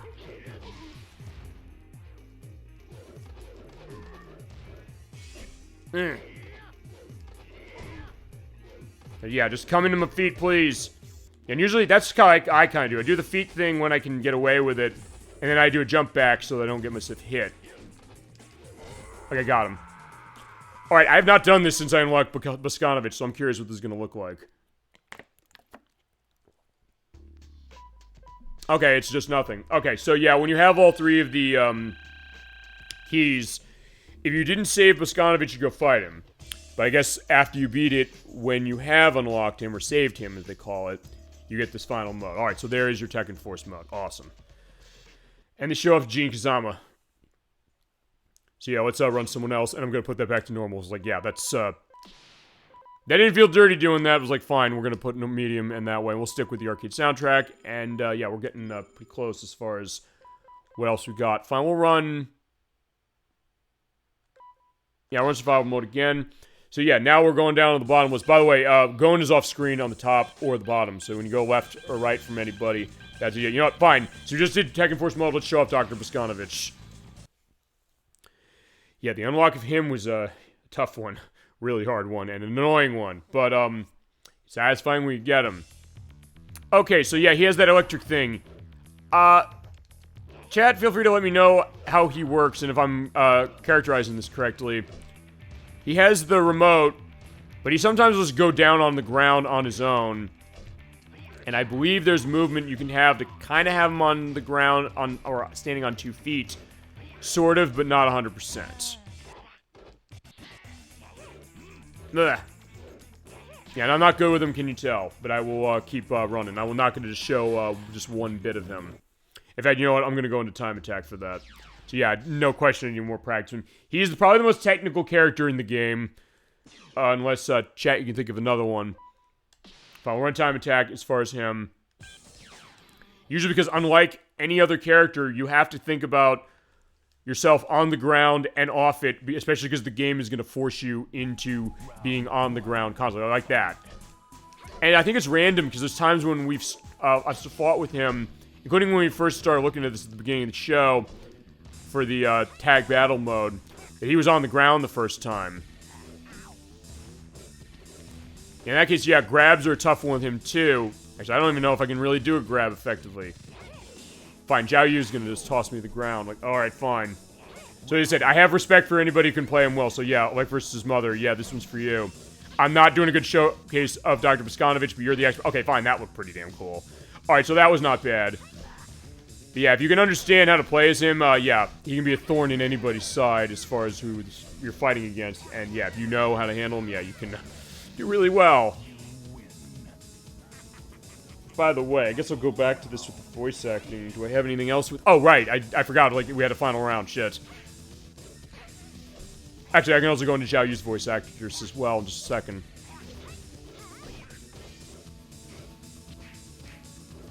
If I win. Oh, fine. Even if I don't win, I'll just do it again. Yeah, because honestly, I'll tell you with him, it's like, basically just kind of getting a sense of, like, what... Fine. Balancing between him being on the ground and not. I was saying, when can I hit something specifically, when can I not? Oh! Okay, that was close. Like, I looked like maybe I had a shot, but alright, fine, I guess not. Yeah. Alright, Ling Xiaoyu, by the way, as well as Nina Williams. They're voiced by Yumi Toma, who's the voice of Lei Fong in Dead or Alive, as well as Elam Van Houten in Xenogears, which is a game I know Kazam22 loves, and I think he called dibs when we get to that game. It's a long one, but I know... He's called dibs on that. It's all his. He's also the Japanese voice of Fortune in Metal Gear... Or, he? No, she. Yumi Toma. She's the voice of Fortune in Metal Gear Solid 2 for Japan. We're going to start Metal Gear Solid 2 in December, I believe, how the schedule's looking as far as how it is, because I know ElecVerse, you want to see that, and I want to get to that one as well. As well as the Japanese voice of Ivy in Soul Calibur, Articuno on Pokemon, the anime specifically, and Anna Brown in Policenauts from Konami, which unfortunately... We still have not gotten a home release of that. That is the game, kind of a precursor to Snatcher from Hideo Kojima, who made Metal Gear Solid, in particular. But yeah, that's who Ling Xiao is being voiced by. As far as everybody else, let's see. Fine, let me kill her and read another name off, because I'm not, I'm almost done as far as that. Actually, fine, we'll see who we fight next. Jin Kazama, we already said voice actor. Fine, I'll talk about Nina and Anna Williams. Both of them are voiced by Lynn Harris, who is connected to Virtua Fighter. She's the voice of Sarah Bryant in Virtua Fighter 1, 2, and 3 in particular. Every other one, it was the name of the person who I always forget, who was Joy in Shenmue 2. As well as, she's also the voice of Claire Sinclair in Nights into Dreams on Sega Saturn. As well as Sophie in the original version of House of the Dead. Yuriko in Shenmue as well. We'll show her off when we play that. And Rebecca Chambers in Resident Evil. And actually, in that case, it is English, because this is a weird case where they have voice actors and actresses from Japan who are speaking in Japanese, but then other people who are speaking in English, which, fine, Virtua Fighter does that too. So, I guess that makes sense. Fair enough. But, that being said, that's that idea. And then, Julia Chang, we'll see her later. She's voiced by Kara Jones, who is Hisaka-san in Shenmue, as well as Jane in Fighting Vipers. And the computer in a game I'd love to show, but I have to find a copy of this. Einhander for PlayStation, which is by Square. And yeah, fine. We'll continue one more time with him. And then we'll go into the only other 3 names that got on the list. Oh, yeah, 3. Yeah, Michelle Chang is actually an easy one, because she's voiced by Mibu Minami. The only other voice performance I found of hers is actually the voice of Cinnamon in the Japanese version of Crazy Taxi 2 and 3 High Roller. Because we showed our English voice performer when we played Crazy Taxi 2 in the fighting or the racing showcase last year. We did the fighting showcase. That was something else. Imagine the Crazy Taxi fighting game. It's not that. And then, ow, get punched in the chest. Yeah, Huarang is voiced by Toshiyuki Morikawa, who is the voice of Sephiroth in Final Fantasy VII Remake and the remake of Crisis Core, the Japanese one specifically, as well as the Japanese voice of Leon Kennedy in the remake of Resident Evil 2. Prince Ferdinand and Rhapsody Musical Adventure. At some point, we're going to play that. That's going to be a really short RPG that I'm going to be able to handle myself. As well as Griffith on the anime Berserk, which I know Emetics is a big one on. And lastly, Katsuya Junouchi on Yu-Gi-Oh! And then everybody else, including Boskanovich here, I guess, is voiced by... Is it?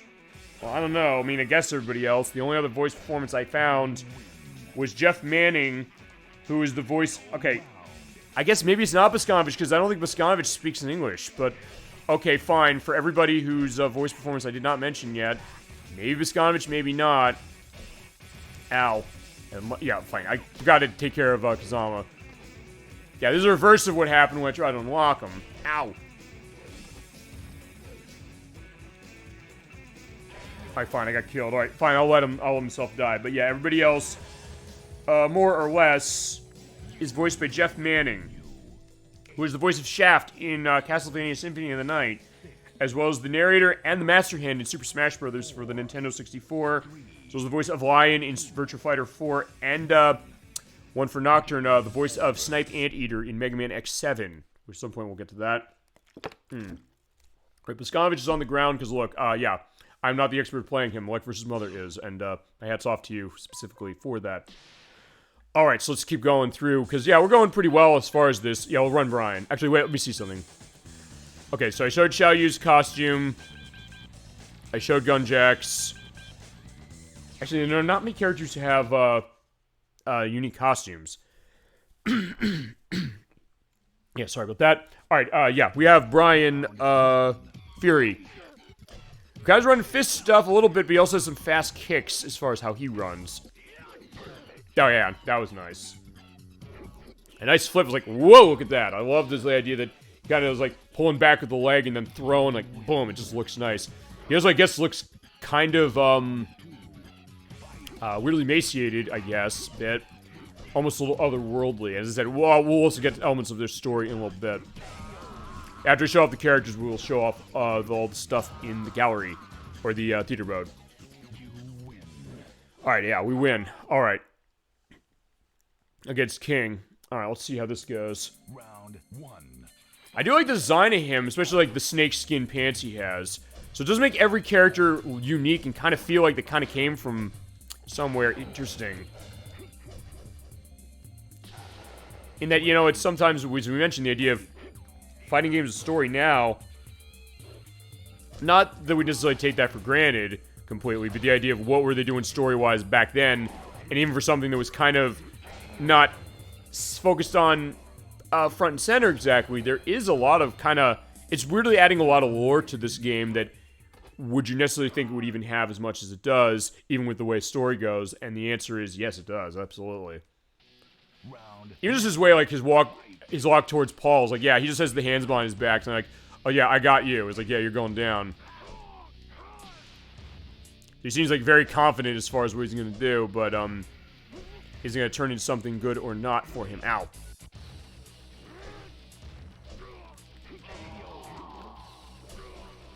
Oh yeah, this fight brought to you by Soul Edge. At some point we'll have to figure... Well, fine. Soul Blade is... So yeah, weird enough they changed the name of Soul Edge when it came to home. Soul Edge is called Soul Blade on PlayStation. And then Soul Calibur for everything else. I mean, we'll do stuff more with Soul Calibur as it is. And other stuff for fighting. And I guess in that case, Chad, also any fighting games we haven't shown yet... that we haven't also said we're going to do... feel free to go on that. I do know, as far as the fighting games, I know we're going to do standalone for stuff. I mentioned Soul Calibur 2, and BlazBlue Calamity Trigger. I know at some point, I know if you want to see that, we're going to figure what we're going to do with that and run story on that, because that is a really interesting one. I'm curious to learn story and background on that one even more than I already did, as far as what we played of Continuum Shift as a little bit of a brief look.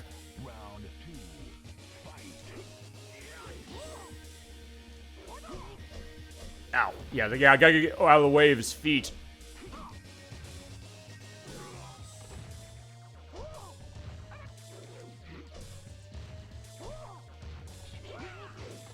I was like, yeah, this is gonna be a close one. Ah, not quite though. Alright, fine, he's dead. Alright, fine, I got elbowed. So yeah, alright, fine. Brian, you're staying on the ground. Also, you can hit the face buttons to bypass that specific, just for the purpose of it.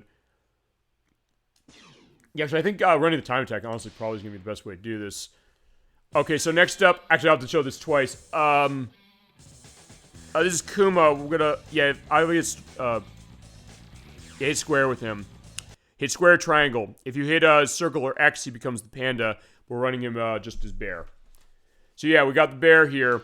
Round 1. Yeah, I said, aside from maybe Bloody Roar, you didn't necessarily see bears like this in your fighting games. Like, yeah, fine. How is Law, who's, good as far as, his fisticuffs, gonna handle, getting mauled to death by a bear and being kicked? Well, fine, he seems like such a cute bear. The idea, like, he has the nice, bandana around his neck. I was like, yeah, no, like...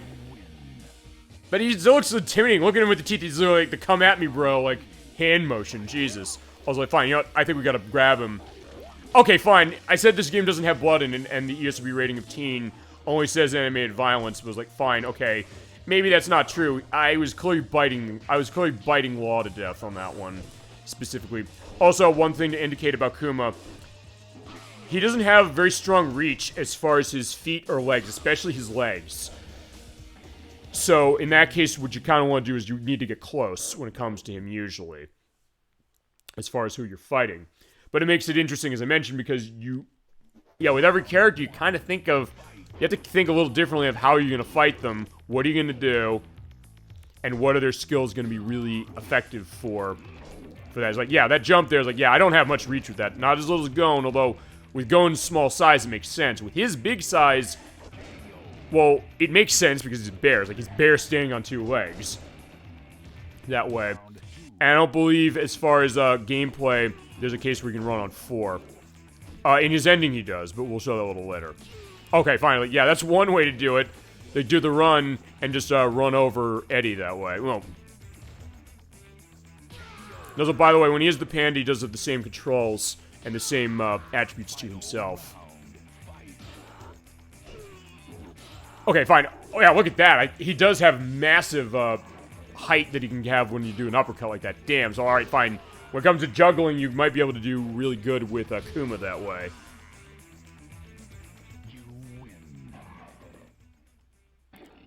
In that case, he's dancing with an invisible figure, I guess. Let's see how the bear and the not tiger handle this. Whoa. Oh, fine, I'll just slap him in the face. Jeez. Yeah, I mean, okay, fine. He does have really strong reach, which reminds me of, okay, God, what? I'm thinking of a certain game we played where you have a big character like that where they're... Was it Dead or Alive? I'm trying to remember what it was. There's some fighting game, I think we played it for the show. For the fighting showcase, I think. Where you're kind of like doing a bear slap with something. I don't... Yeah, okay, the name will come to me, and if it does, when I edit, I'll put it in just down here below. Like, what game am I thinking of? Because I know I'm being very vague. I know I can't really ask chat that way, saying like, oh yeah, I know what game you're talking about. Like, yeah, okay, I'm just sitting there thinking. Oh, right, I know what I was thinking of. This is, definitely a weird case. A game that was paying attention heavily to Tekken on this system, and not really a good one, and actually one that I'd have to be very specific how we can show this, because it's actually going to be licensed content. Star Wars Masters of Terras Kasi, which was on PlayStation and came out in 1997 as LucasArts' attempt to take on Tekken, actually. I liked it when I played it when it first came out. Nowadays, I don't know. I don't really... It's stiff as hell. And graphically, there was some interesting stuff it was doing like with its lighting effects. But, yeah, it doesn't look as hot as this, or even Tekken 2. Even Tekken 1. Fine, alright. Zhao Yu's getting eaten. As I said, because that game uses all of the music from Star Wars, from the movie soundtrack, I would have to mute the music for that if we're going to play it. It might be worth showing, and they did have new dialogue recorded by some of the actors from the movie. Not everybody. I know Mark Hamill had some unique lines. I think Carrie Fisher had some unique lines in that as well, as did James Earl Jones. But nothing as far as Harrison Ford, because I don't think Harrison Ford has ever been wanting to be involved in any of the games he's been involved in, as far as characters and things like Indiana Jones or Star Wars, I guess, that way. Although we got Indiana Jones: The Emperor's Tomb on Xbox, which did have a really good impersonation of him, and the music by that game in that game, it's not exactly the John Williams music. It was Clint Bajakian who did the music of that. It's amazing as far as, and the game is fantastic. I'd love to show that. I'll probably do another look, like I sometimes do, like the off-screen things, like do like a copywritten for that music. I don't know. If I don't, we'll play it as it is. If I do, I'll have to mute the music somehow if I can. But I'd love to show that because we do have the new Indiana Jones movie coming out, Dial of Destiny, I believe it is, which is out in June, which is by the guy who directed Ford v Ferrari and Logan, which I loved Logan, James Mangold, and who also made Walk the Line. It's coming out in June, and I definitely am excited to see that. I'd love to show something with Indiana Jones on the show, if not that one, at least that Indiana Jones Greatest Adventures on Super Nintendo, which I have the Wii port of. Which is insanely hard, so that's another one I have to be practicing pretty significantly, but I'd love to show that if I could. Yeah, that would probably be an easier one than running Emperor's Tomb. But if I could show Emperor's Tomb off, I'd love to, because if you've never played Indiana Jones: The Emperor's Tomb, that game is fantastic. And actually, also, one other one now I'm thinking of, I do have, and I think I mentioned this at one point, Indiana Jones and the Infernal Machine for Nintendo 64, which is by Factor 5, who made Star Wars Rogue Squadron. I don't know if I get a content question on the music in that one either, because it's redone as far as music. It's kind of glitchy, and it's rare because it was a rental-only game, or it was also sold from LucasArts specifically. But yeah, it is unique, and yeah, I do have that. It was that case of, like with Clay Fighter Sculptor's Cuz, like, I was just buying up Nintendo 64 games. They were not as expensive as I thought they were going to be, and then now they cost way more. I mean, Sculptor's Cuz $1,000. That's probably the biggest return on investment of any game I've ever bought in my life. It's because I pay $11, and then it's like over $1,000. Like, okay, yeah, how'd that happen? But fine, okay, I know how it happened, because it was 25,000 units. Alright, fine, I'm gonna probably get killed by Lei. Also, yeah, Lei, we didn't see this with him. He can lie down on the ground as far as stuff. That way. I like Rogue Squadron. Yeah, I love Rogue Squadron. I'd love to show that. The Nintendo 64 one, I know we probably could show no problem. 2 and 3, I don't know, because they do have music, and I know 3 also has clips from the movie, so I don't know how that's going to work. Although, with Rogue Squadron 3, I know one thing we can do with that is that, and I think I have everything unlocked in that, they give you a lot of old Star Wars arcade games in it. They give you the Star Wars, the arcade game that Atari made. They give you ones based on The Empire Strikes Back and Return of the Jedi as well. We could show those. So in that case, yes, and then also, we could show those for sure within that collection. Or that, fine, it is a collection technically, and fine, I'm going to let Kuma die. We're going to show off Panda mode of him. Actually, I'll go on Survival and show Panda mode of him. So yeah, I would like to show some more stuff of Star Wars, but it's always that question of how do I manage the licensed content thing. Although, since they modified stuff with Rogue Squadron, I would think maybe... I mean, because, well, fine, we ran into this... Okay, fine, I'll get answer this question, maybe. I think probably so, because we played Aladdin on Sega Genesis, and my thought was, am I going to get something on that? Are we going to get something on that? But we didn't, so, I think it should be fine. Okay, so, you hit circle or X on Kuma, and you run as Panda. And it says right there, boom, you got it.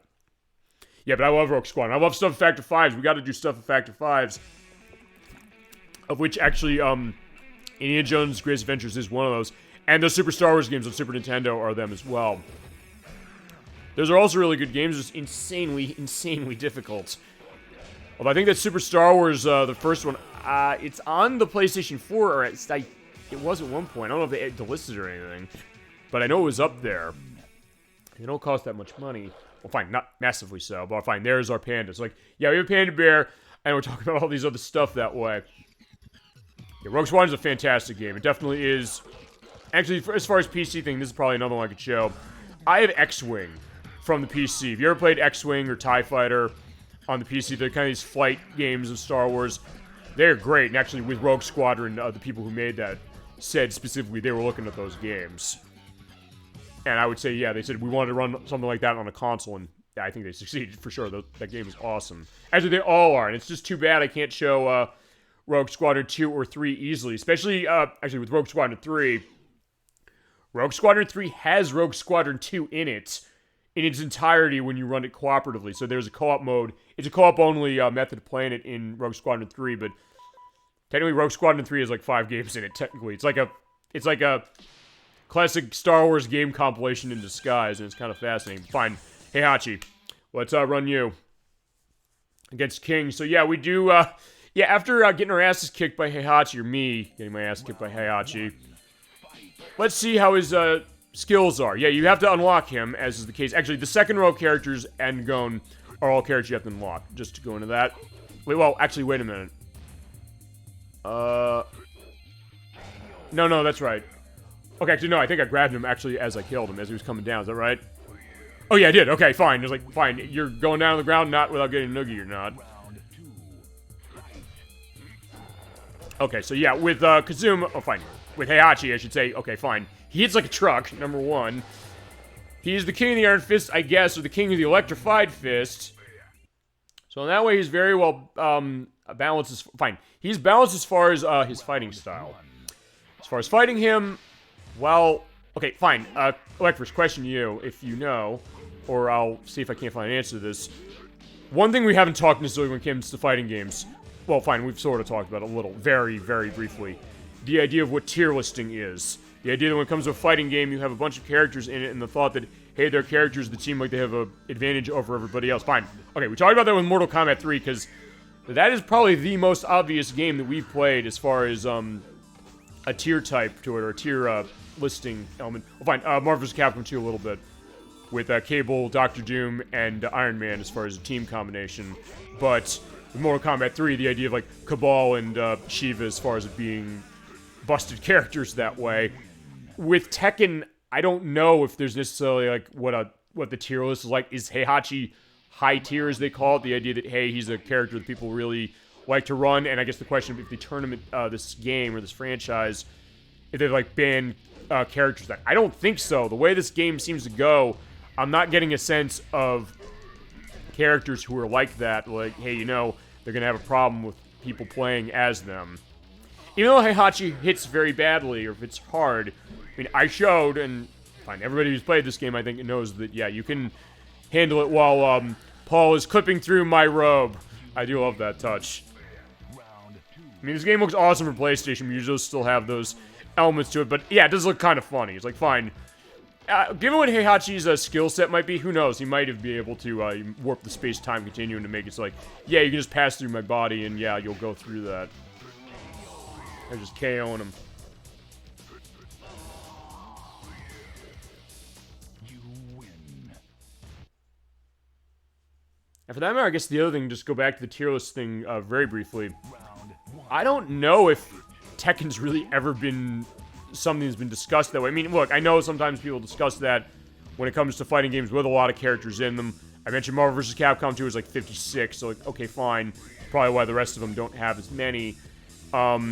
Super Smash Brothers has been that way with Super Smash Brothers Melee to a certain extent, and also Super Smash Brothers Brawl, especially the idea of how Meta Knight runs in that game. Although, that's another weird one. It's like, fine, Meta Knight is like the highest tiered character in that game, from what I understand.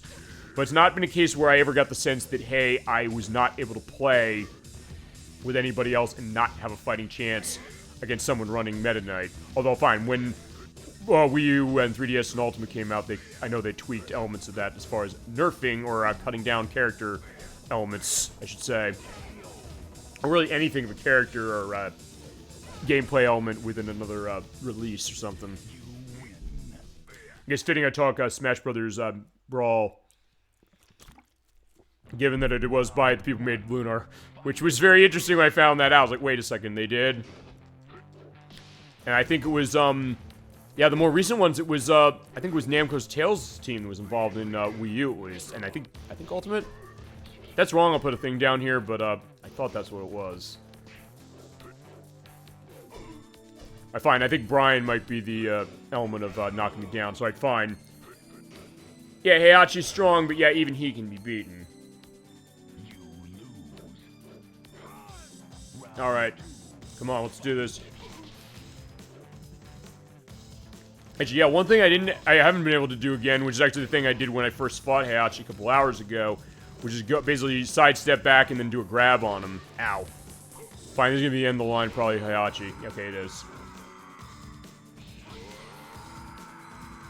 You know, that was just a chop to the neck that it got. It's like, yeah, you look very stylish that way, lying on the ground that way, but yeah, we have to take our leave of you for now. And pull out who we got next.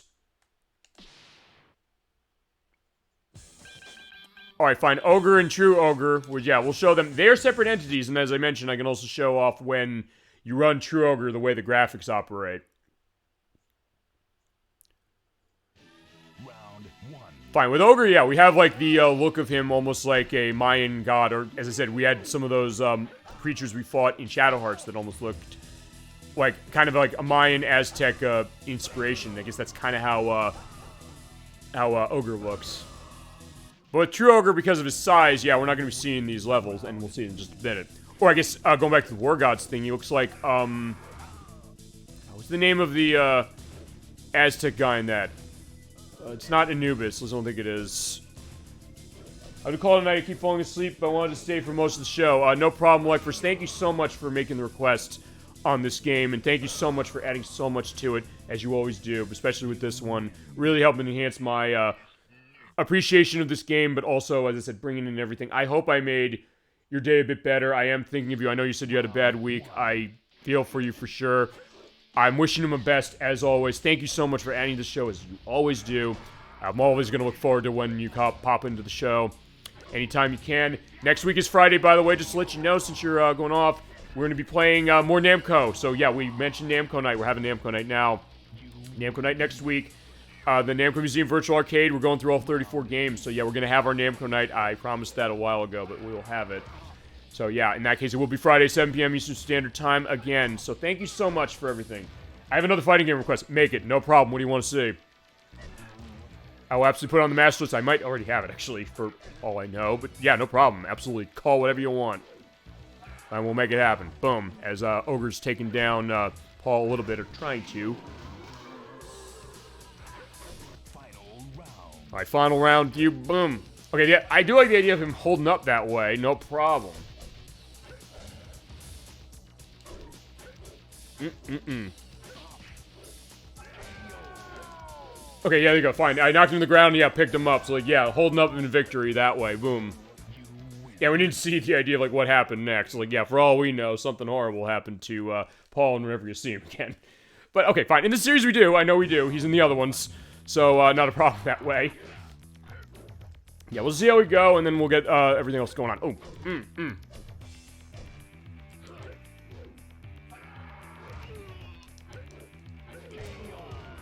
I want to see Ultimate Marvel vs. Capcom 3. I feel no one talks about it anymore. I have it on Xbox One. That is, absolutely going to be up for grabs. We'll definitely play that. I will definitely play that on Master List. I actually did buy that, about a year or so ago, because it was on sale. It was also something that, it was also a very contentious one when it came out, because it was like, hey, it was coming out right when Mega Man Legends 3's cancellation happened, and I thought, hey, why is Mega Man not in this? But also the thought of, you know, it came out, less than a year after Marvel vs. Capcom 3. There was a tsunami in Japan, I know that, and it delayed stuff with their DLC case. So they said, fine, we're going to basically take some things we had ideas for, put it in-game, and sell it again for $40. People were not happy about that, but I didn't buy Marvel vs. Capcom 3 the first time, so that is the version I have. That is on the master list. We will definitely play Ultimate Marvel vs. Capcom 3, no question. And we'll definitely come back to 1 and 2 and Infinite as well. Oh, fine, we'll come back to 2 because we played a little bit of it, but then also for Infinite and Ultimate 3. But yeah, I have it. We can definitely run it. It will be Xbox One version for that. Anyway, I'm off. Sure, no problem. Thank you so much, ElecVerse, for everything. Next week, as I mentioned, Namco Museum Virtual Arcade and Ultimate Marvel vs. Capcom 3. We will get to it. I promise you that. Thank you so much. Have a wonderful night. I'm thinking of you, your family. Have a great rest of your week and weekend and week coming forward for next week. And I'll see you later. Have a good night and take care of yourself. All right, shall you? You're going down. Yeah, so actually, Ogre, I'm doing well with Ogre, honestly. Considering. Yeah, looking forward to it later. Absolutely. It's like, yeah, remember, the show will be here as far as on Twitch for the recording I did. As I said, I'll apologize for any delays in sound. I hope there aren't any. I'll see. If there are, I'll figure it for later shows to fix it. But, yeah, and then the edit will be next week. It won't be as much of a wait for the other one. Oh, no problem. Thank you so much for everything, ElecVerse, you do for the show and everything as it's been. And have a wonderful rest of your night. And I'll see you later. All right. Yeah, Julia, you got to go down. Fine, I guess I'm going down with that, and in that case, I think I'll show off True Ogre in that case. And, yeah, we'll be getting in a good case. Alright, so round 2. Woo!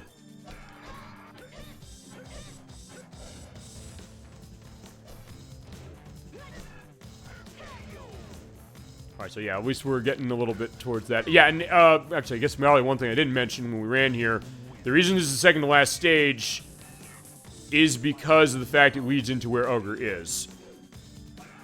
We'll see how this is gonna go.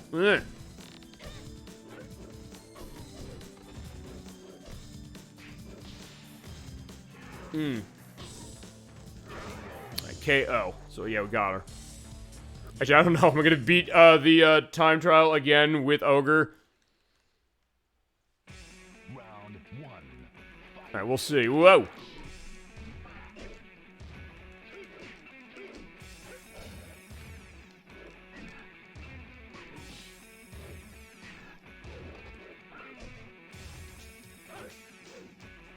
Yeah, I don't know. Is he gonna die from that? Okay, okay, that was weird. It looked like...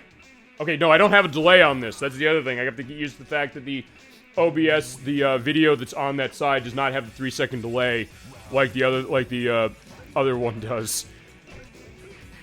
I don't know if that has something to do with the... Fine. I don't know how the sound... If there's like a sound lag, if you're telling that. If you are telling, I'm sorry, but as I said, I'll figure it if there is. If not, we're golden. As I said, if I didn't run Pokemon Gen 9 for the first usage of that, maybe I would be a little more comfortable in saying, like, no, it's not going to be happening on everything. But alright, fine, I was.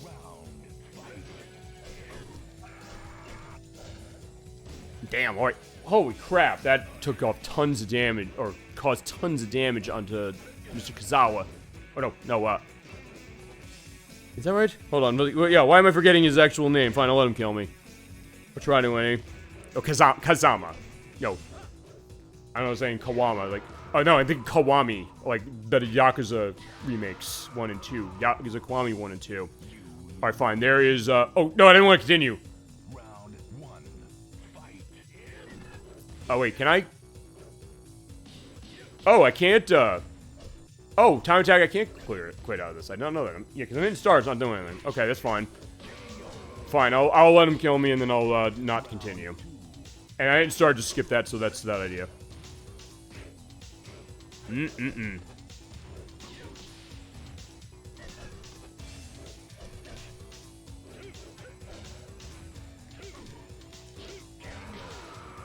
Okay, yeah, just remember not to start this time.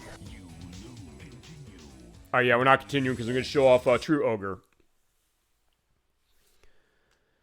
Yeah, who's the final boss of the game, but the way he works... I'll show this briefly. Yeah, so there's how normal Ogre is working. As mentioned, when you beat him in the arcade mode, as we showed, he turns into True Ogre. And when you play as him, we're going to Nia's stage. We're going to notice something. It's all in black, so all you see is the floor. And from what I understand, I think this is a reason they have to handle, or what they have to do for the, the tech reasons of the PlayStation differences. I don't know if the arcade version did this. I mean, and since Tekken 1, 2, and 3's arcade versions are in Tekken 5 on PlayStation 2, we could eventually show what they look like in the arcade, or I'll see if I can't dig up something for the link list to see that does it do it this way. So I think the only way you can run True Ogre this way, yeah, the backgrounds were not able to be rendered as far as this game. He plays similar to a regular Ogre, except for the fact he's way bigger, he's slower, and he can hit hard, but he's not necessarily super fast. And he's also a very big target, so it means that you'll run into a case where, yeah, I'm causing a lot of damage as it is. but you also are potentially very vulnerable. Yeah, it's okay. Yeah, I was kind of whiffing it there. Also, the other thing, yeah, I probably should have mentioned this. Yeah, he covers up the UI a little bit, or the user interface. Like, yeah, the wings are going through everything. So it's like, okay, fine. Not that it's really going to affect me much, but still. Something interesting, I guess, to that. Getting the KO on him. Yeah, oh yeah, right. Well, I beat him. Alright. He does get this kind of demonic thing. So yeah, he does look like the final boss, and he does play and, I guess, go down feasibly in the same way that he would, you would expect. Yeah. But yeah, no matter what level you're in, you just get the floor. So yeah, it's all black void out there. I'm pretty sure it's a tech reason, and as I said, I don't remember how the arcade game did it. But, oh, shit. What was that? I put, like, my stretchy arms or something? I didn't know he had that. Round 2. Fight. Actually, I'll tell you one thing that's really funny if you get two people playing as true ogre at the same time. The game, I believe, can handle that. And I'm gonna kind of, you know, I'll kind of put that to the test later, because I do have to show off the versus mode for something. In fact, you know what? I might do that now. You know what? Fine. Round 1. We're in the city streets, but yeah, since we can't see the nice buildings. Okay, fine. I have the auto block, so I was like, fine.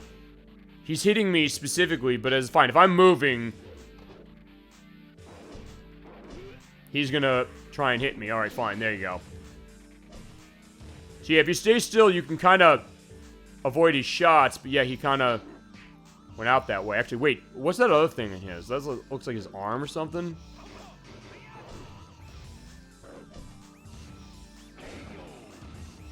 And you know what? I want to let him, I want to let myself lose, because I want to see what that arm thing is.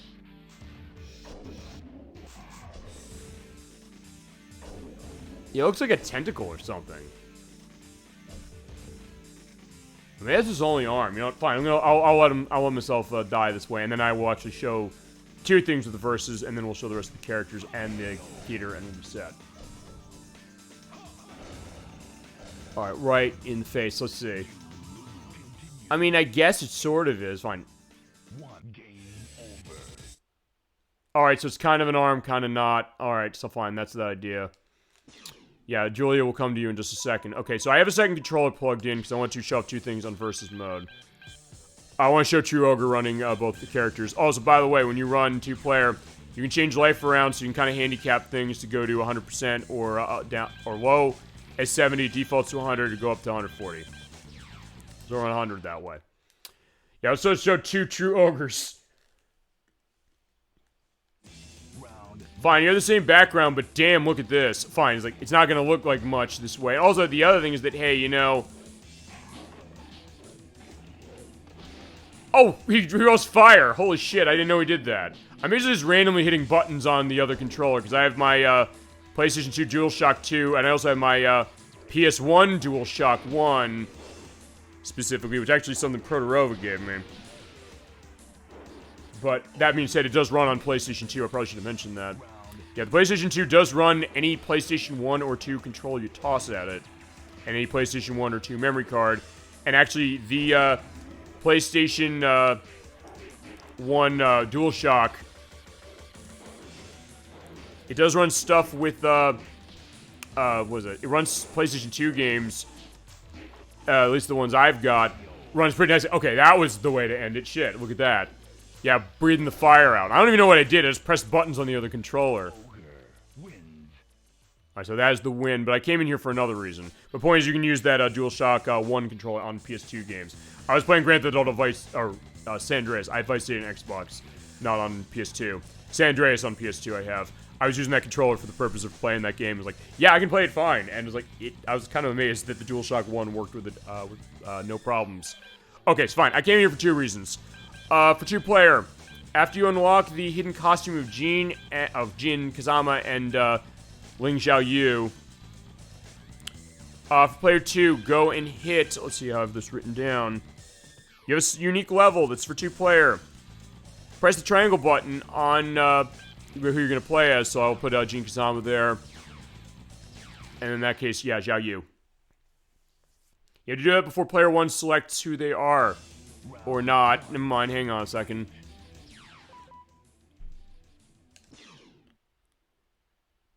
Yeah, because I did this before, so, like, fine, let's see this. So, you hit the triangle button. I think it was before you selected player 2. It was kind of weird when I was trying to do this earlier today, but I didn't unlock it.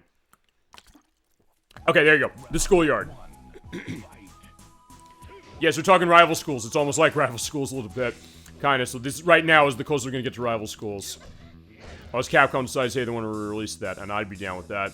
But yeah, in this case, you do get the schoolyard. This is something you have to have. I don't know if you have to have both of the alternate costumes for Jin Kazama and Ling Xiaoyu, but I did it after I got both of them. And I did after got both of them, and I think I tried it with after doing Jin Kazama's outfit, and I don't think it worked. But he didn't look like it did, so if nothing else, we'll have to see how that operates. Alright, fine. So, Gene wins. So, fine. We will relive the element that ElecVerse is saying, like, hey, you know, Street Fighter Cross Tekken was making a case of, you know, what's it going to be with, you know, how Zhao Yu is handling stuff with Gene. Which seemed weird. It's like, yeah, I'm glad he gave that input, honestly, because I said I'd never played Street Fighter Cross Tekken. And in that case, I think it was kind of good to get that insight, I think. Alright, so yeah, it is weird, you know, playing a two-player game, one player, which seems kind of potentially pathetic, but as I said, it's more just to show off this element of mode. But, like, hey, that's the other thing I'll also get a sense. Like, when it comes to stuff with certain fighting games, we will have a group of people running for some of those things. In fact, I think with Smash Brothers, at some point, I think I have to have people when we run that. And I guess, how's Schematics this? I know he's a big one on Marvel vs. Capcom 2. Since we haven't played it fully for the show, we did a showcase program on it. I wonder if he'd want to be involved in that. I'll ask him that. Alright, fine. I'm going to start another one. I'm going to quit out. We're going to show off the rest of the characters. And, yeah, we should be getting into, like, a 4.5, 5 hour run on this game, which is good. Get a complete look, as I promised, and as I know people wanted to see. Yeah, because we've hit all the modes up as far as how it is. Let's do the time attack again. Yeah, we did Gunjack. So, yeah, we only have 3 characters left. We have Anna Williams, Julia, and Mokujin. Actually, you know, Mokujin's probably the quickest one to show because Mokujin, as I mentioned at the beginning of the show, I think he, or fine, she technically, as far as it, mimics other characters. So when you come into a battle, you automatically will get assigned a certain character by complete random. So it's like Durrell and Virtua Fighter, as I mentioned. And a little bit, I guess, with Shang Tsung for Mortal Kombat, although, unlike that game, where you have the option to transform into other characters, this one you have a character set. I think it's King. And you can tell based on his Mokujin's animations what character is there. Also, one thing to point out, I beat Lin there, but after every battle, there's a load screen, which means that after every battle, it's changing fighter. In this case, yeah, we were running, it's Heihachi, I think. Yeah, if you know the animations of the characters, you can tell who you're controlling, but it also means that you have to be really good at knowing who you're controlling. Although, I don't know, and I'll see if I can put an edit in for this, if Mokujin is able to imitate every character. I'm not sure if he can imitate Ogre or True Ogre. I don't know. Or Gon. But I think everybody else he can. Or I don't know. He's a tree. He's a fighting tree, you know? Or I always think of that episode of The Angry Beavers when Norbert wants to become a Lepisaner Stallion under the tutelage of the drill instructors, voiced by Arlie Ermey from Full Metal Jacket. And the idea of the training exercises that Daggett puts him under as Mickey from Rocky, as far as that. And that is, like, he says, you're a tree, you're an amoeba, you're injustice. Like, I always think that. Whenever I see you're a tree, it's like, it always comes back to my mind. As far as who I'm fighting with now, wait, who am I fighting with? Actually, I think this is Anna Williams, I believe. So yeah, we've not seen Anna Williams yet, but Mokujin's given us a little bit of a preview. So yeah, if the thing about Mokujin as a character is that the challenge there is knowing the other character's movesets. Really. And being able to adjust on the fly. So it's a case, if you're one of those people who loves to play random characters in your fighting game, and you can play random character, by the way, by hitting, I I think there is a way to do a random character, I think, in this game. I think. If that's wrong, I'll put an edit down saying, no, I'm wrong. But if you're one of those people who, like, yeah, it doesn't matter what character you play as, you can find a way to potentially win as everybody, yeah, Mokujin's the character for you. Especially, like, hey, you want to just run it that way. Well, it'll randomize it not only when you first start the fight, but in between each fight. And that also counts if you lose. So, yeah, I did win against Eddie here, but if I didn't win, say, my fighting style or the character I'm mimicking would change. So it can technically change up to 3 times in a battle, depending on what it is. Oh, nice.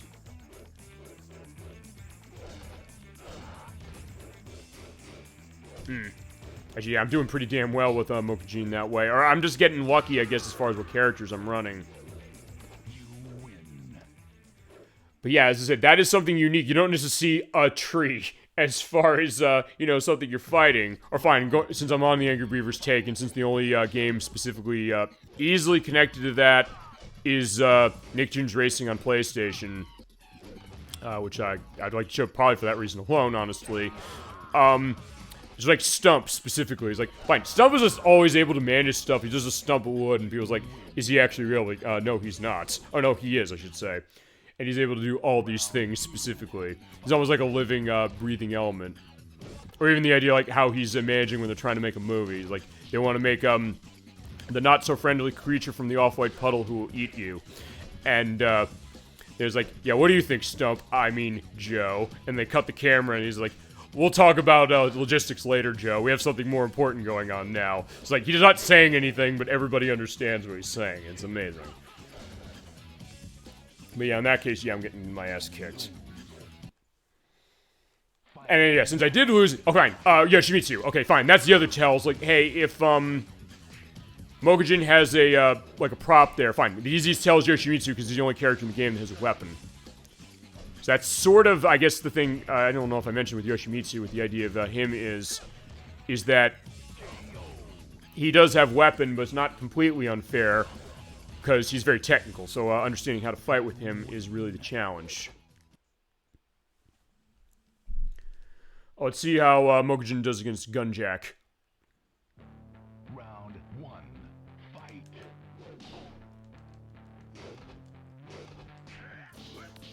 Yeah, I'm trying to get a sense of what am I, who am I mimicking now? Yeah, honestly, I can't really tell. Round 2, fight. Yeah, and even though, as I mentioned, they have to load for each of the rounds when you're running Mokujin, it really doesn't... It's not long. The loading in this game is actually really, really good. So clearly Namco knew what they were doing when it came to programming PlayStation. So you never run into a case where you think, like, it's taking forever. Okay, fine. Except the case where it did take forever. I don't know why it took that long.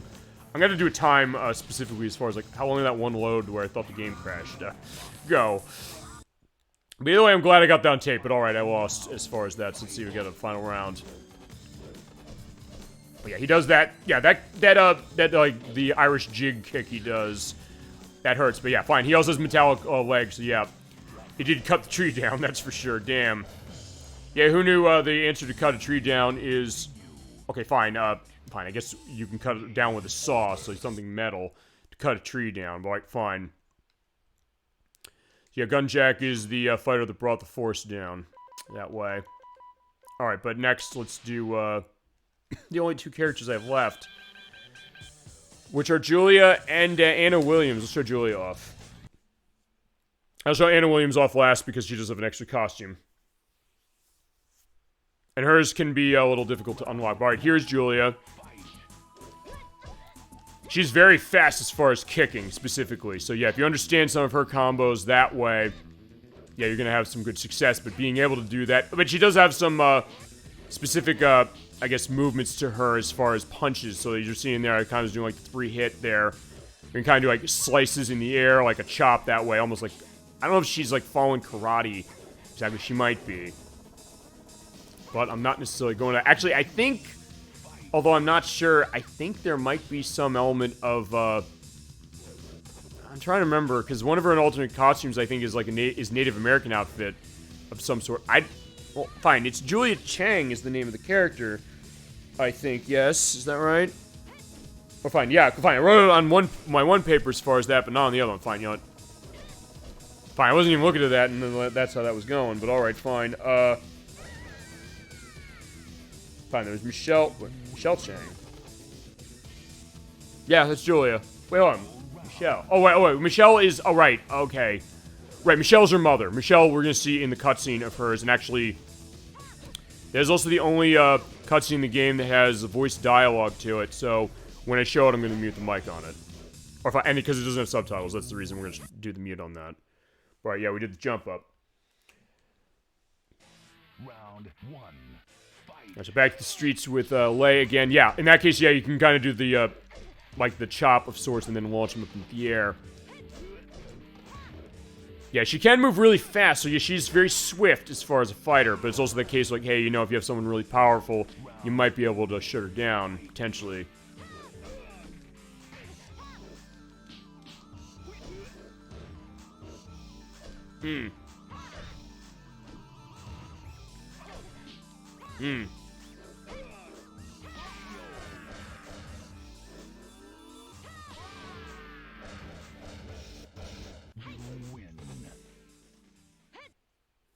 Alright, so yeah, there we go. Let's fight Law. This is probably not going to go well, knowing how a lot of my fights with Law tend to run.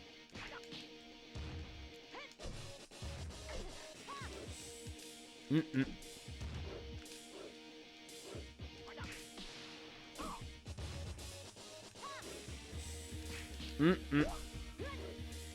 mean, so I'm still having a blast playing this game, and is that, just to go back to this specifically, I mean, as far as ElecVerse is concerned, he is the reason why I've gotten into this game. Because I know he wanted to see it, but I said, you know what, I initially thought this game was stiff. I was like, I don't know, like, am I missing something with, what's seen as the best fighting game on the PlayStation, perhaps? Or one of them, if not the best. And I played it, I said, you know what, I get it now. I really do. It's also something that even then, and that way I'm very glad we're playing this for that reason, because, like, hey, I was asked for it, but also because, as I mentioned, it made me kind of think my way through a game, and kind of, I don't know if, chat, you're like this, if you want to go into this, or I can also, I'll bring this up at other times as well. If you ever played a game where you played it the first time, you maybe were not sure what you thought of it, or maybe you didn't like it. I wouldn't say I didn't like this game the first time I played it. I just said I felt stiff. I was like, wait, has this not aged or aged very well or something, perhaps? But it's something that as I put more time into it, I kind of realized, no, this does feel great. And then I played other fighting games on this system as a basis of comparison, including the earlier entries in this franchise. Said, yeah, this is leaps and bounds even above those. And Tekken 1 and 2 are good games, very good games. They are stiffer, for sure, but I would say they still hold up better than you'd think. Not so much as something like Battle Arena Toshinden, even though I do have my memories with it. But 3 just felt so fluid when I went back to it, so it helped me kind of put into perspective a lot of things, and it, as I said, it was that kind of thing that when people say to me they love a game, weirdly enough, that maybe might help me love it more, as I mentioned, or kind of get into it specifically only because their passion, I've said this before, sometimes the passion that you have on whatever it is, whether it's a game or not, or anything else in life, if it's something that it's so tangible that people can kind of get a sense of it, maybe get an excitement off of you from it, not even just like, hey, I might be making you excited looking at this game, you never played it before, it's like, I want to pick a copy of this up, but other people, that sometimes just kind of can kind of get me and make me say, oh, I'd like to play this, or kind of experience and realize, like, no, this is awesome. This is a game like that. I'd say Shadow Hearts is a game like that when the Crusader 64 played it for us. Guitar Man, as far as Edwack, for Nikki with the Freddy Fish games specifically. Like, that passion comes off strongly with anybody. Without Proto with Lunar, or with Nocturne with the Mega Man Legends games in particular. I've never been that good at fighting games. And that's sometimes a question, too, which is, I guess, like, challenge of game, and I guess also approachability of game, because actually Nocturne was saying this about beat-em-ups. She was like, hey, I never played many, I was not very good at them, but also kind of a curiosity. I guess the question of what's a really approachable one. I'm better as far as puzzles, perhaps. Yeah, but then again, also you have a mixture, like, I mentioned Mortal Kombat Deception, where it's a puzzle mode within a fighting game, and, in that case, it kind of mixes it, although, fine, it's the chess thing where you're actually fighting and doing the chess as far as that game's concerned.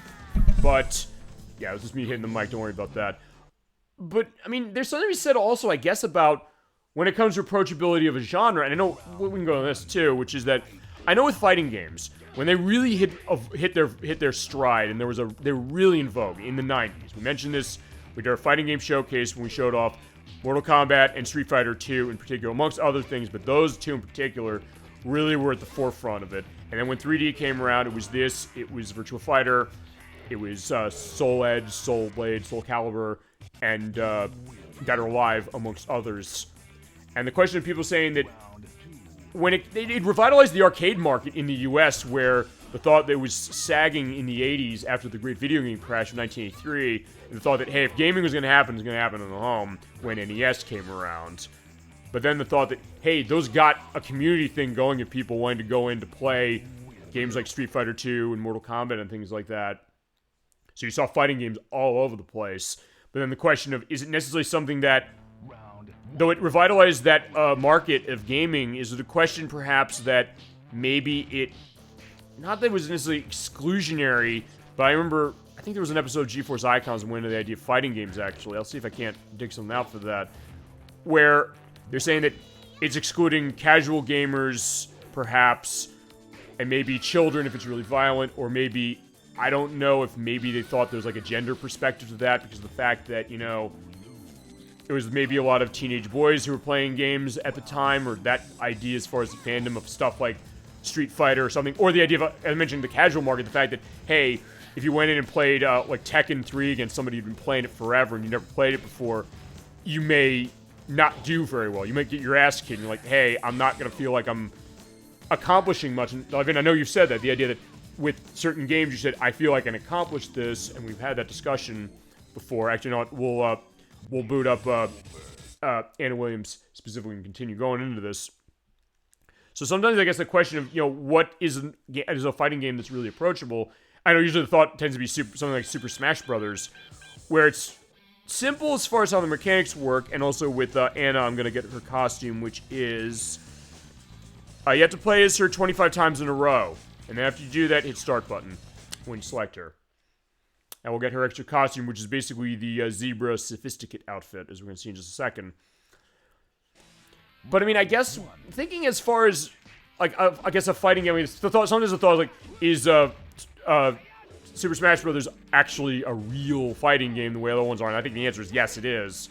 It's just the way it operates because you're running on a movement and 2 buttons, generally speaking. Although it does have a lot of depth within that more simple control. But then even something like this, it's like, hey, it kind of can do that. So I guess what is maybe one of the most approachable games? Yeah, that's kind of where I'm thinking. That's what you're saying, Dolphin, into that. I mean, maybe, but then I don't know. I mean, because then you also have, well, I was mentioning this earlier, the fact that when it comes to a lot of modern fighting games, a lot of them have a story mode now. Stuff like the Mortal Kombat games, stuff like Marvel vs. Capcom Infinite, stuff like Dragon Ball FighterZ, some of the Soul Calibur games do this. And I'm pretty sure Tekken 8 is going to do this as well, kind of telling stories. So in that way, it maybe is a little more of, that kind of maybe is something to bring casual people in. Actually, Mortal Kombat does that terrifically, where you jump between characters in that franchise, but the way it's telling story is that it does kind of sort of ease you into how the game works. So maybe in that way, it's thought of like having a perspective. It's like, hey, we've sometimes said this before. If you love a game, you're going to want to probably keep playing it till you're great at it. And even a fighting game like that. So sometimes the question of, and I mentioned with this game, I said, initially when I played it, I said, is this stiff for me? It's like, well, it felt maybe like it was, and I played it more, I really got better at it. And the question of, you know, am I necessarily that good at this one? I mean, I'm not as good at this game, I will openly admit that, compared to other fighting games that I'd played longer, like Dead or Alive. I mean, I played those first 3 Dead or Alive games constantly, especially 2 and 3. Those are big ones for me. So, in that case, I understand how those run more than I understand how Tekken runs. But that being said, I also get the sense that the understanding, and the more I played this one, I'm kind of understanding how this game operates. So I think maybe that's the answer. I don't know necessarily if this is the answer, Chad, what you think it might be, which is maybe it's the idea of, I don't know, when you're playing a game like this, how much of it's something you're going to be able to kind of understand how it operates and then say to yourself that you're interested in what it's doing. Maybe it's milieu, maybe stuff it might be doing a story when it comes to it, atmosphere of it, something like this where maybe it's a little more potentially light to some degree, a little bit like, hey, we're fighting a giant bear as far as that. I'm in a zebra sophisticate outfit like that as far as how Anna Williams is concerned. So maybe something like that can be appealing that way, you know? So it's interesting that, I mean, I would say with Tekken, or this Tekken, this is one that is not hard to kind of get into, but then the question, like, hey, you know, when you get over that hump that way, is like, if it feels maybe too stiff, are you going to want to go to it or not? And ElecVerse is saying that this is the fighting game he really likes. He had good times with family that way, but also the idea that there's something about the way this feels, the way this presents itself, that compared to stuff like Street Fighter and Virtua Fighter, this one really hits his buttons that way, and I get exactly why. So maybe, I mean, so that's sometimes what it is, but I mean, I guess in that case, then you're saying, like, what's your experience with fighting games, maybe? I don't know necessarily what it might be. That maybe gives a sense of, like, what's the one that's really good, and where do you get the sense of where being really good is? Well, I'm getting kicked very strongly by King, yeah. Yeah, that attack can hurt. By the way, Anna, I'll quickly talk about her. She is the sister of Nina Williams, as we both kicked each other. But, yeah, she kind of plays similarly. She kind of runs the same way as far as kicks, but also a little more of a focus on punches. And also, she has the backflip, so if you hit up and the circle button to do that, and that actually can be very useful, because it can get a lot of coverage for you, and also be potentially damaging. And there is also, as you're noticing, I guess, a little of the sex appeal with her, and actually there is sort of a bit of a through line to that, as we're going to see in the story, or the cutscene specifically, as we're going to show in a few minutes. Ow. I mean, I don't know, maybe this, as I said, maybe the answer, if it might be just as simple as, like, hey, the game is fun and you want to keep playing it. Or, like, if you're not, like, I'm not very good at it, you might then say you focus on another genre. You might have an expertise that way. I mean, fine, that's why, fine, we did the fighting showcase, year and a half ago, why our showcase for this year is going to be puzzle stuff. Although next week, I don't know. That's how I tend to do it. Basically, you'll focus on genre that way when it comes to what you're good at, what you have a proficiency on, I guess. Round one. Yeah, because I was thinking, like, yeah, that Namco Museum Virtual Arcade, I don't think it has... As far as I'm aware, I don't think there's a fighting game in that. At least I don't think there is. Well, actually, what else? Yes. Okay, so that's what you're saying that way. Oh, but I mean, if nothing else, you're like, hey, you're curious about what Tekken's doing. I mean, it's like what Nocturne was saying. Like, she's not played much of Streets of Rage or other beat-em-ups, but she's kind of fascinated by what it is, seeing, I guess, how it operates, and then sometimes we mentioned that gateway game to a genre. Sometimes it can be something that you're like, hey, would this necessarily have an appeal for somebody, or would it get him in? And also, what is it that pulls him in, and what is it that makes him stay? And I mentioned the person who did or one of the people who did the music of this game. What's his name? Keiichi Okabe. He did the music for Nier Automata. That was it's a game Nocturne loves, and the reason that she loves that game. You know, fine, we'll do another fight with her, because yeah, Anna and Nina Williams, yeah, the sisters, they're fighting. But oh, and I don't know, she spit. I don't know, what was that? Like, she spit something at me. I was like, I don't know what that purple stuff was. That's probably corrosive. I don't know. Brush your teeth, sister. That's what I'm going to say. Probably, I guess. I don't know. And then, you know, Jesus. But either way, she played that game because of the music. And she'll go on that when we play that game eventually. But she said that kind of got her attention. Like, I heard the music to sound awesome. I want to know more about this. Then I played the game. Oh, fine, I saw it was cheap. I played it. Oh, no, I watched a playthrough of it. She said I then bought the game because it's cheap. And she's like, hey, I really like this. And I also then asked her specifically, hey, what other things of the company, Platinum Games, you play? She's like, not much. Like, she only played, the only game of theirs technically she played was Okami. Because the people who worked there worked at Clover Studios, and they worked on Okami specifically. But alright, fine. Anna Williams got kicked to the ground by Nina. So yeah, fine, Nina is the better sister this way, but that's the idea. But in that case, like, because she had not necessarily played a lot of hack and slash kind of games. Fine, it's a hack and slash action combat game, while also kind of an RPG and kind of a shooter in a lot of ways. I know she's a big one on RPGs. Shooters in some degrees, she's a big one in Halo, particularly Halo 3. And then also, when it comes to, like, hack and slash stuff. She hasn't played much like a Ninja Gaiden or God of War, stuff like that. But that was something that kind of got her in and got her into that mentality, I guess, with it. So, I mean, maybe some fighting games, too. Alright, last thing we're going to do is just make sure that we showed everything. We did. We'll do one last save just because. Hit start. Yeah, save to the memory card because, yeah, everything there. Popping in. Hi, Protorova. We are playing through Tekken 3. You know what? Since you're here, we were going to go into the theater mode to show off something, but you know what? We're going to show a fight. Yeah, so good to see you. Had a great time as far as the Lunar play last week. Hope you're feeling better. I think you said to me you were. That way, yeah, we're doing a bit on Tekken 3. You know what? Let's show... fine, you know what? I'll show Annie Williams' normal costume as far as it, because she was the last fighter. We went through every fighter as it's been. Yeah, so good to see you. Feel free to go into anything you have on Tekken 3 or 2, because I know you said you really like 2. And so I'm going to do 2. I definitely think we should. But yeah, we're kind of just going to stuff that... Oh, yeah, why Zhao Yu kind of doing, like, the pose that way. Fine. I know it's a fighting style that way, but how that's running with that... Okay, fine. With Anna Williams just kind of going out there. Yeah, you do have the kind of velvet dress as we're in the amusement park with Galaxian and the Tower Draga, both of which we're going to be playing next week. Because, yeah, we're having our 2 for Namco for Friday, specifically for Friday show tonight, and for next week as well. Alright, so yeah, there's Anna. Yeah, there you go, running on the stiletto specifically. I just got my voice back, just have tea and honey. You know, that's how you do it, absolutely. But yeah, let me tell you, you were a trooper last week as far as the Lunar play.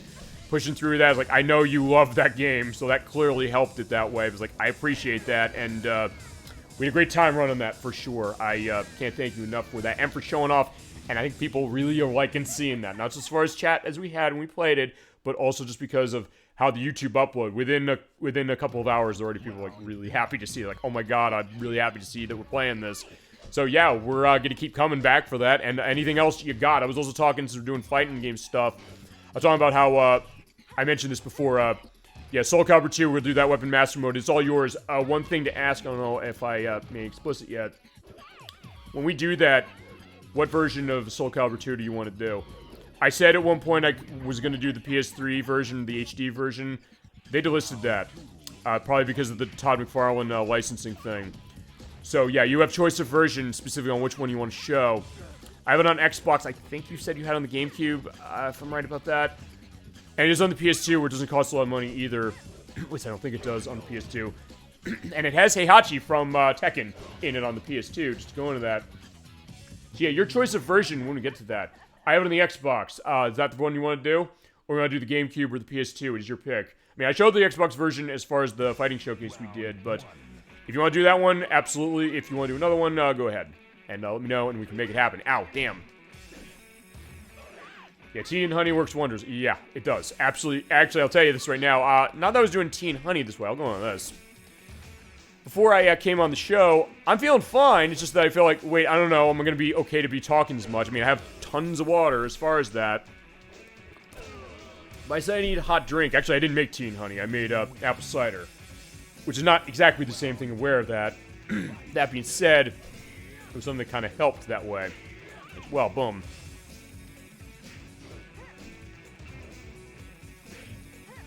Yeah, from what I understand, going back to the Soul Calibur 2 thing, it is pretty good on everything. The main difference is the characters, because each system has a unique character to them. PS2 has Heihachi from Tekken here. On GameCube, you have Link from the Legend of Zelda games, and on the Xbox, you have Spawn, as we showed when we played, or used that as far as the showcase version that we played. And that now delisted version has Spawn and Heihachi in it, as it was, so that was that idea. Yeah, but unfortunately, the license thing, I should have gotten that when I had the chance. But I thought, like, hey, I have it on Xbox, I don't need it. It was like, okay, maybe not. But either way, it's amazing however you play it, and yeah, either way. Yeah, we'll see how far I get as far as Anna, and then we will go and take a look at cutscenes. Because we did the full run on this. And yeah, I had gotten all the character unlocks, all the costumes set, and everything for it. We've had a great time so far as for our Friday night shows. Like, yeah, can't do Saturday for this week or next week. But having said that, we got everything set as far as what the show is. Like, yeah, this train's not stopping, as I mentioned. It's like, hey, if I can't do Saturday specifically, we'll do a Friday. We'll make sure we have the show going on, especially for fulfilling the viewer requests and the guest requests. All right, you lose. All right, fine. There is Anna Williams on the ground, so, we'll let the countdown go. 5, 4, And from here, I think we're going to show off the extra stuff with the, 1. what was it? The theater mode. Which you get, I believe, by beating the game with, or I think you have to unlock all the characters to get this, I think. Alright, but, oh fine, to have it fully, because, okay, so what happens is you get the unlocks for the movies when you complete the story. Okay, fine, as ElecVerse is saying, like, hey, we saw the arcade opening, fine, we'll show each of these as well as the ending movies of each of the characters. There's also music, which lets you run the background music for anything from the game. There's also that disc thing. You're wondering, what is that? Okay, we'll go to exit. But what disc is, I think I can do a... Oh, wait. That exits the mode. Let me go back. This is Tekken Series Movie Theater. I can't show this, unfortunately. Because what this is that if you have Tekken 1 or 2 on the PlayStation... You can put the disc in here, and if you have a save file that is on the memory card, the same one that you're running your Tekken 3 save on, you can watch the ending movies that you've unlocked out of Tekken 1 or 2. As far as a disc thing, I only have Tekken 2, but I didn't play it that massively to unlock tons of endings, and I guess you have to do that, or it doesn't work on the PlayStation 2. I'm running Tekken 1, or Tekken 3, from PlayStation 1 on my PlayStation 2 via its backwards compatible element. But when I put the disc for Tekken 2 in, it didn't do anything. So it just froze the game. So I was like, yeah, I can't really show that. Uh-oh.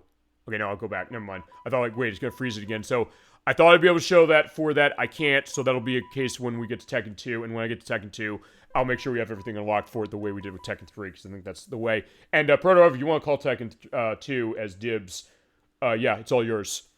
And I know Blood Spice Moon also, she's a big one on Tekken 5 Dark Resurrection on PSP.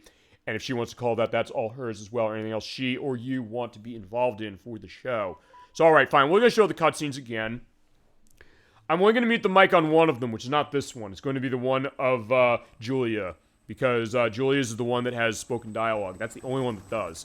Okay, so about 4.5 hours ago, we saw this. Yeah, this is the main opening of the story, because as I said, I don't have much of context to the plot of this game, although fine, I do have the instruction manual out here. I'll read off to this. Okay, one day, 15 years after the King of the Iron Fist Tournament 2, so after Tekken 2, 15 years, a communique was sent to Heihachi Mishima, the leader of Mishima Financial the Mishima Financial Empire.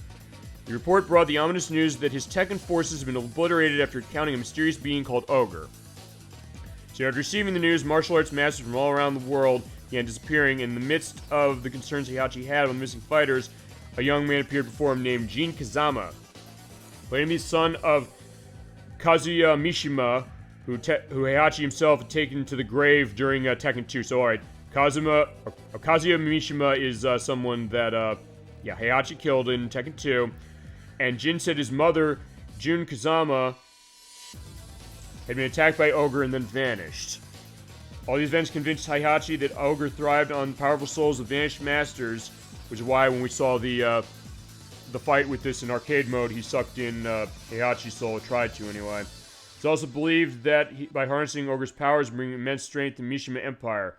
So Heihachi taught the art of Mishima-style fighting karate to young Jin, as we're also going to see the arcade opening. Jin's discipline and abilities were strengthened like steel under the intense training driven by the desire for revenge upon the beast that took his mother's life. 4 years have passed, Heihachi acknowledges Jin's impressive fighting prowess, and now he announces the King of the Iron Fist Tournament 3, with Jin's lure to draw Ogre out into the open. So yeah, then the plot then is that, hey, they're trying to draw out Ogre to defeat. But yeah, how did it handle there? So here's Jin Kazama right here. Let's see what's going on with Dirty Blood. Are there any flashing light warnings? I think for some of these I will put in when I edit, but it's either way. And you see how great the CG cutscenes look in this? My god, they're gorgeous. Yeah, showing off what the PlayStation could do really, really well. And yeah, okay. Okay, so I guess, Heihachi Heihachi shot him in the head. Or did he? Yeah, admittedly, I'm not 100% on this plot. I'm not gonna lie. That was ElecVerse's jurisdiction that way. I'll try to have a better frame reference next time we come back to this franchise, which I guess will be Tekken 2. Unless we could decide of something else. Alright, so that's what happened there. But Paul Phoenix, his winning run, I mentioned he's a biker. So in this case, he is on the road. You look at, you know, he's driving all across America, going past the trucks over there. The truck singular there. Apparently he's not paying attention to the speed limit.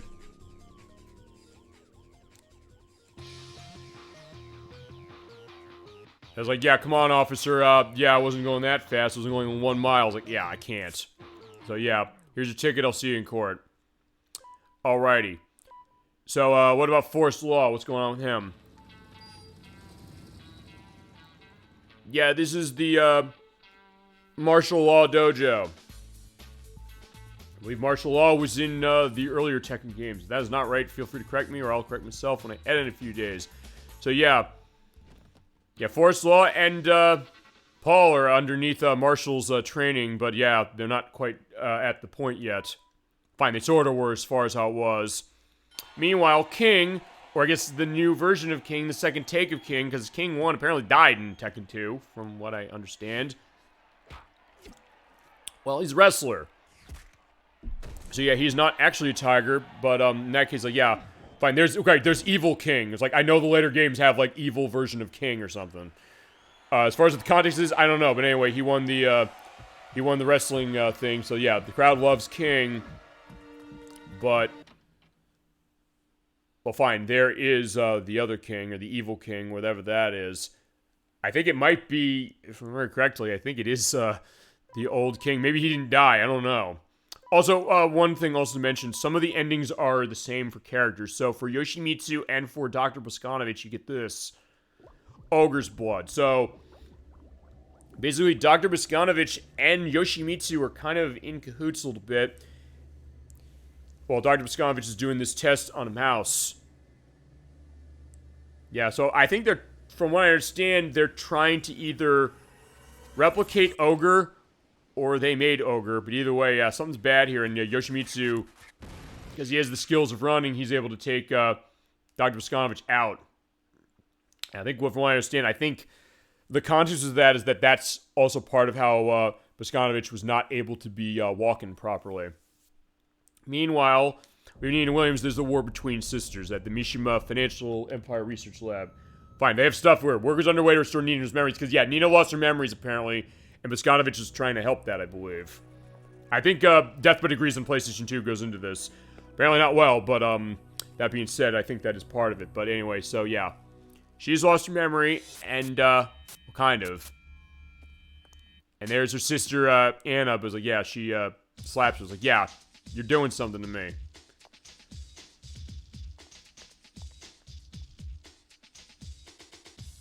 And so the sisterly rivalry begins.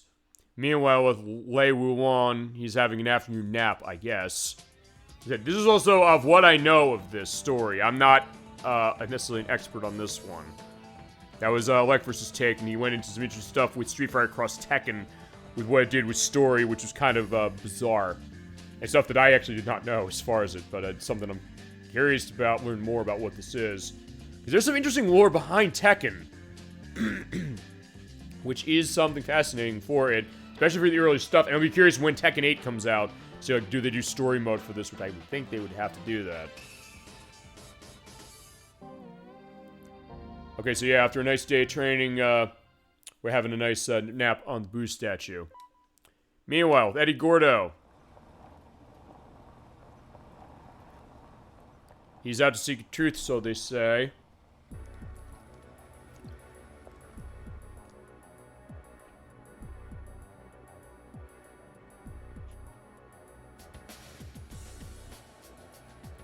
Alright, so I guess he's connected with the Mishima organization, I think. This might be totally wrong. So I'm not gonna pretend I actually know what this is. But alright, fine. Something's happening. He's getting fighting going on. He's like, yeah, what's going on here?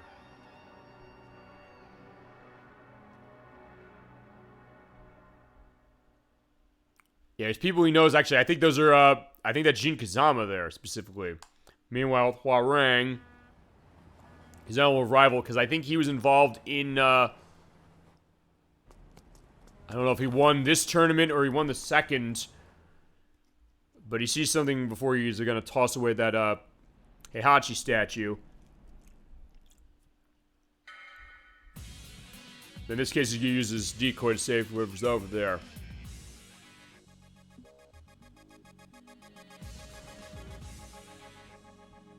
Yeah, it looks like he is connected to Heihachi a bit as far as the power in his arms.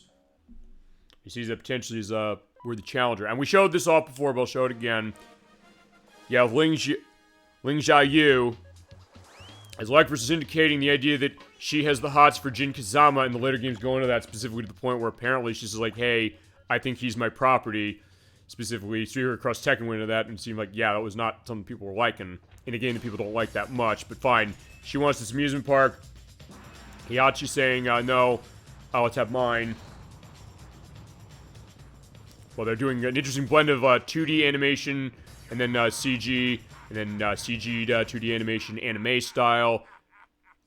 And you jerk, you're getting punched in the face. I do love that touch and just the style of this story and also of this game. Man, it looks great. Fine, jerk, you're getting punched. Alright, so now for Kuma and for Panda, these are technically same ending again for both characters, but you get them for that way, honey. So yeah, Kuma the Bear at the Mishima Polytechnical School where, I think Ling Xiaoyu is actually a student. Yeah, she is, because that explains the costume you unlock for her. Fine, there's the Panda, but fine, Panda and Kuma technically are different characters.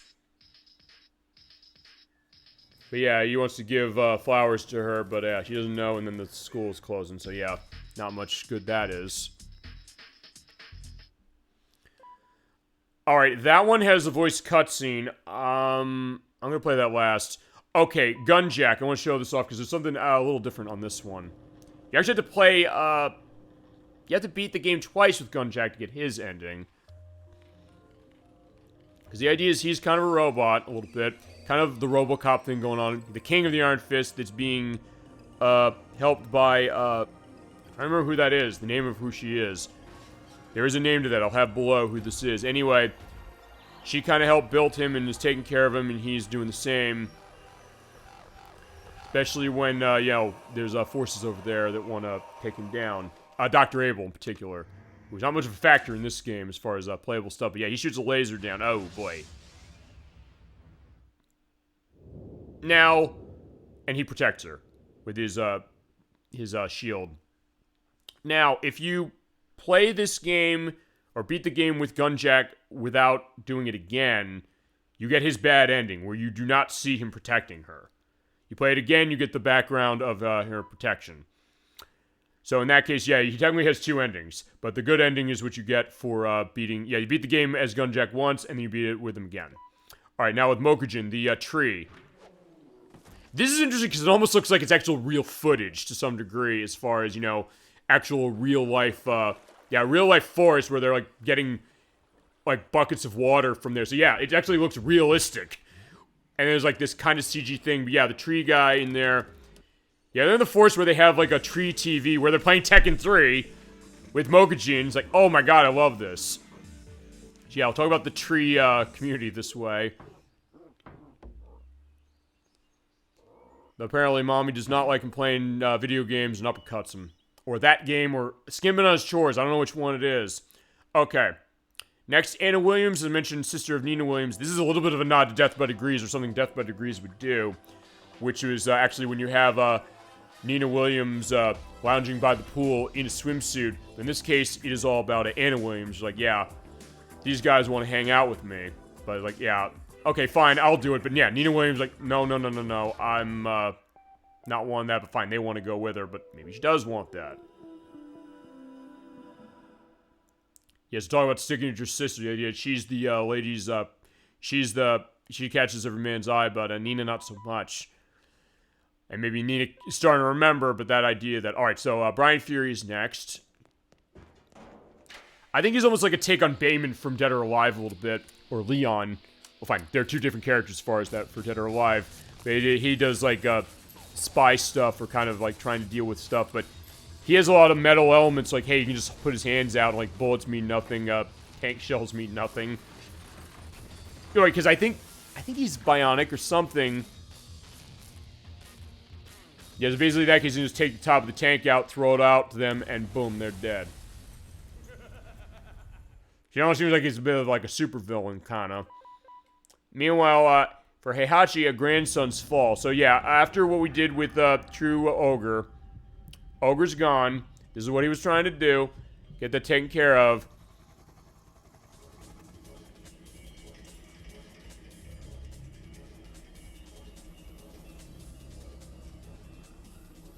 Yeah, but in this case, yeah, thinks that that's going to be the case of it, that he's dead.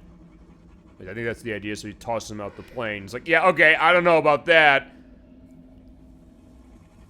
Yeah, Hachi's a weird one when it comes to that. And then with Ogre, fine, okay, this is weird. You're basically splitting out the story this way. It's like, fine, Ogre's the bad guy. He's the one that we beat at the end of the game. Fine, Ogre and True Ogre have this ending where they fuse, I guess. Or fine, he's True Ogre, he's causing trouble to the temple, and he turns into this beast. As far as if this is canonical, I don't know. I don't know what is canonical. If anybody in chat knows, feel free to go into that, and we can have that element going. Alright, so True Ogre's taking flight, and he's causing trouble, and then Tiger is the alternate form of Eddie Gordo. He's a different character, so yeah, we're gonna do some disco going on. So Superfly. Or Superfly. So they don't get sued feasibly. Fine. Yeah, if you have your Curtis Mayfield or your disco element, yeah, we're going disco dancing.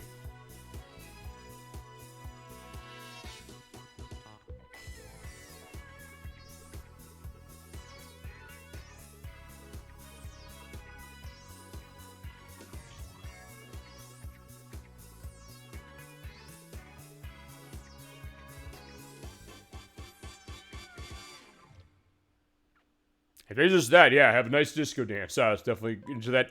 And Gones is interesting because Gones loops forever. But I'll show this. So Gon the Dinosaur, as I mentioned, who came out of a manga by Masashi Tanaka, which I did not know until I was doing my research for this. He's going on this adventure in the sea. So yeah, he had a time of his life getting launched away from the whale over there. Just rolling down the place. It's very happy music while all the animals like, wait, what's that? Why are the dinosaurs back? Hey, here's a bear, not Kuma. Actually, maybe it is Kuma, for all I know. With getting elements of fish, I guess, or getting stolen. But yeah, we're on the lion this way, or the jaguar, or whatever that is. Oh, the cougar. That's what he is. It's a cougar, sorry. Just kind of just hanging out with the animals, just flying all over the place, having a great time on the islands. And he's going to try being a flying dinosaur, but he's not a pterodactyl, clearly. And then basically what happens is this is going to basically repeat itself. So pretty much, he goes the same thing. He does the stuff with the dolphin and then the whale. Yeah, his loops endlessly, weirdly enough. I don't know why it does that. It's only his that does it. So fine, I'll let it run one more run. And then I think the only other one is going to be Julia's cutscene, which I'm going to mute the mic on because it has spoken dialogue that is not subtitled. It's the only one that's like that, so, like, I'm kind of surprised. As far as really having much to do with story of Tekken 3, not really much, but hey. He's definitely kind of cute. I love the music that goes with this. Yeah, we give Gon credit. He keeps trying. Yeah, so he keeps doing that. Alright, and lastly, we're going to have Julia's thing. Since this is not subtitled again, I will mute the mic. I'll be right back.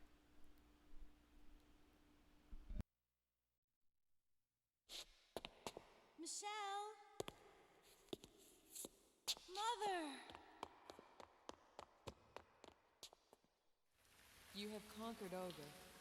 Now the key to control Ogre is this pendant. It was all Heihachi's evil plot. I'll never let Heihachi get away with this. No, Julia, wait. Julia, hatred is not the answer. Do you remember why I taught you the powers to fight? It was to protect Mother Earth, not to destroy. Now let's go home, back to Arizona, where the land awaits us.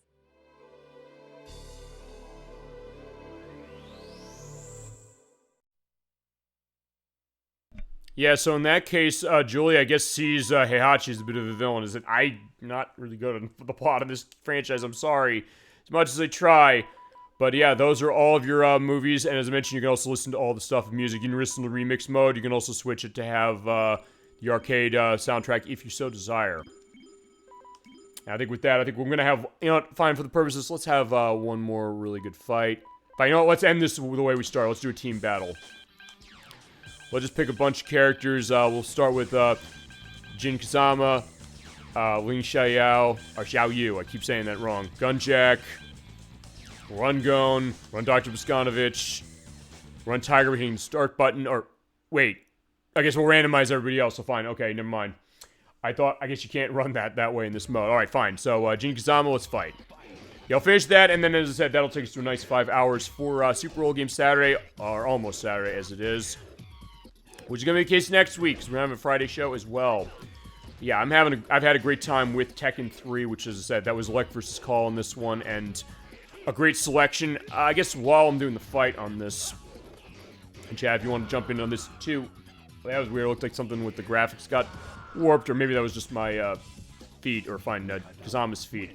But anyway, my final thoughts on this game. Yeah, triangle to Big Tiger, not start. Okay, thank you so much, Blind Archer 0000. Yeah, I do have the name down as far as what it was. Like, okay, because, yeah, some characters start, some characters it's not. Thank you so much. Hope you were enjoying the show, or have been enjoying the show as far as Tekken 3.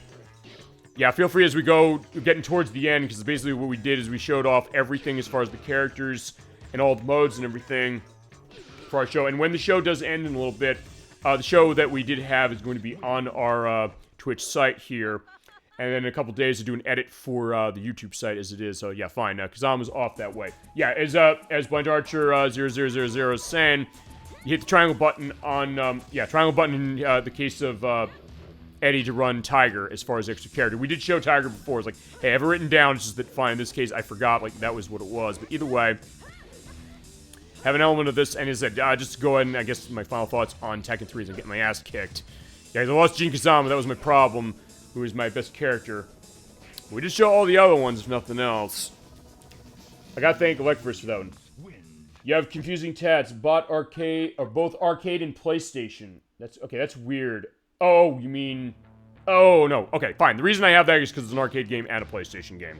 And we are technically celebrating its PlayStation edition, but the way that the description is working, it does indicate PlayStation, I believe, specifically. So that's the reason why. It's like, and usually if this case was something on multiple consoles, I'll tag it that way. You do have a bunch of different options to play this. Actually, see, I guess I'll go on this then before I go on that final thought. See how well I can do with Gon. This game is on PlayStation if you don't have this and you're liking what you see. It is only about $15, $20, so it's not too expensive.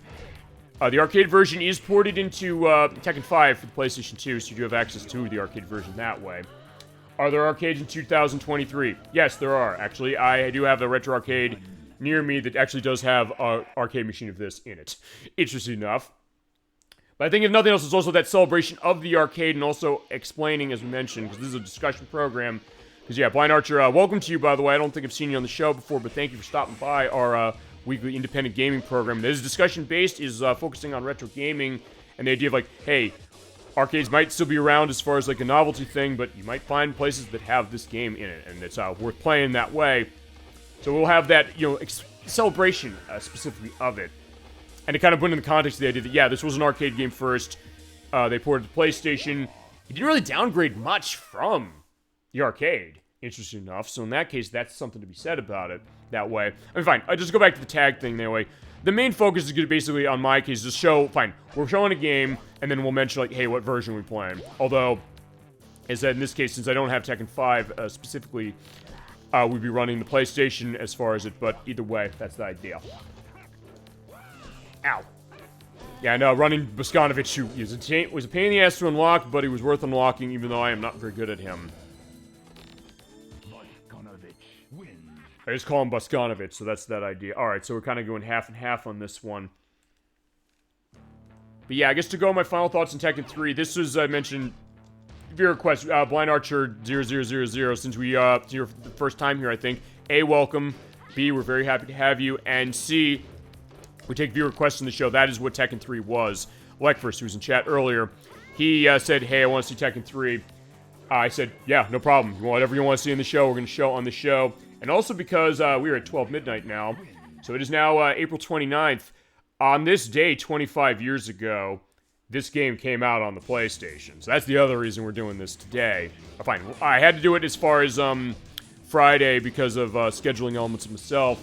But for the purpose of this, like, fine, we rented 5 hours. So at this point, we've got a full look as far as what it is. We are celebrating 25 years of Tekken 3 on PlayStation, which is seen as one of the best fighting games on the console. And people are right. I was not completely 100% on this when I bought it for dirt cheap, like $3 at a at my local thrift store. I felt it seemed a bit clunky. Want to bet? Or want to bet for what? As far as arcade stuff, you mean? Potentially? Or fine, arcades being around, or what? Feel free to collaborate or elaborate on that as we go along. It's something that I was kind of, as I said, when I first played this, I was like, I don't know if I'm quite feeling this. Not disliking it. So I'm like, it didn't feel as, tied to some other fighting games or 3D fighting games. But the more I played this, when I went through the unlocks for everything, because we showed everything off, I got everything. And I had a great time doing that for sure. Guess my favorite chat in this game, and it's subscribe. You can get only one guess. I don't know if, I don't know if I'm going to be able to do that.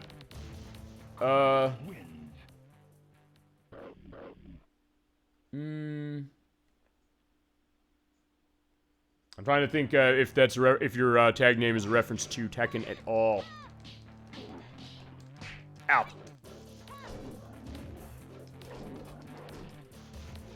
Yeah, I'm trying to think that specifically. I don't know. Is it Tiger if you're saying, like, hey, that's how you came on for it?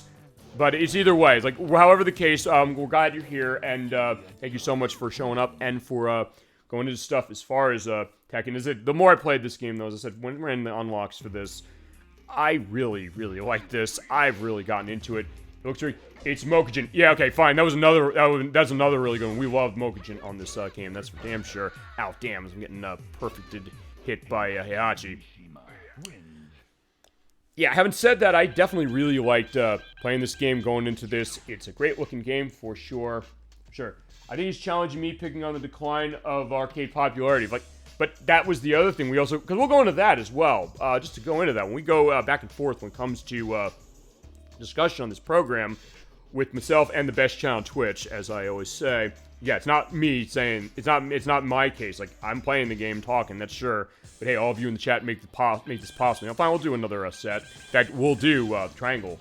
This guy reads everything. Oh, you know him. Okay, awesome. So, okay, what I'm going to do is I'm going to do that. Let's hit Triangle, run Eddie. We'll take, let's take Gunjack, we'll take, Gene, and yeah, we'll take your favorite. Let's take, Mokujin. Yeah, we'll go into stuff as far as the idea of, arcade elements. Like, yeah, because, like, hey, they're not around as much anymore, but then the idea that, hey, when this game was around, they were everywhere. Fighting games kind of revitalized the market. Then the question of where did they go? How are they still kind of hanging around? It's more of a novelty thing a little bit, but it's also the kind of thing that, you miss it, and when you see it around, it's something that it's sometimes fun just to go to it, to have that experience, because, hey, you can have a game at home, but some cases, there's nothing like going to an arcade and playing something, whether it's something like this, whether it's other stuff, or like Galaxian and the Tower Draga in the background, which we are playing for next week's show, by the way, just to go into that, and I'll go into that specifically. Triangle also gave you the third costumes for Zhao Yang and Jin, which, yeah, I had to unlock those, and I did go to all those costumes specifically, because you do have to unlock them very specifically for Zhao Yu, I should say, not Zhao Yang, Zhao Yu. You have to play as her 50 times, and then hit triangle when you select. Oh, hit triangle. Wait, is that right? Hold on, because I have it written down as far as my notes. Actually, no, in her case, you have to hit start. So, no, that's not right as far as how my notes are. For Anna, you have to press start. As you mentioned, for Tiger, you have to hit the triangle button. And then Jin Kazama, you have to hit start as well. Although in Jin Kazama and Zhao Yu's case, you play them 50 times and then hit start when you select them. and you have to beat, you have to play this for 25 times in a row, and then hit start. And then with Tiger, you have to, what is it? With Tiger, you have to beat the game with every character in arcade mode, and then hit triangle on him. And yeah, not every character has like another extra costume that way. Ow, damn. Yeah, his ogre's kicking my ass, damn. Ogre wins. Alright, so yeah, then, yeah, I think at that point I'll have Jin Kazama and then Mokujin. So nothing else, yeah, we'll get that element going, and then that will, I think, shut the show down for the night. Alright. Yeah, there you go. Okay, now we're getting somewhere. Boom.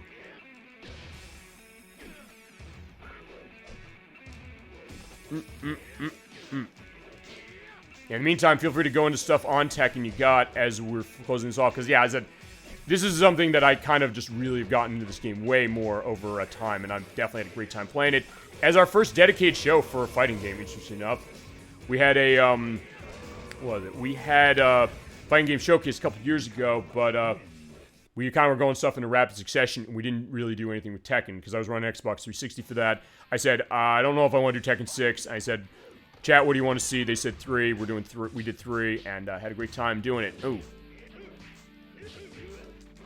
Alright, unfortunately, yeah, Lei's gonna get me, but I have one more shot to win. Yeah, if you have not played this game, I think you should. It is a great time. If you can find an arcade, it's worth putting some money in. Or get on the PlayStation, which is like $20, $25. The arcade version is unlockable in Tekken 5 on PlayStation 2. And it also technically is playable on the Dreamcast. If you have the PlayStation 1 game and you have the Bleem disc and you have a Dreamcast that has MIL-CD support, not every console does. I went into that actually in the racing showcase because I showed Gran Turismo 2 for the show that way. Yeah, you can play it on the Dreamcast. That or Metal Gear Solid 2, or Metal Gear Solid 1, I should say, and Gran Turismo 2, which is actually how we showed Gran Turismo 2. So that means that we played every game that you can play on Dreamcast that way. You do need the original disc for it, so yeah. In that case, Tekken 3 is technically on the Dreamcast. Interesting enough, but there you go, we win. So that is our team battle element, and I think with that, I'm going to quickly select something else. We're going to go out. I'm going to let the track mode play. And then I think we're going to have our final thoughts, and we're going to shut the show down for this week. As I said, we do a show each week for games that we want to play and games the chat says they want to see. Protorov, of course, has been guest on the show, as is Dolly Finn in chat. As we're letting everything go. Yeah, that has been our experience with Tekken 3. I had a great time with this. And each month, by the way, we do fulfill a viewer request to some degree. Usually, it's like we've been pretty good on that as it's been. Because I want to thank everybody for coming in and, you know, joining me and having the discussion and adding a lot to the show when it comes to the games we play, you know? Yeah, the arcade and the PlayStation versions have different intro videos, yes, which we did show. Which they, in fact, in theater mode, we did show that. The intro video when you first boot this game up, and then also the intro from the arcade. And it's nice they have that, along with the fact that they also have the music from the arcade mode, or the arcade game, and also the PlayStation remix music, which is nice stuff. So yeah, talk about your great conversion of a great arcade game to the PlayStation. Yeah, people love this game. In fact, here is the PlayStation intro once again. Yeah, people love this game on PlayStation as far as your fighting game element. Tends to be seen as one of the best games that way on this system, and I'd be inclined to agree. I'm glad ElecVerse got me to play this more, specifically requested this, and by my playing it more, I got into it more, and yeah, I'm a believer. Not that I was saying, like, this is a bad game. No, I was not thinking that at all. But just as I played it more, it really clicked. He used that word to describe it as far as his description of it and his personal memories with it. And that kind of was my case as I got to this, for this play. And a great time doing this. Next time we come back to Tekken. It is going to feasibly be chat's choice. We could do Tekken 2 for the PlayStation, or we could do something else. As I mentioned, Protorov is a big one on Tekken 2. I know Blood Spice Moon was on the show last week along with him. Is a big one on Tekken 5 Dark Resurrection on the PSP. We can do one of those at some point, or we can do something else. And yeah, I guess we're getting ready for Tekken 8, which is the next game of the franchise that is due out most likely next year.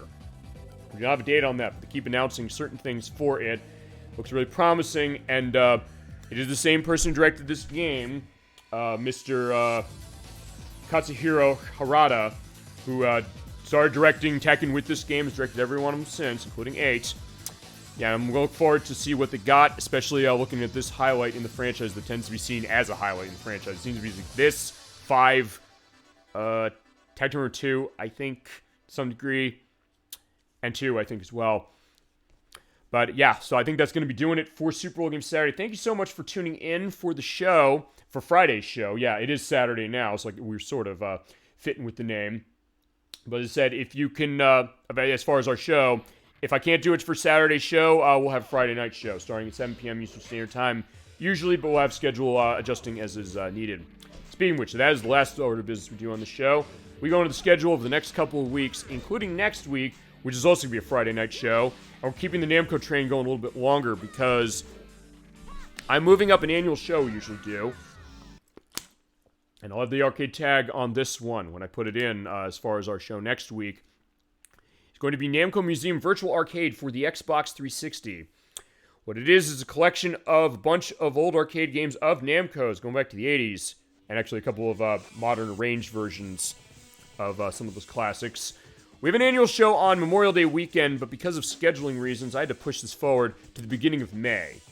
But I'm glad to be doing it because we said, hey, we want our Namco night, we're going to have our Namco night. So after giving Tekken 3 a run, we're going to be playing all the games in that. There are 34 of them. So we have stuff like Pac-Man, Miss Pac-Man, Galaga, Galaxian, big names for sure. Kind of smaller stuff like Dragon Buster, Baraduke, Modos, Metro Cross, Mappy, and many others. And Sky Kid, actually, that's another one. I'm looking forward to showing that one off. And other ones that maybe you don't remember, or perhaps the Tower of Jiraga if you've ever played that. I've told so many stories about that game. I've had so many experiences with people personally on that one. It is interesting, and there's also going to be an appendment when I edit that show, I should say, after we do it next week. So, I have a YouTube site as far as Super Bowl Game Saturday, where the archive shows with edits for clarity and cleanliness, I guess you want to put it that way, will be up there within about a week, before the next show happens. I always promise that, at least. So yeah, when we do that show, there's going to be an extra thing on the YouTube site for the Tower of Duraga specifically. But yeah, as we're in the carnival that has elements of Galaxian and the Tower of Duraga, it's like, yeah, this game's doing the job for me. It's like, what are you doing next week? That whole collection. We do that show every year. We go through a classic game compilation, play everything in it for a couple of minutes. It's a bit of a round-robin situation, and go into experiences of arcade gaming or any kind of gaming that's there. There's a bunch of stuff that was in the arcade, so there's going to be an indication to that when I put it up, or when we start doing it. It's going to be next Friday at 7 p.m. Eastern Standard Time. That's going to be May 5th. Week after that is going to be, going back to Saturday, that's going to be on May 13th. Nocturne's coming back in, as we're seeing the arcade opening of Tekken 3 itself. Yeah, Nocturne's coming back in on May 13th for Part 2 of Mega Man Legends, or Mega Man Legends 2 for the PlayStation. Yeah, we're running a lot of PlayStation stuff, as it is recently. Yeah, she got the first key that we needed as far as our quests to finding the mother load, and we're going to have that going continued.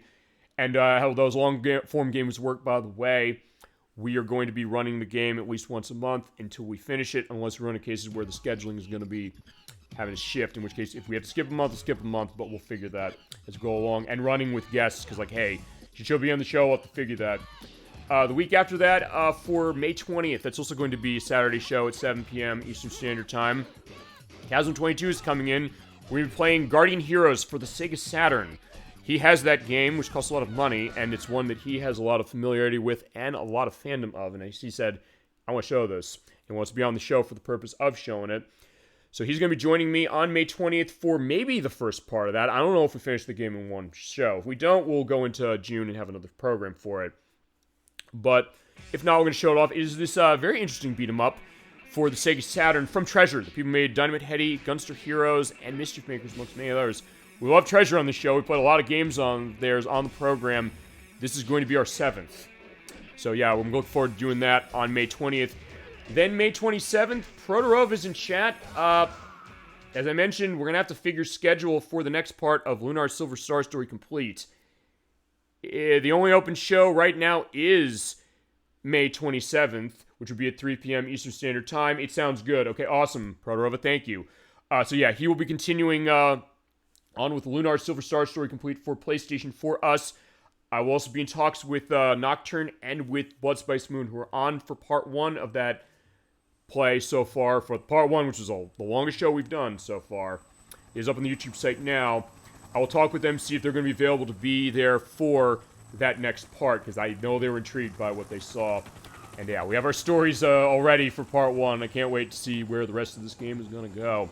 See how long that game's going to run. If he's running 7.25 hour parts, we might finish that in 4 months. But either way, his pace, he's the one playing it. He's going to make decisions. He's definitely feeling much better now. I am glad to hear that, my friends. Thank you so much for that. So, May 27th, that's going to be at 3 p.m. Eastern Standard Time as far as how the schedule's going to go. But on May 27th, the Saturday. But that's what it's going to be looking like. And then we get to June, where some of this stuff is going to be up in the air. I still have to talk to Emetics. We have to finish Parasite Eve for the PlayStation. We did start that, actually, last July. We had to kind of scale that up because of scheduling with him as far as stuff he had going on. I want to try and see if we can't finish that either on June 3rd or June 17th. I'm going to have to talk with him. Maybe when I edit this, I'll be able to have an answer. I will reach out to him and see about it. But having said that, I will see if that happens. If we can't make that happen, I'll figure what else we can do as far as in its place.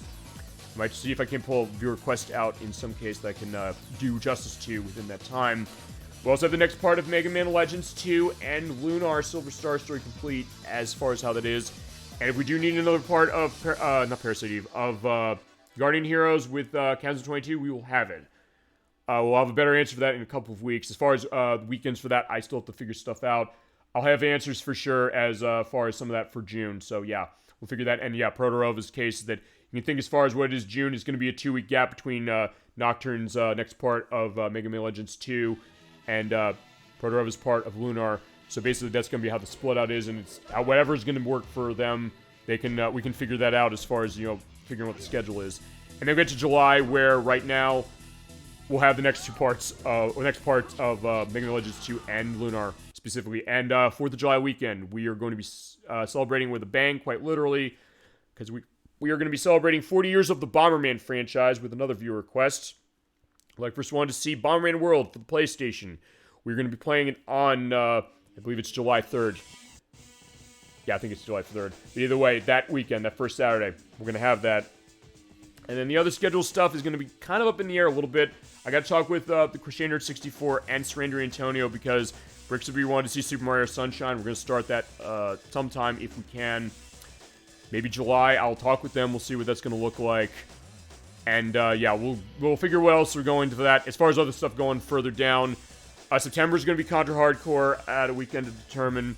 I'm going to have a preview program on a Friday at some point of that game, just to kind of give a little bit of a brief setup, because I'm going to need it. That game is insanely hard, despite the fact that I'm practicing that game for like 8 months already. I'm making a lot of progress, but still, I want to be ready for that one, because that was another case of viewer request. ElecVerse wanted to see that, so we're going to make that happen.